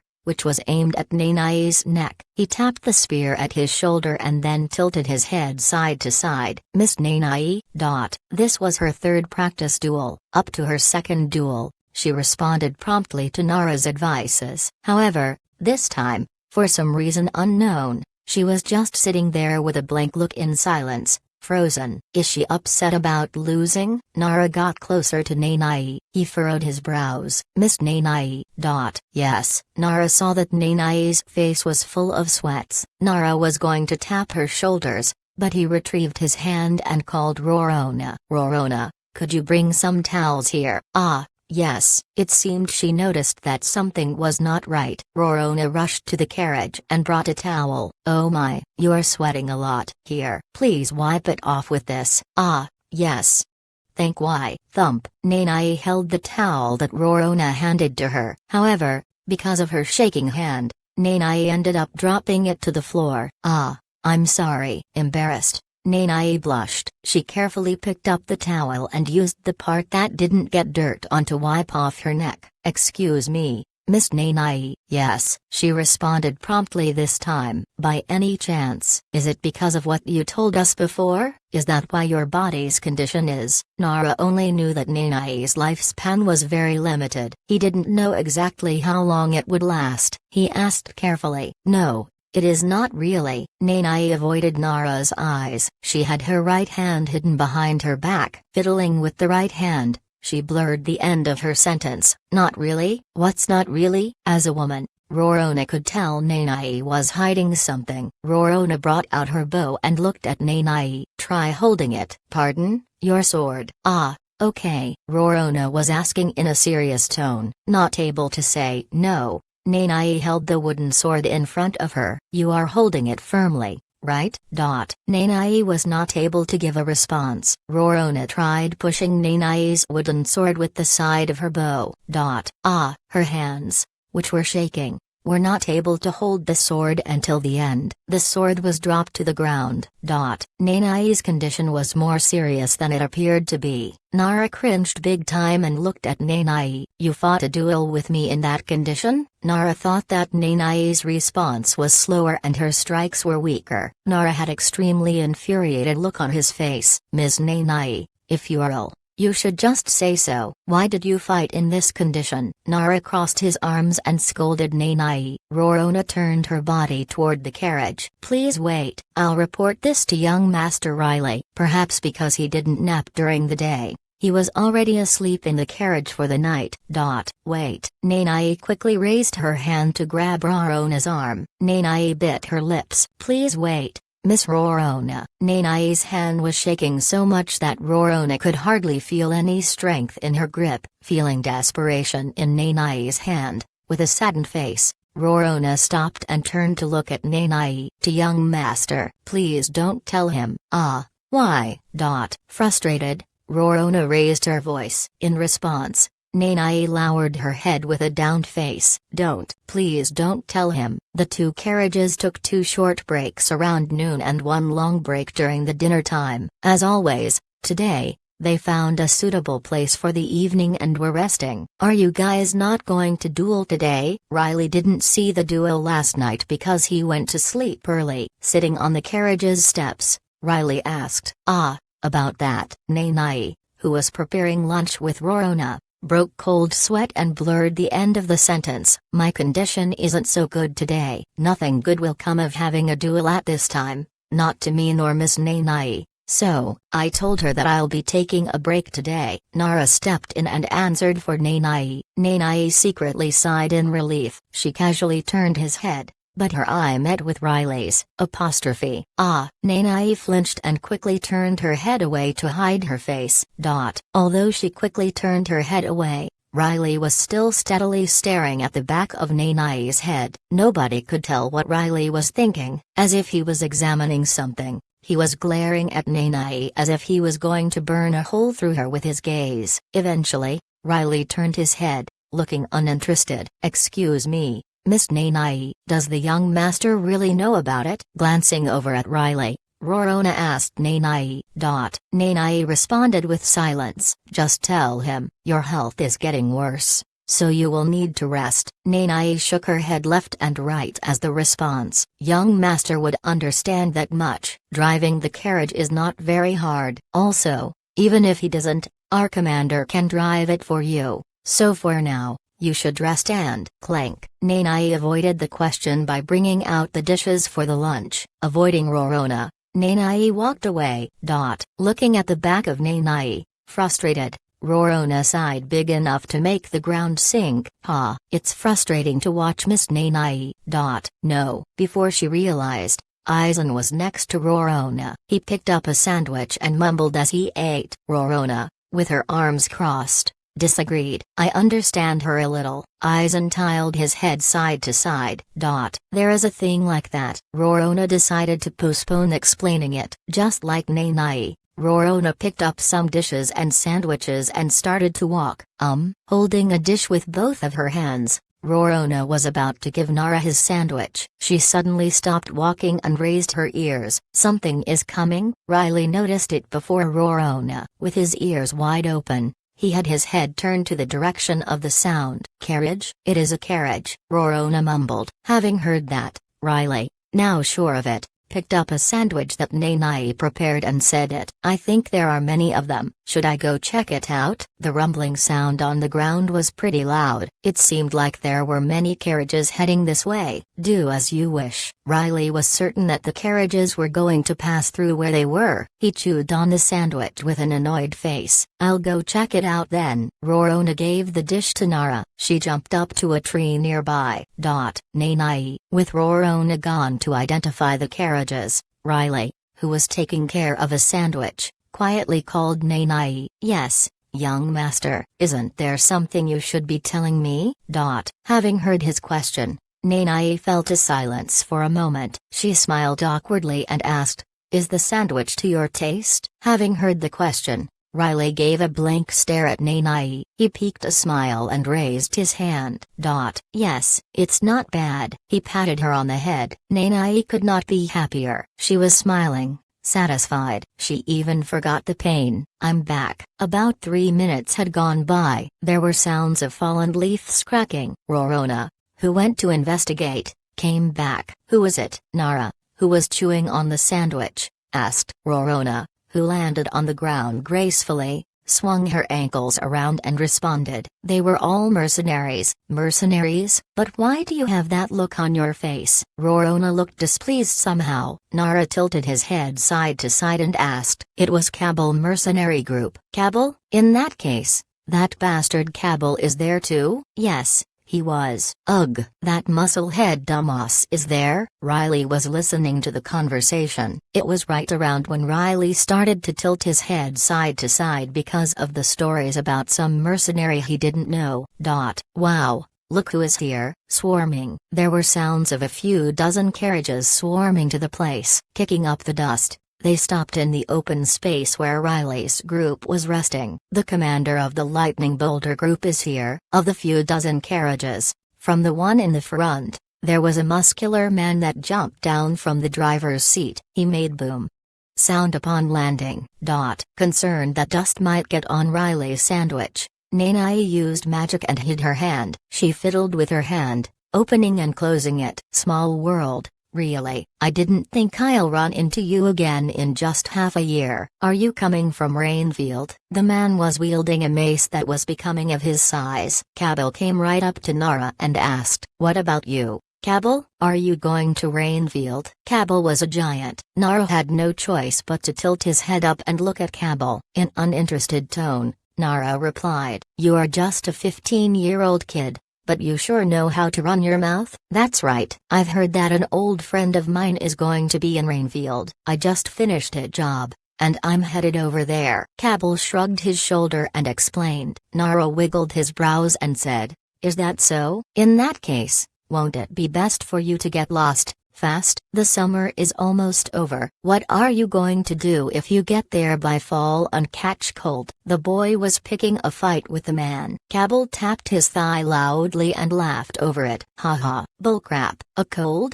That's something a little pipsqueak like you should be worried about. This works out well. There is an archbishop with similar aura as you walking around in Rainfield." Nara was glaring at Cabell with deadly eyes. When Nara mentioned the archbishop, Cabell furrowed his brows. Chapter 93. They say there is no cure for stupidity. Looks like you just need to go see that archbishop. An archbishop? That's right.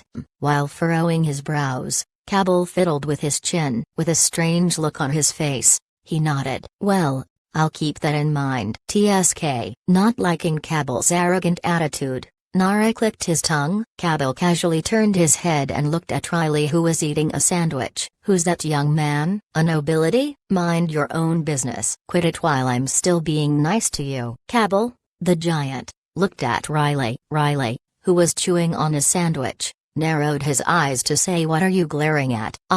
Oh my, looks like he has quite an attitude." Cabell awkwardly scratched the back of his head and redirected his gaze to Nara. "I don't think you and that young master are a good fit. Are you sure you are doing well? Should I help you a little? Don't mind others' business, just get lost." All right, Commander." "You ha ha ha." Cabell laughed it off. Cabell was moving his hand toward the top of Nara's head, but his hand was slapped. Cabell took steps back. "Oh, how cold." "Get lost." Nara, with cautious eyes, glared at Cabell. Nara had deadly aura in his eyes. Cabell looked toward Riley once again and noticed the insignia on the carriage. Cabell wiggled his brows. "That insignia, is that Falada from Salia? Are you trying to say that you won't get lost?" Nara grabbed his spear. Cabell nodded as if he got the memo. Cabell smiled as if he figured something. His eyes met with Riley again. Cabell lowered his head to show respect to a nobility. Because of Nara's threats, Cabell could not stay here anymore. He walked to his carriage and got on the driver's seat. "Well then, I'll get going." "Basilisk, see you again?" "Cut the bullcrap. I don't want to see your puke-inducing face. Just die somewhere in Rainfield's puddles or something." Just like how loud they were when they first showed up, Cabell mercenary group disappeared to Rainfield while kicking off dust. Nara spat to the ground as if all this was a foul luck. "What was that?" "It looks like you know the man." Having heard the question from Riley, Nara, who came next to Riley and picked up a sandwich, put down his spear and answered, "Bad blood." "It's bad blood." Riley wanted to hear more. He was about to ask the same question again, but Rorona added, "Cabell mercenary group is pretty famous.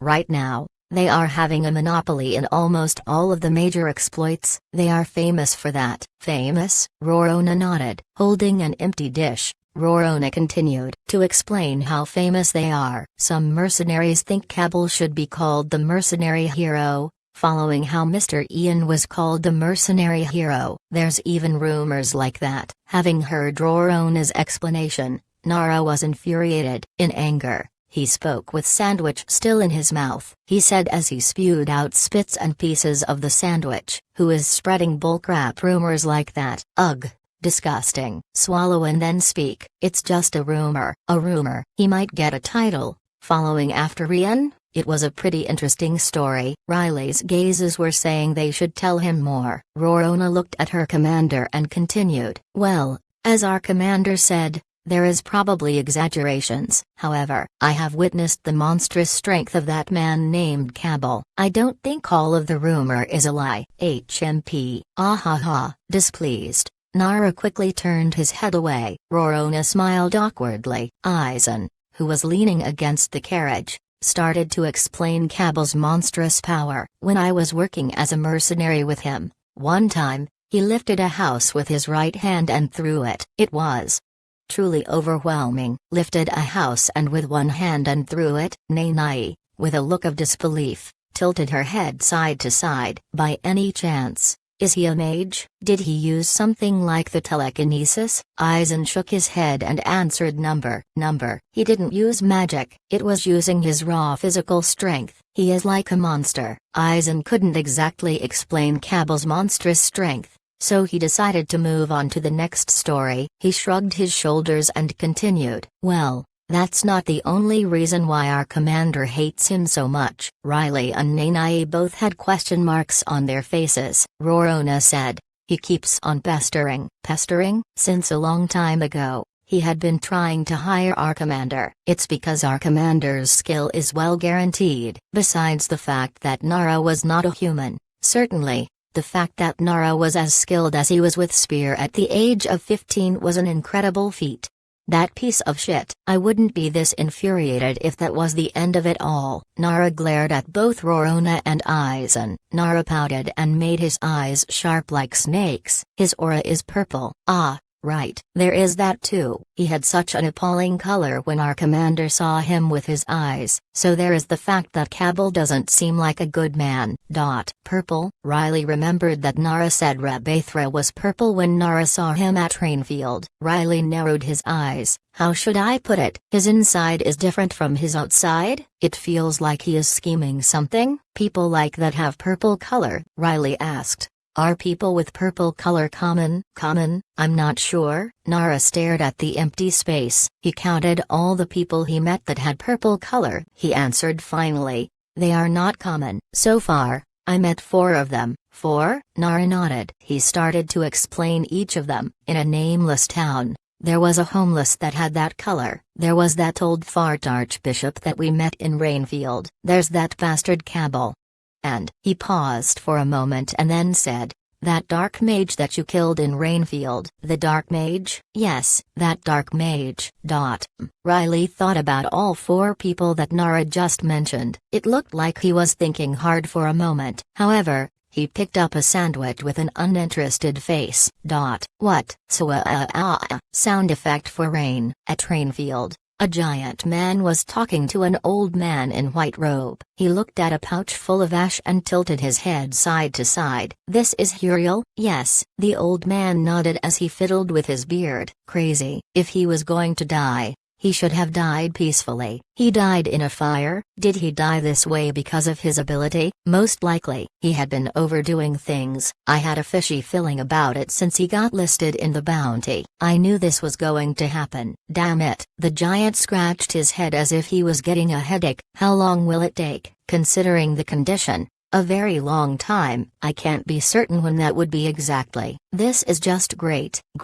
He seemed frustrated. He pounded on his chest with his right arm. He pointed at his right arm, cringed and said, this rascal lost his qualification to be the left hand. Well, calm down. How could I calm down? I thought I will get to see the faces of the parts after many long years, but only 3 of them are here, and the rascal called the left hand, who was carrying out an important work, became fertilizer.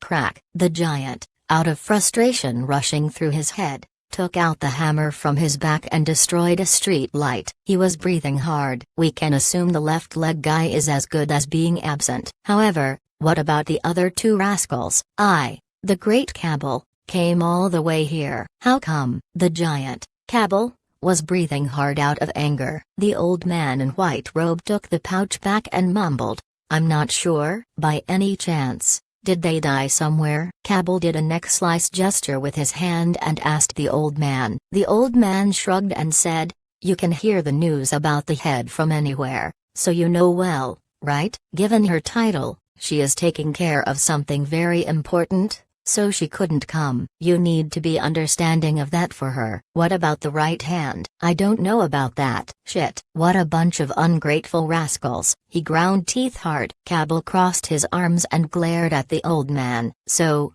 Rabathra, what are you going to do now? I'm not sure, for now. Rabathra brushed his white beard and mumbled quietly. First, we need to decide on the order of things and proceed with the work. Ugh. This means our life wish will be delayed. Our left hand became like this, so it cannot be helped. Still, Huriel was the most hard-working of us all. It's too bad. Rabathra fiddled with the pouch in his arms. He looked up the Rainfield's clouds and said, The right leg will join the head when there's a chance. They will go find the right hand. The heart will fix the left hand and wait for the moment. Wait. Kabul tilted his head side to side for a moment. Soon, he realized what Rabathra was saying. Kabul crossed his arms and asked, you are talking about that thing from the Holy Temple, right? What was it called? The Divine Message? By the way, that lass looked quite pretty. When you get the chance, introduce me to her.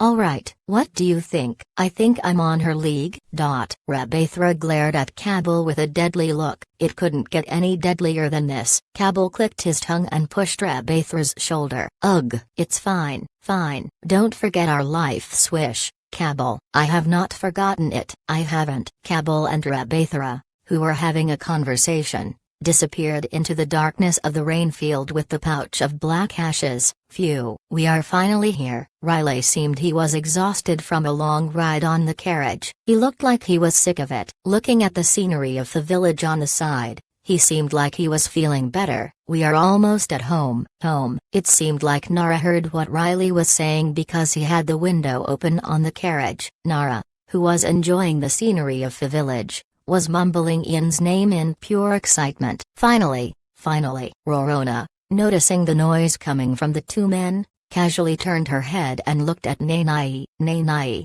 how's your body? Yes, it's fine. Ever since the summer came, the pain came without warning. It seemed she was fine now. Her face also looked like she was not in pain anymore. Nanai shrugged her shoulders and responded, I'm relieved to hear that. Noticing the look on Nanai's face, Rorona smiled and continued, anyway, I'm looking forward to it. We will be meeting Mr. Ian. Is he really that amazing? Nanai looked at Nara on top of the carriage, who could not hide his excitement. Nanai asked as she tilted her head side to side. Of course, I know I've said it so many times, but he is a legend among the mercenaries. This will be my first time seeing him in person as well. They went past the village and then the forest. In the distance, Nanai could see the entrance to the Falata mansion. The tip of her lips tilted up slightly.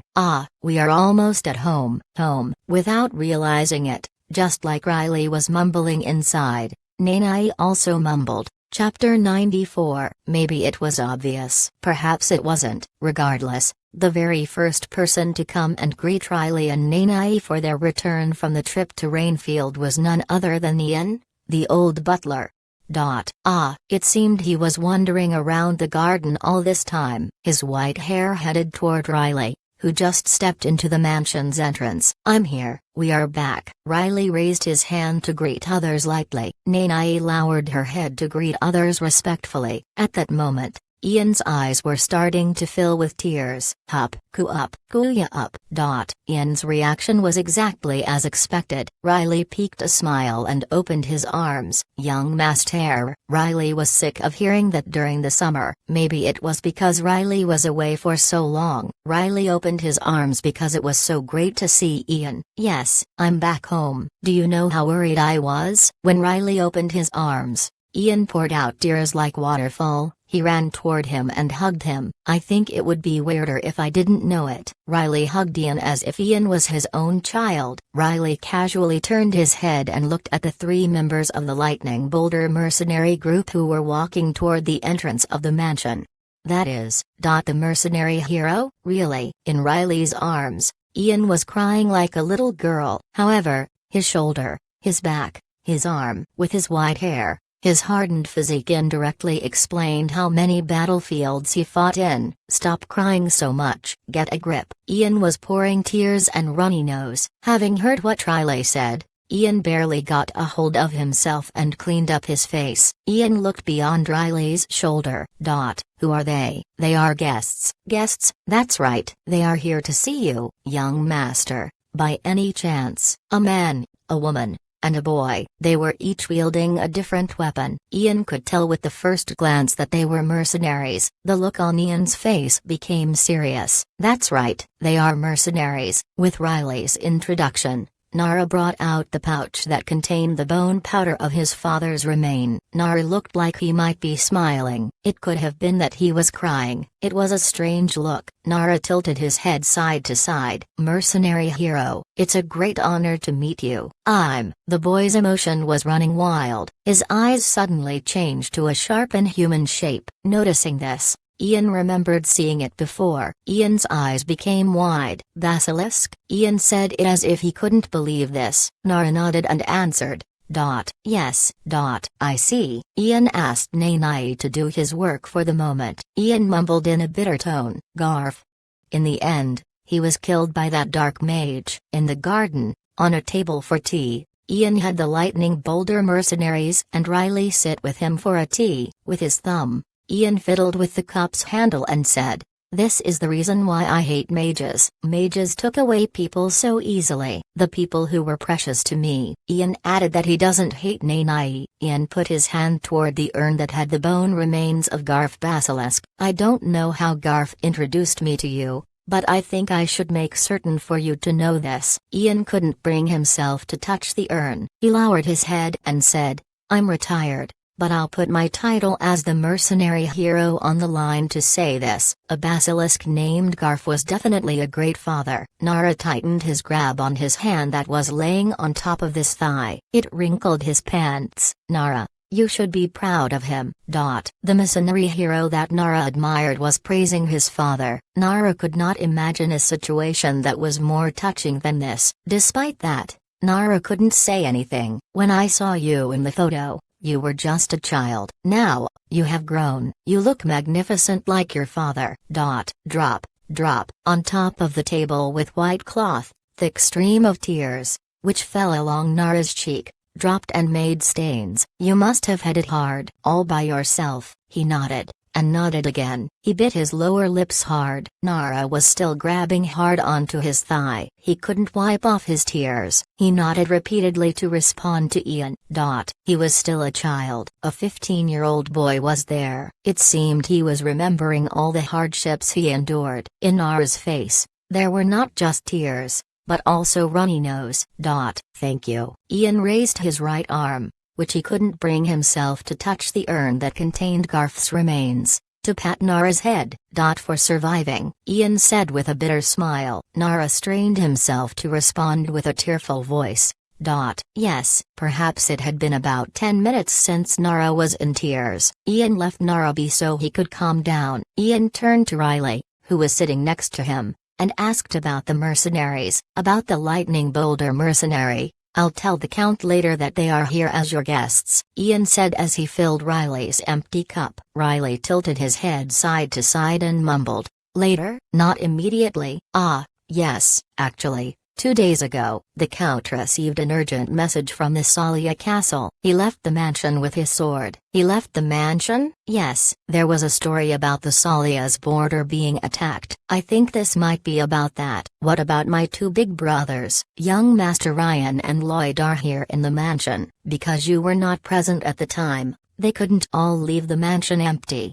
Riley narrowed his eyes. He looked around the mansion and asked Ian, "How's my mother? Is she doing well?" "Yes." It seemed Ian had been watching out for Iris through the day and night. The dark circles under Ian's eyes were darker than usual. "Actually, ever since the Count left, I was concerned something might happen, so I had been extra cautious." It had been strangely quiet. Riley narrowed his eyes and got up from his seat. Slowly. "She's at her room, right?" "Yes." Riley ordered Ian to have conversations with the mercenaries. Riley walked toward the inside of the mansion. "I'm going to let this slide because you're still in training. If you were no longer in training, I would not have gone easy on you if you made a mistake like that." It was at the mansion's kitchen. Sarah and Nanai were preparing dinner. It had been a while since they got together like this, so they were having their girly chats. "Seriously, I wish I could give you lectures for 1 or 2 hours." "I'm sorry, Ms. Sarah." Before preparing the meals on the menu,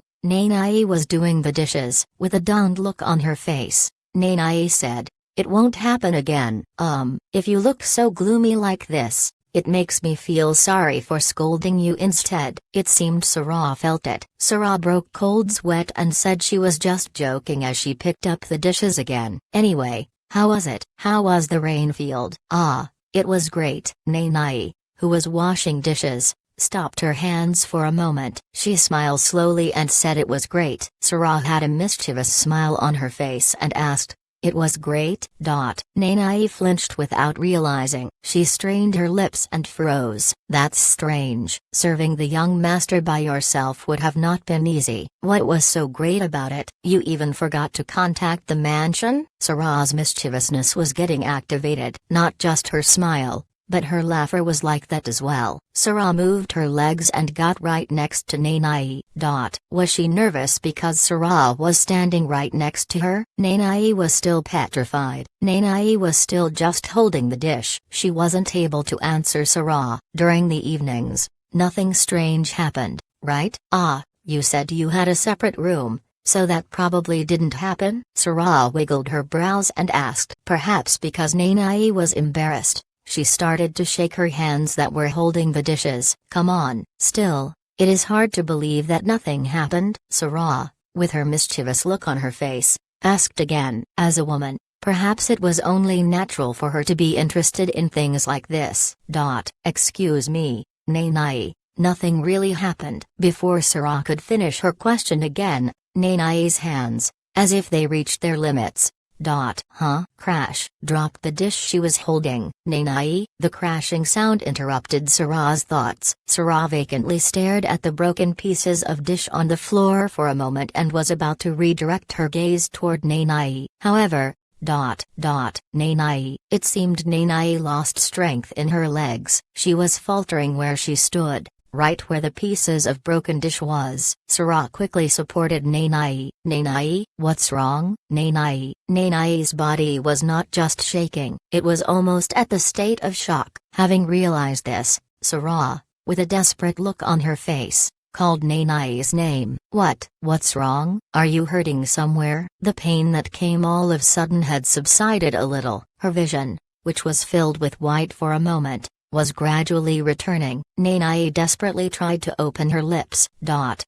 Looking at Sarah's face, which was filled with concern for Nanai, Nanai squeezed out her voice and stumbled to say, "I'm not hurting, Nanai, I'm fine." Sarah was holding on to Nanai's arm. Nanai pushed Sarah's hand away and tried to pick up the broken pieces on the floor. However, she ended up plummeting there. "I just sat down so I could pick up the broken pieces. It is more efficient that way." So, with shaking hands, she was reaching for the broken pieces of the dish. Her wrist was grabbed by Sarah. "Your hands are shaking so much. What could you possibly clean up with these?" Sarah was holding Nanai's right arm's wrist. Nanai looked at her right hand. Without giving it any thought, she tried to grab the pieces with her right hand. Her right hand was unlike ordinary people's hands. It was missing 2 fingers. Her right hand was grotesque. Looking at her right hand, Nanai was, I am, Nanai." Nanai was shaking her head left and right. She was choking in fear. "I'm sorry. I'm terribly sorry. I'll work hard. I'll do my best. I'll work harder, so please. Please don't abandon me. Please praise me." Sarah wondered if Nanai was seeing things through her right hand that was missing 2 fingers. Nanai was constantly shaking her head and mumbling. Concerned, Sarah shook Nanai. Nanai, can you hear me? Get a hold of yourself. No more of experimental medicines. I won't be greedy anymore. I won't expect anything. I won't hope for anything, so please. Please. No more of that. Not that medicine." Nanai was in a state of panic. She raised her severely shaking hand and stated to scratch the mask on her face. No. Looking at her right hand that had fingers missing, re-experiencing the pain she felt in the basement laboratory, Nanai brought her right hand, her normal thumb toward her mouth. Nanai was about to bite off her thumb. Sarah quickly stopped her. Hey, there's still 2 hours left until the store opens. Riley kicked the back of the red-haired young man who was still traveling through the dream world. Get up, you rascal. Ugh, what the hell, who dares to, Andal, the red-haired young man, woke up. As soon as he woke up, he found the black-haired boy next to him. As if he was extremely annoyed, Andal cringed. It's that dumbass. Chapter 95. Ugh, you. I just fell asleep. You live over 10,000 years. I don't want to hear that from a rascal like you. Do you understand? Just get the hell up. There was a face looking down at Andal with the tip of his lips tilting upwards, full of mischievous atmosphere. Andal was annoyed all the way to the top of his head. He got up as he cursed at Riley. Ugh. Andal woke up with a fuzzy look on his face. The pub was a mess, but Andal cleaned it up completely with a sweep of his hand and walked toward the kitchen. Why are you back so soon? Soon? It's been months. Riley looked around the clean pub and said the duration of his stay in Rainfield as he shrugged his shoulders. Not several years? Andal was looking at Riley with why are you back so soon look on his face. Andal was pouting. Seeing his face, Riley talked back, finding the idea to be ridiculous. Are you bragging about your several tens of thousands years lifespan? Ludicrous. I'm saying this because I'm sure of it. There isn't a single dragon in this world that brags about one's lifespan. Ah, is that so? Riley sat on one of the chairs that Andal tidied up. Riley ordered the usual, locked his fingers and rested his chin on it. How's that, lass? Andal, who was preparing the drink Riley ordered, asked as he added ice into the glass. Lass, your servant. What was her name? Nanai. That's right, Nanai. He was talking about Riley's maid in training who had a very limited lifespan left because of drug experiments at the Magic Tower. It seemed Andal was curious about how she was. With a question mark on his face, Andal turned his head and looked at Riley. How is she? What do you expect? Riley took a sip from the drink that Andal handed to him to wet his lips. Riley continued as he tasted the sweetness of the drink. It's close. From Riley's perspective, it seemed to be the case. She can barely move her body, but she insists that she is not ill or in pain. It seems close. Riley fiddled with the ice inside the glass as he leisurely mumbled Nanai's condition. Watching Riley, Andal cringed big time. That's inefficient. The way humans think. I cannot understand it. Won't it be more comfortable to just say she is ill and then rest? Andal was tilting his head side to side with a question mark on his face. Andal even prepared a glass for himself and sat in front of Riley. There are many different kinds of people in this world. There are foolish people like that who keep on working even when they are sick. The fools who do not realize they are falling deeper into a swamp. Riley looked at the drink in the glass wavering as he explained it about people. However, Andal still had a confused look on his face and tilted his head side to side. Past life. Riley was like Nanai once. There was a time when Riley struggled in futility without realizing he was in a swamp. Why do you think humans are humans? Riley was thinking about his past, which was strikingly similar to Nanai. Riley mumbled. Humans are humans because they are like that. Riley was like that once. To save the people, to save the world, in order to live up to others' expectations. There was a time when Riley marched on restlessly without caring for his own well-being. Shattered in pieces. The end result could be summarized in those words. It didn't end very well, as I thought. Humans are very interesting. Their way of thinking is different from dragons. Way different. It probably is because of the lifespan, perhaps. With Andal bringing up Nanai's remaining lifespan, Riley slowly narrowed his eyes and thought about Nanai, a maid who was much like himself from his past life.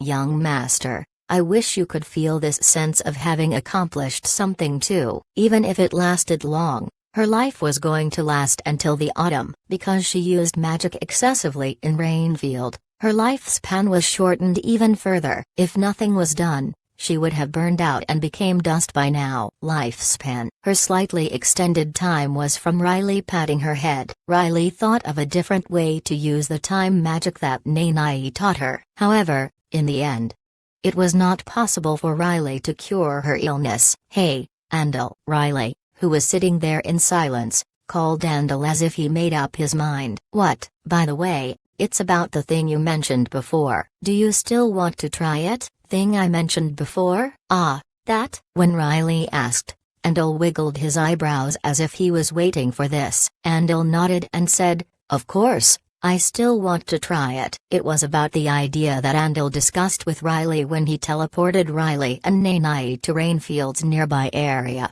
Andal said he was still interested in that profession. Andal asked, "By the way, what about it?" "Try it," Riley said as if he was tossing the words out. Andal, with a look of disbelief, blinked his eyes. "Are you being serious? You were absolutely against it before. Why are you changing your mind now?" Andal was rubbing the palms of his hands. He was implying that if there's something that Riley want in return, then he should just spell it out. Riley, displeased with the gesture, cringed and said, "Did I say I'll give her to you? I'm not saying I'm going to hand her over." "In that case, what is it?" "You said you want to experience that profession, didn't you?" It was late summer. The autumn was already almost here before anyone realized. The weather was pretty cool nowadays. It was perfect for Riley to sleep under the apple tree on the mansion's garden. "Young master, are you sleeping?" Looking at Riley leaning against the tree with his eyes closed, Nanai asked carefully. There was no response. He had his eyes closed, and he was making regular light movements. They were telling Nanai that the boy was taking a nap. "It's pretty cold now. He might catch a cold like this." Nanai, concerned, turned around to go back to mansion to get a blanket. However, you. She heard a cry from Riley. She stopped walking and turned her head to look. "Young master?" Riley was furrowing his brows as if something was bothering him. Concerned, Nanai turned around and came next to him. "Young master, are you alright?" Nanai's mask was broken during the seizure she had last time. With her scar fully exposed, Nanai looked at Riley. You. Having noticed that Riley was occasionally struggling as he slept, she looked at Riley with concerned eyes. Nanai started to blink her eyes. Just now, through her right eye, which was no longer covered by the mask, she could see sceneries in her head. She tightly closed her eyes and shook her head. "What is this?" "Just now, something strange." She thought about the scenery, the people in Riley's dream to be exact, and opened her mouth vacantly. It was a very strange sight. There were highly angular buildings made of stones. There were things with wheels moving around quickly. There were people walking around in strange clothes. They were all things that Nanai had never seen before. "Oh no, this is not the time for this." Riley was struggling as if he was having a nightmare. Noticing this, Nanai got a grip and realized perhaps it was not a good idea to go all the way back to the mansion. She used the leather bracelet instead of a blanket, at least this. She brought out her spare maid dress and covered Riley with it like a blanket. It seemed he was spared from the nightmares thanks to the maid dress blanket. The look on his face was back to normal. Nanai sighed in relief. "Young master, the vision just now." Nanai looked at Riley with concerned look. However, a terrifying pain was creeping up again. With her left hand, she started to tightly grab her chest. Nanai. Nanai's face was completely crumpled. However, having heard Ian's voice coming from the back, it changed in an instant. "Yes, Mr. Ian." Nanai straightened up the look on her face by force. With a normal look, she turned her head and faced Ian, who was walking toward her. "Rest today." "I heard from Sarah. She said you are not feeling well. Why didn't you tell us about it all this time?" Nanai shook her head. Tightening her grip on her chest, Nanai said, "I'm not ill. I'm fine." "You are not ill?" "Yes." "How about saying that after your hands stop shaking?" Nanai was able to put up a look on her face, but her hands and arms were shaking as Ian said, "This isn't just for young master. I'm saying it as a family and an elder who had lived longer than you have. Rest today." "But, Mr. Ian." Silence. Nanai was gradually raising her voice. In response, Ian narrowed his eyes and said with a deadly aura, "You'll wake up our young master." Having realized this, Nanai had a look of panic on her face. Not knowing what to do, She bit her lips. Rest today. Yes, she had no choice but to listen to Ian. With her shoulders down, she started to walk. Nay. She was on her way back to her room in the mansion. Having heard Ian's voice, she stopped for a moment. One's health is very important. If you are going to continue to serve our young master, you need to look after your condition. It's one of important skills you should learn. Continue to serve. Nay stood there vacantly. She had a bitter smile on her face as she looked at the ground. Yes, Mr. Ian, I'll keep that in mind. Nay figured Ian was looking at her back at this moment. However, she was not able to turn to look. She just answered like that and walked toward the mansion. If I'm going to continue to serve young master. Nay was thinking about what Ian just said. In order to get a hold of herself, she shook her head wildly and tightened her fists. Nay, get a grip. That's just being greedy. Her life was going to end when the autumn came. She decided not to be pathetic. She decided not to cling onto her young master. She decided to firm her determination. As she thought that, she walked toward her room. However, she ran into someone on the way. Oh, who was this?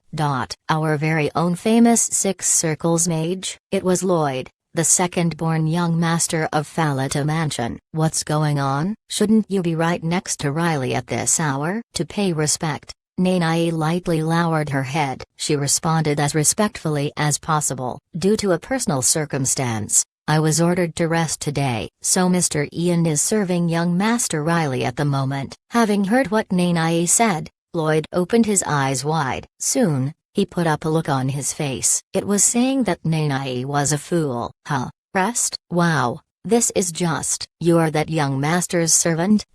It was a low blow, unbecoming of a nobility of his status. However, Nay knew that nothing good will come from expressing anger here, so she didn't fight back. She was going to just walk past him and go back to her room. However, Kolog, because of something coming out of the throat, she couldn't hold it anymore and started to cough. What the? She quickly closed her mouth with her hand. She was coughing hard as if she was about to cough blood. Watching this, Lloyd panicked and broke cold sweat. Kolog, it didn't look like her coughing was going to stop anytime soon. Nay's eyelids started to shake uncontrollably. My sight. Every time she blinked, her vision was getting whiter. Nay was desperately holding on to her consciousness. However, with each cough, that was getting harder. What is this? Hey, what's wrong? Having noticed the black blood flowing out from Nay's left hand that was covering her mouth, Lloyd flinched his shoulder. Kolog, hey. Lloyd realized this was serious. In a hurry, Lloyd turned his head. He was about to call for someone. However, this is crazy. Hey, is there anyone? Stop it, Lloyd. However, he was stopped by someone grabbing his shoulder. Big brother. It was the eldest young master in the mansion, Ryan. Kolog. Nay's left hand could not take it anymore and fell. As if a dam broke, lumps of black blood poured out and made a mess on the corridor's carpet. Kerhuk. Kolok. The amount of black blood pouring out from the girl's mouth was enough to make Lloyd flinch once again. What is this? Lloyd panicked after seeing the black blood that Nay spread to the carpet. He believed that calling for people was the right answer. However, just let it be. Pardon? However, he was stopped by Ryan once again. Just letting it be is the right thing to do. But, right in front of them, there was a girl. Moreover, a person who was a part of the Falata's household, was dying. However, Ryan was telling Lloyd that just letting it be is the right thing to do. Lloyd questioned Ryan's judgment. But Big Brother, even though Nay was a formidable supporter of Riley in the successorship, turning a blind eye to a dying girl was a disgraceful act that would taint the name of Falata. It was unbecoming of the family name. If our father was here, he would not leave her be like this. Slap. With the sound, Lloyd's head was quickly turned to the side. Big Brother. Lloyd, with a look of disbelief, looked at his brother. Get a grip, Lloyd. The look on Ryan's face could not be colder. That lass is going to die anyway. Ryan was aware of this because he got a letter from his fiancée a few days ago, which explained that the Six Circles mage maid has a very limited lifespan, so they don't need to worry about her. Kolok. Kolak, not able to endure it anymore, Nanai suddenly fell to her knees as she poured out black blood from her mouth. Ryan said once again, "Let her die." By his big brother's threat, Lloyd was petrified as he looked at Nanai. Lloyd was not sure if this was the right thing to do or not. With a vacant look on his face, his lips was shaking. It was at that moment. "Ah, you are here." From the direction of Nanai's back, there was a man with flame-like red hair. He fixed the glass that fell almost to the middle of the nose as he showed himself in front of Ryan and Lloyd. Chapter 96. That's quite a state you are in. Should I say you are lucky that you are still not dead yet? Ah, that's not it, Riley. That rascal probably did something, so it isn't just luck. The red-haired man with glasses didn't look like a servant at all. Ryan and Lloyd, both with confused look, stared at the man. Who was this? Other than the three members of the Lightning Boulder mercenary group, they were not aware of any other guests at the mansion. It was only natural that they had confused looks on their faces. Let's see. The red-haired man walked over to Nanai in a leisurely pace. He came right behind Nanai, who was coughing, and started to examine her condition here and there. Wow. It's super convoluted and tangled up. It doesn't look like hammering in mana is going to make it better. Nanai was not in good condition. The red-haired man felt like he knew why a certain monster that he knew was not able to make Nanai better. The red-haired man nodded repeatedly.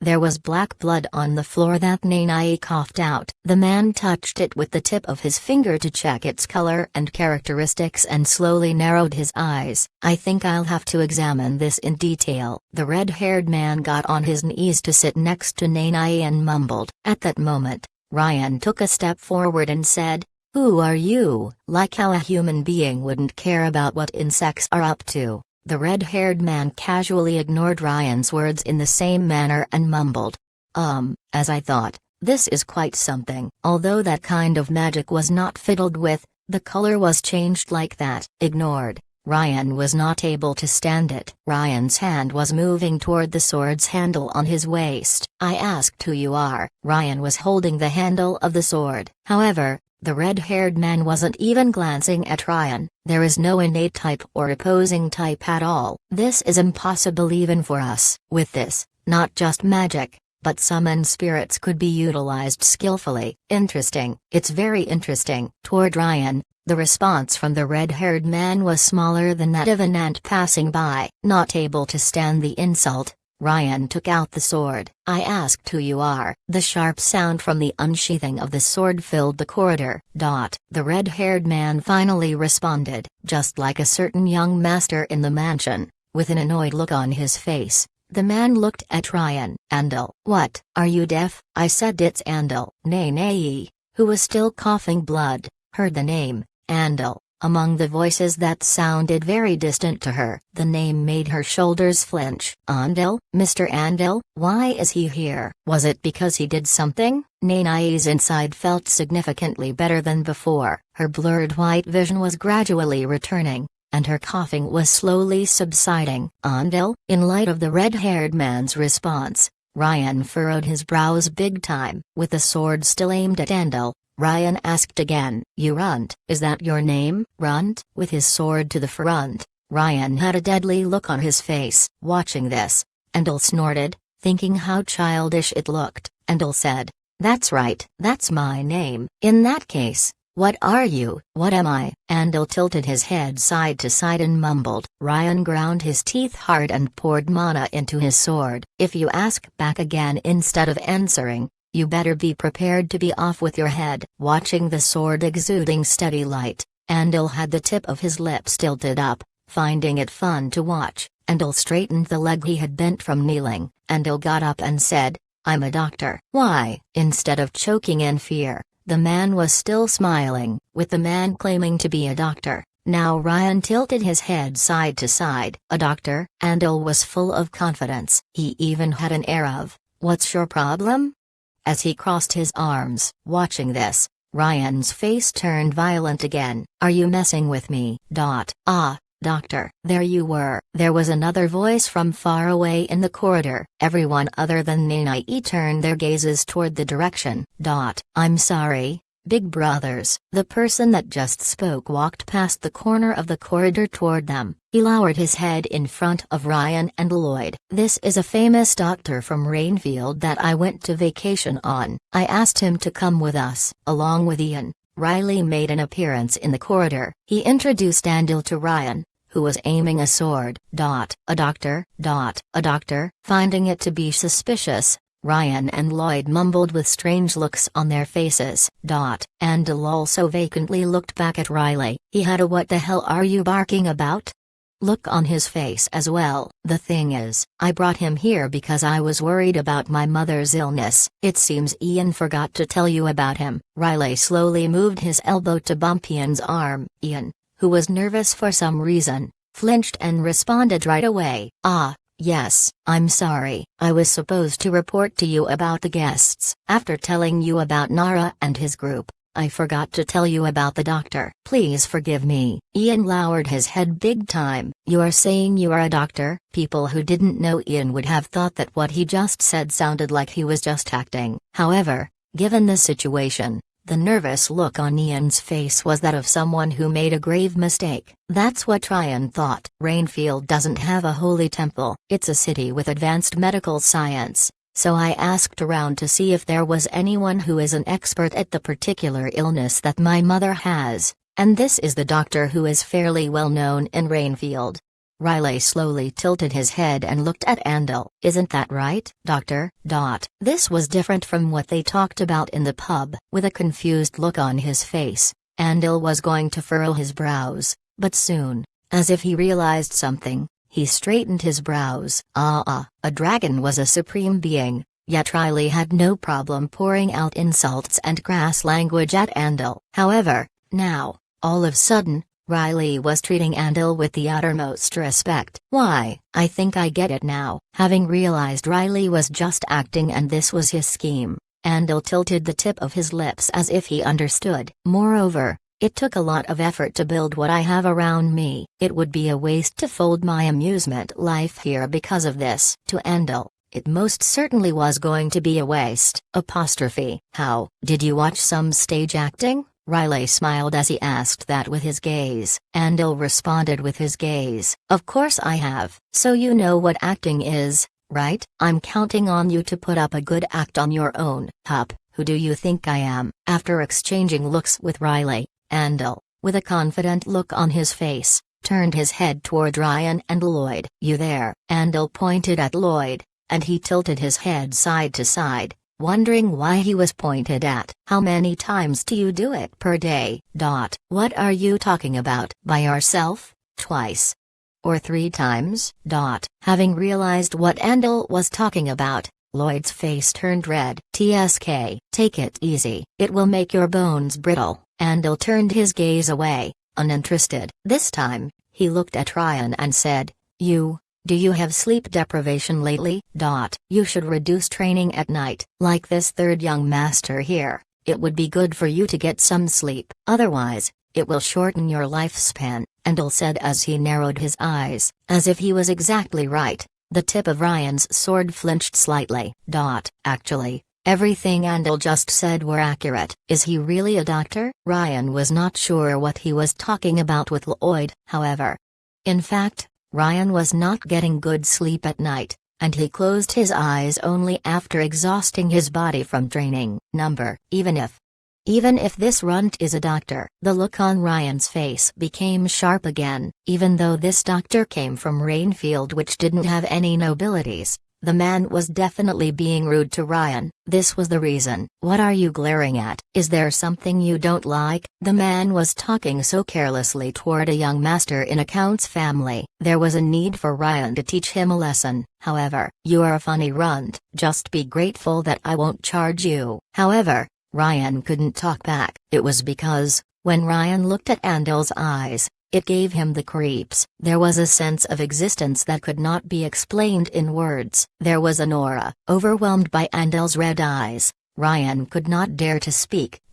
As a human, as a living organism, his instinct was yelling at him to say he shouldn't dare to challenge a predator above his level. It was obvious. Although Andal had the form of a human being, inside that shell, there was an incredibly fearsome being, also, ignoring Ryan and Lloyd, who were not able to say anything back at Andal. His gaze now turned to Riley. Our third young master should cut down on the sleep a little. Pardon? What are you talking about? Riley smiled and looked at Andal, and Andal also smiled and said, I think it would be good for you to move your body. A blood vein was popping out of Riley's forehead. Maybe he knew, or maybe he didn't, but Ian, who was standing next to Riley, was beating the drum along with what Andal said. Ian said as he splashed spit from his mouth. Yes, that's right, as expected of a doctor from Rainfield. With just one look, you picked out the thing that our young master should improve on. With Ian's support fire, Andal tilted up and wiggled the tip of his lips. He looked as refreshed as if he just chugged on a full glass of brown sugar beer. Andal advised, from now on, I think it would be best if you went easy on taking advantage of a certain friend of yours. You should move on your own, on your own. Having heard this, Ian mumbled, I agree. You are totally right. Riley's forehead now had a few additional veins popping out. Ha, ha ha, young master, did you get what I just said? Andal asked as he twisted the tip of his lips. With all of his strength, Riley curled the toes that were hidden inside his shoes. With his facial muscles twitching, Riley responded, Yes, I look forward to having you here. As he said to himself that he will definitely make Andal pay for making fun of him today. Young master. Meanwhile, with a vacant look on her face, Nanae was looking up at Riley while still in kneeling position, unable to fight the eyes that were slowly closing on their own. Nanae lost consciousness. Nanae, your mother is sorry. You must want to live like other kids your age too. No mother. It's alright. Sorry. I'm sorry. Please don't say that. I won't want it. I won't ask for anything more. So, just like this. Just hold my hand. That's my only wish. Nanae, just count on me. The things she could see in front of her were very vivid. Please. Please no more. Now, you need to work hard for your mother's sake. Isn't that right? For my mother, we only emptied just one bottle. You need to keep up the good work. Today, we are going to empty 7 bottles, so we need to hurry. Now, try drinking it. For mother. That's good. Good. You are drinking it so well. Apostrophe. Ho, cuck. Ugh. Ugh. As a reward, I'll give you a new medicine. Drink this and it will make you a little better. It hurts. Hurry. Hurry. Oh, my hand slipped. Apostrophe. Yes, coo. Ugh. I'm sorry. Sorry. Well, it won't kill you. Not immediately. Kill me. It got on the eye. It cannot be helped. Apostrophe. Please. No, you can't die yet. Her short life, things she experienced, were flashing past her. It was horrible. Apostrophe. Mom, I'm back. Who are you? Mom, I don't know who you are. But, it's me. It's Nanae. Nanae. Yes, don't lie to me. Apostrophe. My daughter doesn't look like that. Mom, wait. Please wait. Please open the door. Mom, I won't expect much. I won't even ask you to hold my hand. So, my hand. Why is my hand like this? It's missing fingers. No, this can't be. No, maybe. From the moment she had to drink the chemicals at the magic tower. Ever since then, just like how she screamed and pleaded back then, she might have been thinking that way all along. She want to die. Just let me die. It's all right, Beta, even if I died here. No, you useless bitch. Apostrophe. No, you still have work to do. You can't die yet. You can't die before finishing it all. If you died already, then you will be just a garbage that could not return my goodwill of having high expectations for you. Do you understand? B. But, because you said you believe in me. That's why. If I saved you, if I rescued you, if I fed you and gave you place to sleep, you need to at least do your part, don't you think? Why do you think we picked you up? You make us puke just from looking at you. Why do you think we used all of our savings to buy you this useless runt? No, I'm, ugh, you disgusting bitch. That's why you were thrown out from the magic tower. If this was a nightmare, It would have been nice if Nanai could wake up from it quickly. However, it was not a nightmare. She felt like she knew what these views were. How long will I be able to live? That is, I can't completely cure your illness. So, about that, I can extend your lifespan. But, I'm sorry. It's alright. I had my mind prepared for this. That's right. She was prepared for this. From the moment she was suffering at the magic tower, on the day she was abandoned by his mother, on the day she heard all those harsh words from Beta, Nanai was prepared for it. If it is short, it will last until the summer. If it is very long, it will last until the winter. However, I think it will be until the fall. What she was seeing right now was not nightmare. It was the light at the end of the tunnel. Nanai was certain that this was what people saw before they died. Will I be able to die now? Looking at the things quickly flashing before her eyes, Nanai mumbled quietly, finally, I can die. It was the wish that she had for a long time. Her wish was finally coming true. Finally. She was going to be comfortable. However, finally, as if they were broken, there were tears pouring out from her eyes. It was not certain if they were out of joy or sadness. Her ambiguous tears were flowing endlessly. Nanai. Nanai opened her eyes. She could see the ceiling that was familiar to her. This place is? Nanai, are you alright? The area near her eyes were wet. Realizing that she was crying, Nanai barely managed to turn her head to look toward the direction where warmth could be felt. Lady Iris, it looks like you had a nightmare. Her hand, which looked horrible because it was missing some of the fingers, was tightly held by Iris. Iris had a relieved look on her face. Chapter 97. Nanai. It's alright, a dream is just a dream. Iris showed a refreshing smile toward Nanai and gently wiped off the tears around her eyes. Iris continued and said, what did you dream about? Dream? Nanai, with her mouth wide open, thought about what she just saw, and then bit her lip slightly. It didn't feel like a dream. It was the light at the end of tunnel. Nanai, noticing Nanai was just biting her lips and not able to say anything, Iris asked if Nanai was uncomfortable in any way as she tilted her head side to side.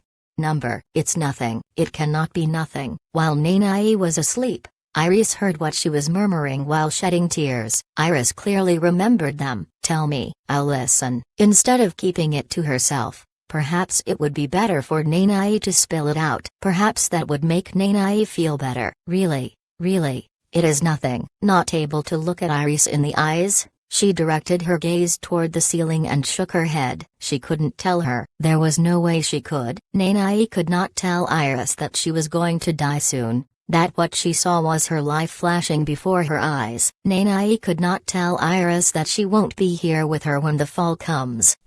Excuse me, Lady Iris. Nanai, who was staring vacantly at the ceiling to calm her mind, felt the warmth reaching her hand. Nanai said, about this. Sitting next to the bed, Iris was holding Nanai's right hand. Iris tightened her grip, keeping Nanai's hand feel warm. It seemed like Iris knew that if she let go of the hand now, she may never get to hold Nanai's hand again. Lady Iris? Nanai was embarrassed about her disfigured hand being held by someone. Nanai pulled her shoulder. However, despite that, Iris firmly held Nanai's hand. She refused to let go. Riley told me. Nanai, who was trying to make her let go of the hand in any way she could, heard what Iris just said and flinched her shoulders. It may last until the fall, right? What are you talking about? It's about how long you will be able to stay with us. Nanai tried to feign ignorance, but Iris had a serious look on her face, unbecoming of her. Iris' eyebrows were slightly bent. Her face almost looked angry. Why? It was no longer looking like Iris just seemed to be angry. Iris really was angry. Why didn't you tell us? Having heard what Iris said, Nanai's lips opened and closed again several times. That is, Nanai carefully moved her gaze and looked at Iris' eyes. Perhaps it was because Iris' eyes were gentle just like Nanai's mother who she said goodbyes to a long time ago. Nanai, who was about to say something, had her lips frozen shut. That is, Nanai had been longing for those eyes for a long time. Nanai also had been wishing for the warmth as well. Nanai could feel her heart being crushed in sorrow. Nanai tightly grabbed onto the blanket with her left hand so Iris would not be able to see and then said, I didn't want to be a burden to you. It was a lie. Nanai managed to avoid Iris' gaze and gave an answer that was different from what she was really feeling. Nanai. Looking at Nanai, who was trying to avoid her gaze, Iris tightly held Nanai's hand again and asked gently, by any chance, did you want to die? Nanai,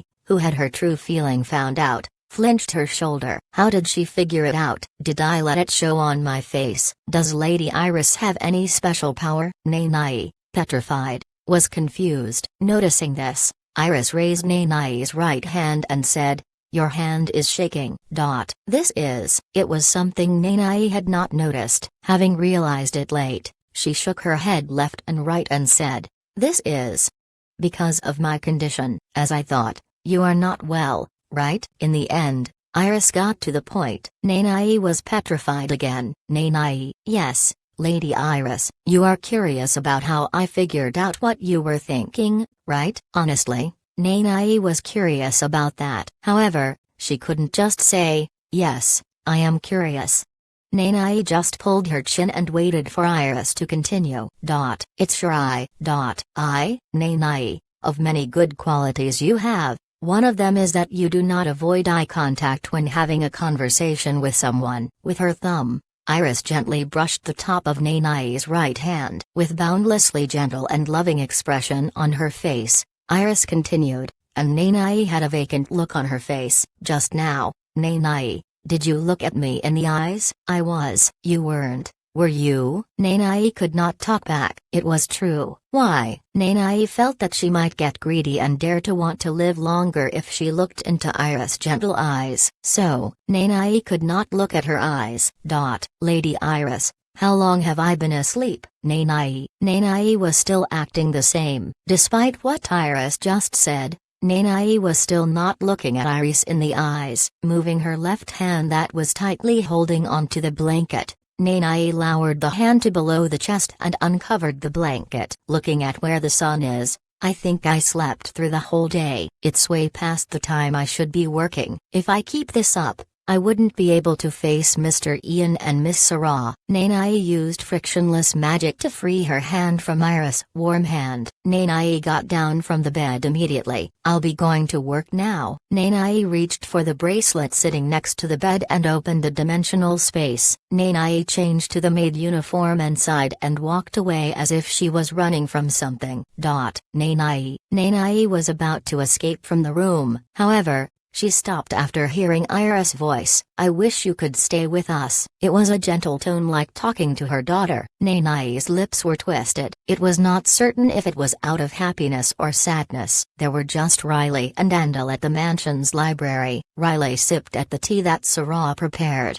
narrowed his eyes and looked at Andal. Riley decided to postpone paying back Andal for what he did at the corridor. Riley asked, what do you think? So, what would you like to hear first? Instead of tea for humans, Andal was fixated on books rolling around on the library. In response to Riley's question, Andal asked a question. He was asking if Riley would like to hear about Iris or Nanai first.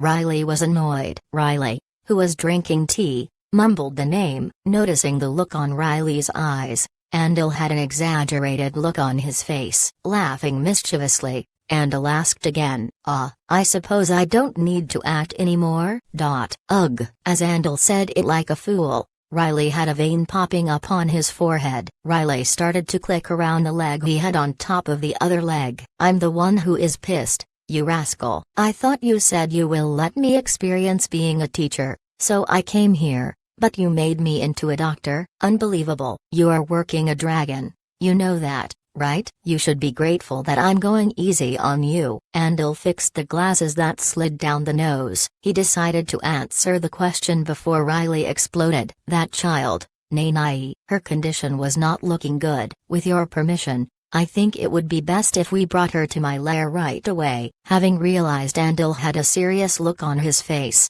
Riley leaned on the back support and sighed. It's that serious? You had a rough idea already, didn't you? Riley was not able to answer. He brought the teacup to his lips and started to tap the armrest with his left hand. It feels like there are more to her than what I can see with my eyes. How should I say this? There are more convoluted things tangled up inside? I also find it intriguing that humans were able to get a person's inside to be so messed up. Andal was flipping through a book that he picked up in an uninterested way. Having lost interest, he put it down and said, "Well, there's what you had me keep, but even without it, my personal opinion is that this child must be saved no matter what." No matter what? Yes, no matter what. Why? Riley, who had his chin resting on his hand, asked. Andal had a confident look on his face. He pumped up his shoulders and said, "It's because I decided to have her as my pupil." Riley found it to be ludicrous. With a look on his face,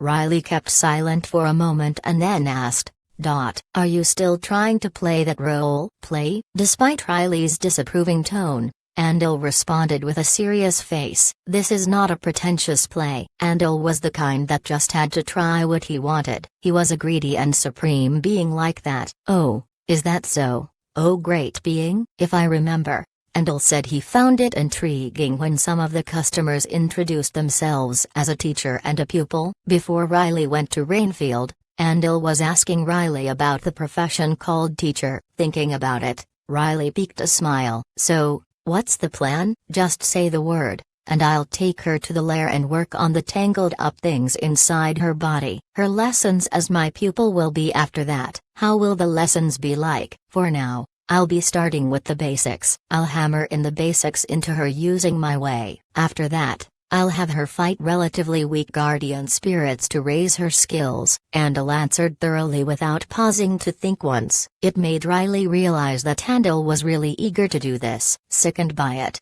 Riley shook his head. "So, can I bring her to my lair now?" "Right away?" "Right away, that's right. Right now."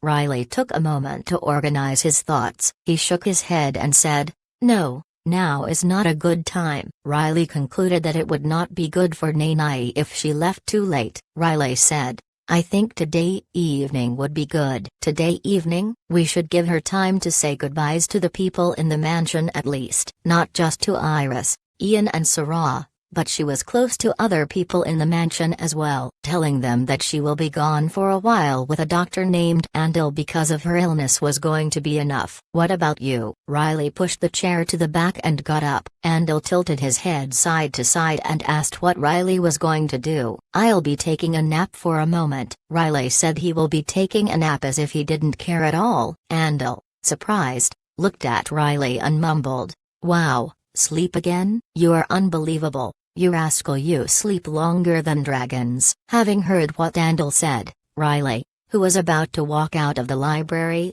slowly turned his body and raised his hand toward Andal. Toward Andal, Riley raised the middle finger.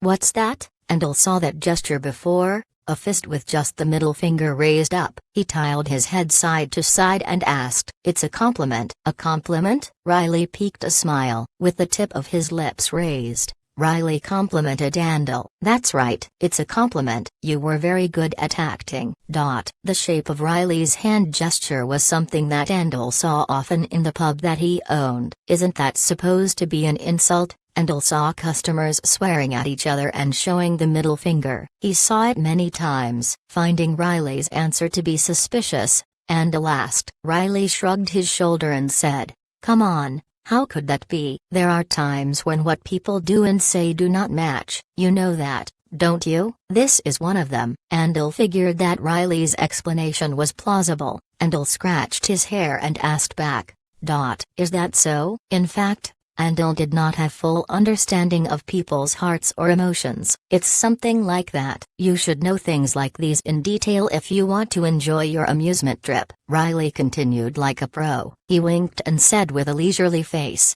Andal thought it was strange. However, when Riley said the thing about the amusement trip, Andal asked again with a confused look, "The middle finger means compliment?" "That's right. I'm complimenting you for the awesome acting you did at the corridor." Riley smiled again as he flipped the finger at Andal. Andal's face became full of confidence. Ooh, that's right. There is nothing that I cannot do. Andal was pumping up his shoulders as if he could take more compliments. Riley turned around and left the library. Riley had a dark smile on his face. It looked like he paid Andal back after all. You still have a long way to go, you rascal. Chapter 98. Nanae was dreaming. It was an incredibly blissful dream. However, a dream was just a dream. She had to get a hold of herself after waking up. Nanae, get a grip. Nanae said that to herself over and over in her head. She checked again to make sure there was nothing out of shape on her maid dress. She started to walk. I'm sorry, I'm very late. She came to the mansion's dining hall and then followed the corridor to the kitchen. There, she met Sarah and others who were busy doing dishes and preparing the dinner. Nanae, oh my.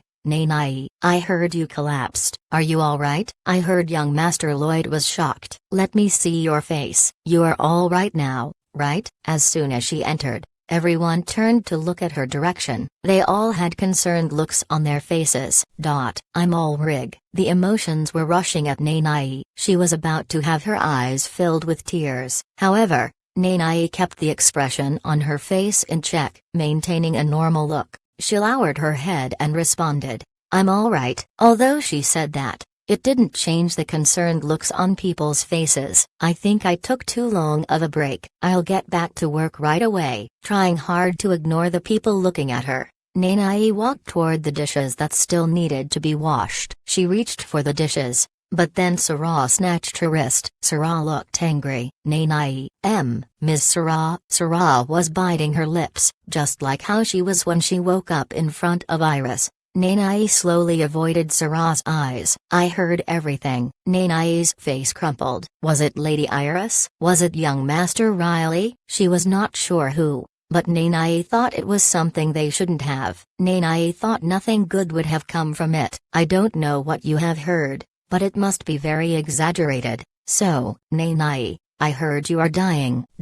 With difficulty, Sarah said it. The kitchen became quiet as if someone just poured cold water on everyone. It's an exaggerated story. Nanae broke the silence and said it. I don't know who told you that, but it is an exaggerated story. So, unable to look at people in the eyes, Nanae picked up a dish and tried to wash it. In the end, crash. Because of her shaky hand, she ended up dropping it. Because the kitchen was in silence, the sound of the dish being shattered sounded much louder than the last time. Nanae. Although someone called her name, Nanae did not respond. She directed her hand toward the broken pieces on the ground. Usually, she would not have used magic, but this time she did. I cleaned it up. She learned the rewind magic so she could teach Riley. She used the magic and restored the broken dish back to its former shape. Nanae. Sarah grabbed Nanae's shoulder and called her name. However, Nanae only flinched her shoulder for a moment. She only focused on the dishwashing,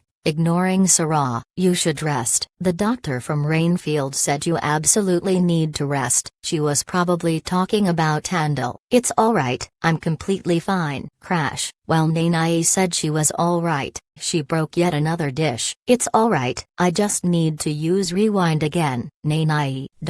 Nanae lowered her hand toward the broken dish. She was about to use the rewind magic again, but she stopped after hearing someone calling her name. I'm ordering you as the manager of all maids. I forbid you to enter this kitchen. I also forbid you to wear the maid uniform. Miss Willa. What is it? I'm perfectly fine. I'm not saying this because I'm worried about you in particular. Willa came next to Nanae, steadily gazed upon her as she explained. You used magic, didn't you? That's. Nanae knew that she couldn't make an excuse like it could not be helped. The dish was broken because of Nanae. If she denied it, it would make Sarah look bad because it would imply that Sarah didn't educate Nanae properly. By any chance, did Sarah taught you to be like that? No, that's not it. That's not. In that case, you have no objections, right? Nanae was afraid that it will be like facing a brick of ice if she faced Willa. She couldn't dare to look up toward her. Nanae looked at the ground as she bit her lips. Why? As if she was whispering, Nanae started to speak. I just did it efficiently. When I used magic for young Master Riley, you left me be. didn't you?" Tightly grabbing onto the skirt with her hands, Nanai slowly raised her voice. "Occasionally, for the people who were in trouble." What she had been holding down very hard started to come out of her eyes. "For Ms. Sarah, Sophia, Miss Helen, Laura, Gemini, Rebecca, Mr. Ian, Terry, Alan, Mr. Albert. When I used magic in secret to help them." "Miss Willa, you didn't say anything back then." Nanai carefully spoke the names of the people she helped in the mansion. She spoke them carefully as if they were precious. Not able to hold it anymore, with tears hanging in her eyes, she continued. "All of it." Drop, drop. The stream of tears flowing along her cheek started to drop on the broken dish. "You saw all of it, didn't you?" "Nanai, this is not fair. You had been watching me do all that, so I thought you would allow me this much." She was only 18. It was not going to be strange for an 18-year-old to speak about something unfair being done to herself. This was the first childish tantrum she ever threw in her life. With a wronged look on her face, Nanai lifted her head and looked at Willa. Her tears were flowing. They were like waterfall. The tears touching the scars on her right side was making it ache. However, Nanai was not able to stop crying. "Is it being considerate?" Nanai faced Willa, who was panicking, and asked, "Is that what this is?" "Nanai." This was the first time for Willa to see Nanai cry. Willa just managed to get a hold of herself, calmed her face, and was about to say something. "However, it is trying to be considerate, isn't it?" She was stopped by Nanai's question. "Because I lost my parents, because I was subjected to chemical experiments in the magic tower, because I lived in filthy Lower Salia. You think I don't notice things? No. In fact, I'm great at noticing things because of that. I'm filthy amazing at it. Because you can't survive there without it." Without her realizing it, she had some of her foul mouth from Lower Salia mixed in her speech. Still pouring tears out from her eyes, she continued. "Chasing me out of the kitchen because I used magic, forbidding me from wearing the maid uniform because I used magic, things like that, things like that." Her vision was blurred because of tears. However, she saw the looks on people's faces beforehand. Things like that. Everyone was looking at her, gently, with concern. Some maids were in tears. Some butlers had tight fists. "I don't need it." It felt like her voice was going to grow without bounds. However, her voice rapidly calmed. "I don't expect things from people. Don't want things. Don't be greedy." Nanai was thinking those over and over. Such gentle, caring gazes. "I don't need them." She was afraid. She was afraid that if she hoped for something, she might lose the people who were with her. Just like before, she was afraid that the warmth that barely managed to reach her might slip away like water through the sand. She was afraid and scared, so she didn't hope for such things. "Can't you just tell me that you need my help? That you are counting on me so it would be good if I kept on working? Can't you just say that to me?" That was Nanai's only wish. If someone was counting on her, and if she worked hard to return the favor of being counted on, at least, while she worked hard to meet the expectations of others.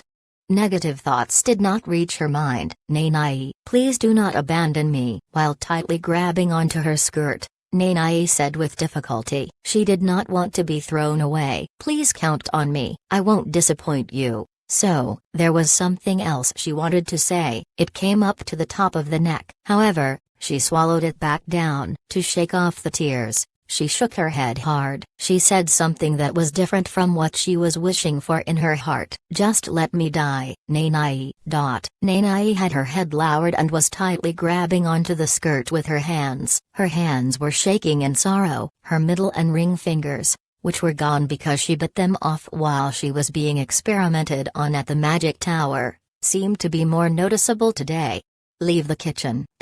Miss Willa," Willa said heartlessly. Having heard it, others called her in tearful voice. "But, you can keep the maid dress on." Before the looks on other people's faces brightened, Willa continued. "Rest just for today. I heard Mr. Ian hurt his back, so after today, you will be taking off the maid uniform as scheduled." Nanai gritted her teeth. She quickly turned her body. With her tears scattering to the air, she ran out of the kitchen. Completely disregarding the proper manner she learned until now, she ran, opened the door hard enough to make bam. noise, and got out. Willa, why did you do that? That's not like you. Others in the kitchen, with gloomy faces, started to express their disappointments in what Willa did. You know what her life was like. It would have been better if you were just a little nicer. So why did you? Willa did not answer. She just stared at the kitchen's door, which was half open because it was not closed properly. This is too bad. That's right. This is too unfortunate. We may never see her again. Don't say things like that. It is true. She threw up a bucket full of black blood onto the carpet. Even at a glance, it looked critical. Maids that knew about Nanai's condition, thinking about the fact that Nanai's life could end today or tomorrow, finally broke into tears. Sarah, who had known Nanai for a long time, was the only one who was holding tears. She needed to take off that maid uniform so that, in silence, she was listening to the cries of the maids, but Willa spoke. She needs to take that off so she can leave the mansion. Willa? And then, Willa, who had been acting cold all this time, started to show tears in her eyes. She's a strong girl. She is also kinder than anyone, so she will definitely come back. I believe in her. I believe in her. Listening to her meaningful words, others started to tilt their head side to side in tears. Come back? What do you mean by that? Probably today. Nanai will be leaving the mansion. Nanai is? I've heard that young Master Riley brought a famous doctor from Rainfield. A doctor? You mean that red-haired man? Willa nodded and continued. I heard that doctor can cure illnesses that the Holy Temple cannot. However, she needs to be hospitalized for it. I don't know how long it will take. Willa wiped off the tears with her finger. She turned to the other servants and continued. Somehow, amongst ourselves, we should make a small, surprise party for her, don't you think? Becoming of servants of Falata family. Instead of a farewell, as a promise for seeing each other again in the future, we should hold a party for her. Willa smiled and said that. Other servants, who had been just listening with their mouth wide open, said, Yes. Yes. All in tears, they agreed unanimously. Chapter 99. After today, as scheduled, take off the maid dress. Having heard maid manager Willa's words, Nanai gritted her teeth, rushed out of the kitchen, and ran straight to the garden. It wasn't exactly because of the order, her young master. It was because she was certain that her young master would tell her differently. Young master definitely would. Nanai just got out of the mansion's corridor and stepped into the grass on the garden. She suddenly stopped and opened her mouth. Wait. Am I being greedy? Nanai, who was standing there with tears flowing endlessly, rubbed her eyes with her sleeves in order to erase the greedy thoughts in her head. Just what are you hoping for, Nanai? Wake up. That's right. Just don't think anymore. Just let things flow as they should. When the time comes, you will be able to close your eyes comfortably. You can hope for that much. Having thought that, she even used water magic to clean her face so there wouldn't be any trace of tears left. It's for just a little while longer. Not much longer. Slap. She tapped on her cheeks with her hand, got a grip of herself, and started to walk toward the apple tree where Riley lied down often. The fall will be here soon. When the fall comes, she will be able to close her eyes. You are here. In the garden, where the apple tree was Nanai walked to the front of Riley and bowed to tell him that she is now back to do her work, although it was going to be until just today evening. Ian, can you please excuse us for a second? Riley, who had been lying on the ground with his fingers locked together to support his head, ordered Ian, who was standing next to him. Yes, young master. Having heard the order, Ian lowered his head and stepped back away. Nanai, wondering what this was about, tilted her head side to side. Mr. Ian, you didn't hurt your back? Unlike what Willa said, Ian, who was on standby next to Riley, seemed to be quite all right. Nanai. Ian had his eyes met with Nanai, but he remained silent, took a moment to steadily gaze on her face, and walked away. You have been crying. It looked like she washed her face in a hurry, but her face near the eyes were swollen red, indicating that she cried her eyes out. Having realized this, Ian left the scene so others cannot see his face filling up with bitter sorrow. You are here? Yes, as usual, with a relaxed, leisurely face, Riley greeted Nanai. Seeing his face actually made Nanai's heart more complicated instead. I thought I would feel a little better if I saw young master, but she opened and closed the right hand she was hiding behind her back. As usual, she walked over to stand next to where Riley was lying down. Riley closed his eyes, and, for a moment, silence flowed through the air. It appeared that he was taking a nap. Lying down, he was completely still. Taking a glance at Riley, Nanai asked carefully, "Young master, are you sleeping?" There was no response from Riley. Perhaps Nanai was unconsciously hoping for a response. Nanai unconsciously had a disappointed look on her face. "That's right." Just like this, Nanai, in a respectful posture, stood by Riley. She was thinking, "It's nice to spend time like this. No, I wish the time could stop like this." Nanai. At the end of the silence, Riley opened his mouth. Perhaps he was not sleeping, but then why didn't he answer earlier? Nanai had a lot in her mind, so she responded a little late. "Yes, young master. Autumn will be here soon." Having heard what Riley said, Nanai cast shadow on her face as she answered, "Yes, young master." Riley slowly opened his eyes and looked at the apple tree's leaves that were shaking in the wind. "When the autumn comes, 1, 2, 3, 4. There were countless leaves hanging on the tree. There were things besides leaves too. You have something that you are supposed to do for me, isn't there? Something that I am supposed to do for you?" Having heard the question, Nanai vacantly asked back. Riley didn't open his mouth anymore. He just lied down there with a blank look on his face. He just watched the leaves flowing in the autumn wind. "Is he counting the number of leaves on the tree?" Noticing that Riley was very focused on staring up there, Nanai followed Riley and looked up toward the apple tree leaves. Above her head, Nanai realized that there were things besides leaves that were shaking in the wind. Nanai vacantly opened her mouth. "Nanai." Riley finally called Nanai. Meanwhile, Nanai was not able to answer because she was vacantly opening her mouth while looking up the tree. "You do have something you are supposed to do for me, right?" Having heard Riley's question again, around Nanai's eyes, which were already completely swelled up, tears started to form again. With the wind blowing on her face, the tears rolled down. With a heartbreaking voice, Nanai struggled and answered, "Yes, okay." Riley dusted himself to remove grass on his back and butt as he got up. "I lived comfortably through my entire life as a lazy sword young master in Falata House without ever having to lower myself to anyone, so it would sound ridiculous for me to say this to you. However, there was a time when I was having similar thoughts as you. I have a pretty good idea about how you must be feeling right now." Riley mumbled monotonically without any emotion. However, Nanai, who was still looking up, couldn't dare to turn her gaze away. "Back in Salia, when I brought you under my wings, I think I said it like this, that I know the answer to the question you have been agonizing over, that you should take a step back and watch, and you will be able to find the answer from doing so." Perhaps his shoulders were sore. He spun his arms around and said to Nanai,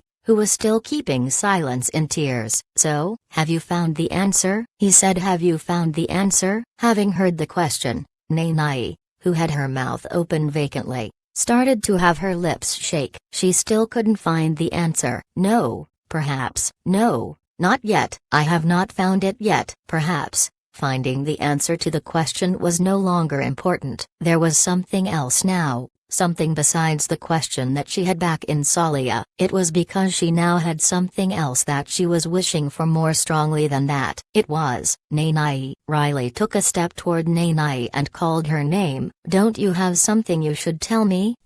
It was not about having something that she should do for him. Instead, it was about something she should tell him. To that question, Nanai was, "Actually, about taking a step back and watching from there that you told me, I am not so sure." There were tears hanging on her face. It was not certain if it was due to the setting sun or if it was due to her trying not to cry. With reddened cheeks, Nanai continued, "It's difficult. Honestly, I cannot get a feel for what it means at all. But, like something that had been pressed down for so long was finally coming out." Her tearful voice cried out and said, young master, in struggling voice, with great difficulty, she cried out and said, "It is too hard.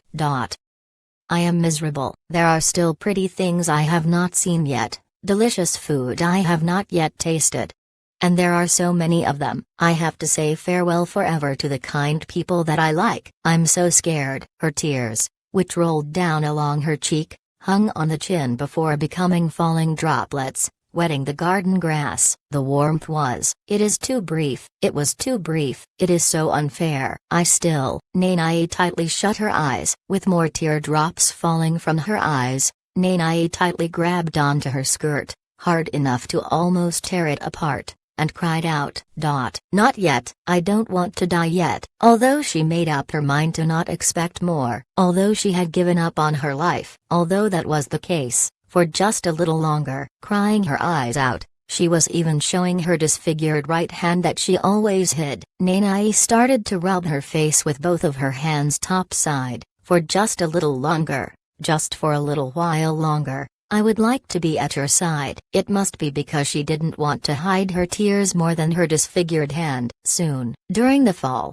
which was approaching fast, during the fall where she was going to pass away, during that fall, Riley asked if there was something Nanae should do for him during the fall. "Apples, which will be ripe soon." A moment ago, among the leaves flowing in the wind above Nanae's head, she noticed green apples that were showing their shy faces from the branches. She was staring up at them with blank look on her face. She was finally able to answer the question Riley asked earlier. "I would like to pick them for you. I would like to peel them myself and feed them to you." Sound of Nanae crying her heart out could be heard. She must be overwhelmed with her heart full of sorrow. She even had runny nose from tears. Riley, who had been watching this, smiled gently.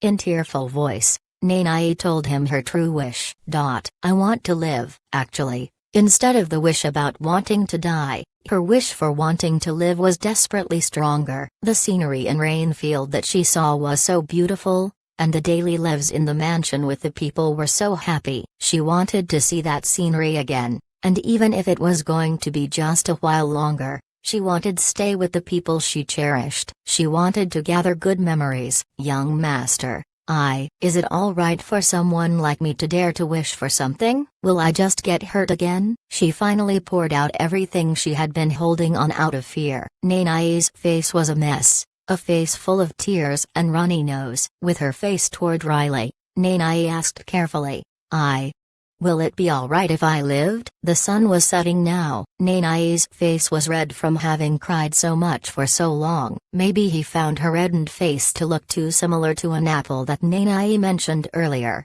but Riley was not able to hold it anymore but to break into suppressed laughter. "I said earlier, didn't I?" With a smiling face, Riley took a step toward Nanae, raised his right hand and started to pat her head. "You pick the apples." Those words, that one sentence, could it mean an order? Also, what could the gentle pat on her head mean? The answer was already out. "I hate bothersome things, so I need you." In that one sentence, there were, "You have done well, thank you. You worked hard. I need you. I'm counting on you to continue to help me."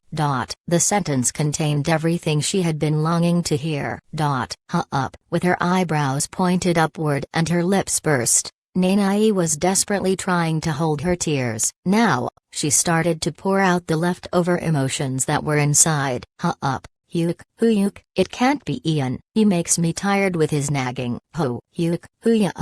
In silence, Riley slowly brushed Nanae's head. He casually looked up at the apple tree. During this fall, the apple tree in Falata Mansion's garden was changing its color a lot later than before. It was as if someone rolled back the needles on the clock. It was at the corner of the garden. There were a few people hiding in the bushes, crying and sniffing. Commander, Mr. Ian, please cry quietly. At this rate, those two will notice us. But, Miss Nanae is. Go up. There were the three of the Lightning Boulder mercenary group, Ian that just left Riley's side, and also Sarah who came here under Willa's order to watch Nanae so their surprise party won't be found out by Nanae. There were 5 hiding in the bushes. Nanae, Nanai. Watching Nanai crying with reddened face in the garden, Sarah bit onto her handkerchief and tightly held her urge to rush out there. Lazy sword, lazy sword. There were a lot of talks about that, but, looking at him like this, I think the rumors are just wrong. He is a really magnificent person, young Master Riley is. Standing in the middle of the ocean of tears, Aizen and Rorona murmured with smiles on their faces. Sarah, who was biting off her handkerchief, nodded and agreed. Yes, Mr. Ian, today, I got to respect our young master again. I have been since a long time ago. It seems Ian already completely forgot about it. Can't be Ian. Comment made by Riley earlier. Ian was mumbling like that with face full of tears. Cool up. As a fellow man, he is really cool. I understand why Mr. Ian is serving young Master Riley. Nara wiped off the runny nose with his sleeve and nodded. Right. It's not the time for me to be doing this. Ian, who was nodding his head after hearing Nara's words, quickly cleaned up the tears on his face and turned around in duck-like steps. Let's go help with the preparation too. Sarah realized Ian was talking about the surprise party for Nanai. She slowly turned her head and looked at Nanai, who was still crying in front of Riley. But, I think we won't have to worry about being found out. Pardon? Because young master is there. Standing next to Nanai, Riley directed his gaze toward the bush that Ian and Sarah were hiding in. Riley winked and sent them a signal. Perhaps it was as expected of the young master. Noticing Riley's wink, Sarah couldn't help but to smile awkwardly. Chapter 100. Nanai was standing in front of Riley. Riley touched Nanai's face and wiped off her tear with his thumb. Riley was annoyed. Ugh. Stop crying now. Nanai could feel the warmth on her face. That hand, the warmth, felt so good and happy. Nanai was blushing from it. She had a hiccup and nodded. Hup. Yes. It was not certain if Riley knew that the setting sun was not the reason why Nanai's face looked red. Riley, who was looking at her face, opened his mouth with an uninterested look on his face. Anyway, after today, you will be living with Andal until you are cured of your illness. So that's all you need to know. Pardon? With Mr. Andal? This was the first time she heard about it. Nanai, tilting her head side to side, asked Riley. Riley continued as he clicked his tongue. You didn't know? I guess you would not have. What can we do? That's how it turned out. He has a terrible personality, but you will have to stay there for a while so I can continue to have you do things for me. So, who has a terrible personality? Riley realized there was Andal walking toward them with heavy steps. Riley stopped talking and shrugged his shoulders. You're here. What a ridiculous rascal. Look who's talking. Hey, no matter how terrible my personality is, it couldn't possibly be worse than yours. Andal ground teeth as he looked at Riley. Riley looked apologetic as he raised the middle finger toward Andal. What's that compliment for? Oh, this is a compliment for your kind-heartedness. Andal, dumbfounded, looked at Riley's middle finger, still finding it to be suspicious. Andal asked, Are you being cynical? Nanai was surprised by Riley raising up his middle finger in middle of the conversation. Having heard Andal mentioning compliment, Nanai tilted her head side to side, confused. I'm not being cynical. Riley shrugged his shoulder and asked as he looked at Nanai, who had a question mark floating on her face. I'm not, right? Nanai, who noticed Riley's eyebrows wiggling, roughly figured out what Riley was up to. She nodded and said, Yes, that's right. If it was before she finished the trip to the rainfield, she probably would not have realized the meaning behind Riley's facial gesture with the wiggling eyebrows. Tsk. Andal, not able to dig in further into questioning, clicked his tongue, redirected his gaze upward, checked the color of the sky and got to the main point. Well then, can she go with me now? No, not yet. What? You said to come for her on the evening, didn't you? Riley shook his head, and Andal had a confused look on the face. It's still evening, right? Riley looked up the sky and asked back. The sun was almost set now. Instead of orange color, The sky was filled with dark blue color. The stars were starting to show themselves here and there. You are so fickle. You are going to be living for several thousand more years. Can't you wait a few hours? Stop mumbling around and just wait. Riley scolded Andil for complaining and then looked at Nanai, who was just standing there and watching what was happening. Nanai: yes, young master. It's about time for you to go back to the kitchen area. To the kitchen? Perhaps it was because of what Willa said earlier. Hearing Riley's order was making Nanai's shoulder to fall down all the way. Get out of the kitchen. Nanai felt like she could hear Willa's voice. Hoping Riley will change his mind, Nanai asked carefully, "Excuse me, is there a reason for going to the kitchen?" Riley had an ambiguous smile that seemed to indicate there was something to it. However, he didn't answer. Riley grabbed Nanai by the shoulder, turned her around toward the mansion, and ordered once again.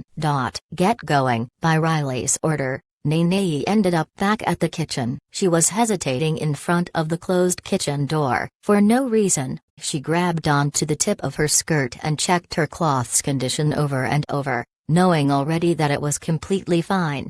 Will it be all right? For several tens of minutes, she hesitated about entering. Nanai vacantly tried touching the cheek that Riley's hand touched. As if that gave her the courage, she nodded and raised her hand toward the door. That's right, this time, I should do it right. Right now, she had a look on her face that was quite different from how it was when she entered the kitchen earlier today. I should look at them properly. To the people who I cherish, I should look at them in the eyes and say it properly. That was the only thought in her head. She had her hand on the kitchen's door hand and carefully opened it.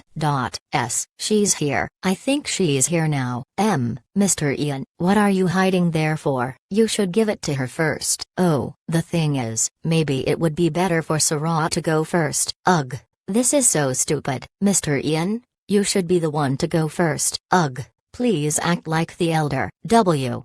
Wait. It seemed like there was a commotion happening inside, so Nanai entered carefully. As soon as she entered, she saw Ian standing in the front. Nanai couldn't help but to flinch her shoulders. Mr. Ian? For some reason, Ian had a petrified look. Nanai looked confused. She flinched again when she heard a voice coming from the back. Ugh. The mercenary hero? What mercenary hero? Willa, step aside please. Both Ian and Nanai shriveled after hearing Willa, the maid manager. Nanai. Ian was standing in front of the door, petrified. Willa pushed Ian aside and approached Nanai.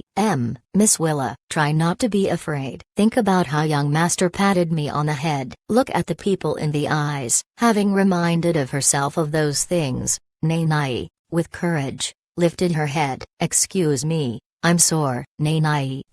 Perhaps it was because the look on Willa's face was not what Nanai expected, not what Nanai feared would be. Nanai opened her eyes wide. Take this. To Nanai, who had a confused look on her face, Willa presented something that she was holding to Nanai. What is this? It was a piece of fabric that was neatly folded into a square. It was a handkerchief. The fact that I'm giving you something I used to use gets me a little, but this is the only thing I own that is the most precious to me. She couldn't explain the reason for the handkerchief being a little wet. It was because Willa wiped off her own tears with it. Nanai was vacantly staring at the handkerchief. Willa said, its basic function is handkerchief, but you can also use it as a scarf. So, you are a girl. As becoming of a girl, I wish you could put an effort into making yourself look your best too. Nanai had a look on her face. She was wondering what this was. She was also wondering what Willa was saying. With that look, Nanai looked up at Willa.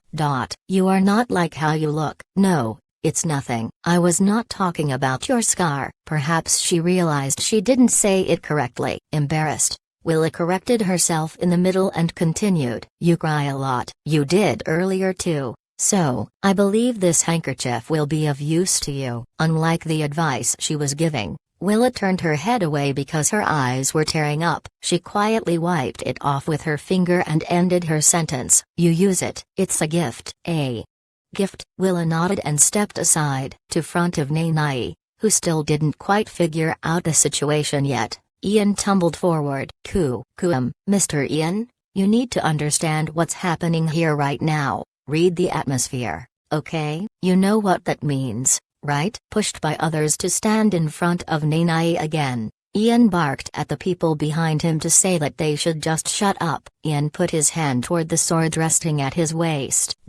Here, take this, Mr. Ian. Ian brought out the sword that he loved. Along with the sheath, Ian presented the sword to Nanai. When a swordsman trusts another with his sword, you know well what that means, right? Nanai had been working in Falata, a house of sword. Nanai had learned at least that much basic etiquette from Sarah. Still confused, Nanai received the sword from Ian. Why? Nanai knew that Ian's gesture was of a great significance. She was having a hard time understanding the situation. In this mansion, next to young Master Riley, Nanai was standing there with a blank look on her face. With a serious look on his face, Ian continued. I'll wait for your return. Having heard those words, Nanai's grips on her hands, which were holding the handkerchief and the sword, tightened. It's not for myself, but for our young master. The serious look in Ian's face didn't last long. Perhaps his sensitive heart was at its limit. His eyes started to get wet. You must return. Ian also wanted to say that there is no other talent that's better suited to look after young master than her, and it will always be. However, Ian was not able to hold it anymore. He started to sniff like a child. When you return, my sword.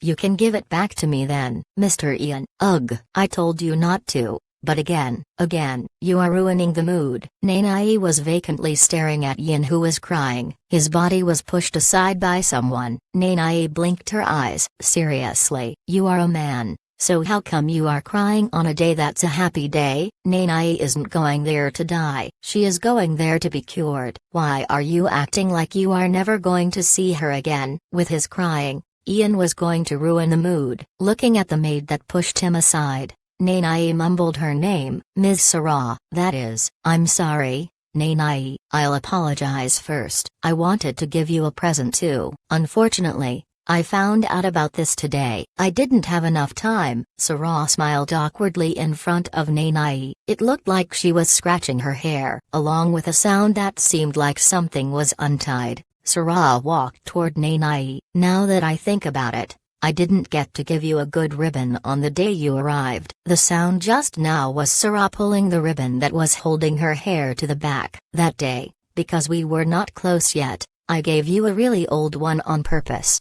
But you didn't complain at all. Sarah gave the same advice that Willa gave about how it would be good for Nanai to start caring about looking her best. Sarah stepped forward to stand right in front of Nanai. Nanai, I'll apologize again. I'm sorry I gave you a worn-out ribbon that day. Actually, I felt pretty guilty that day. It hurt me in the conscience when you looked happy about the ribbon and told me it was pretty. Sarah held the ribbon on her hand. Sarah raised her hand above Nanai's shoulder and started to fiddle her hand on Nanai's hair on the back. If you asked me to give you a different one, I would have acted like I'm just giving in and gave you a new one. I'm not that bad of a person. Sarah and Nanai's faces were getting very close. Their faces were close enough to hear each other's breathing. Nanai, with overjoyed face, barely responded, yes, I know. When you return, when you do, I'll prepare another one that's even prettier. Sarah untied the old ribbon on Nanai's hair and replaced it with her own. Sarah's voice was, before she realized, tearing up like Ian. Yes. Although she was finished with tying the ribbon, Sarah was not able to take her hands back, not able to hold it anymore. Sarah tightly hugged Nanai. Sarah, I can't breathe. Just for a moment. Just for a moment, like this. It was so Sarah won't have to show Nanai her crying face. Nanai knew that. I memorized it properly. While crying and hugging Nanai, Sarah sniffed. Soon, with awkward face, Sarah stepped back and said, I memorized it. Your scent. Ms. Sarah, you know I have a great sense of smell, right? You can't run. You better not dare to come back before your illness is cured. With her eyes tearing up, Sarah smiled big as if she was daring Nanai on running. Sarah slowly stepped back, and other servants of the mansion, who were waiting for their turns, smiled big and greeted Nanai. Excuse me. Willa, Ian, Sarah. Not just the three, but others were also welcoming Nanai. She vacantly looked around. All this?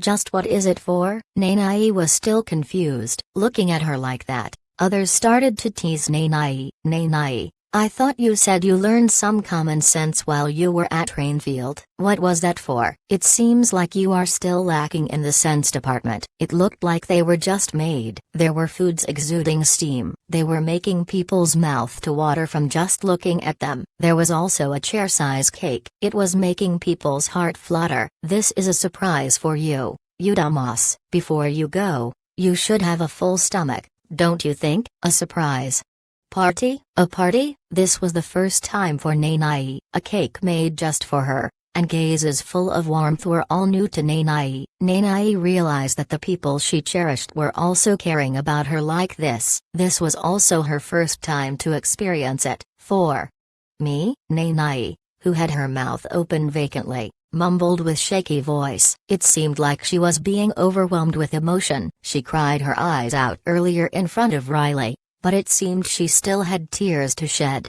Nanai is crying. Ugh, this is not good. Miss Willa, you made her cry. What are you saying? I don't have anything to do with this. You made her cry earlier. That was then, and this time, I think it is purely because of Mr. Ian Norsara.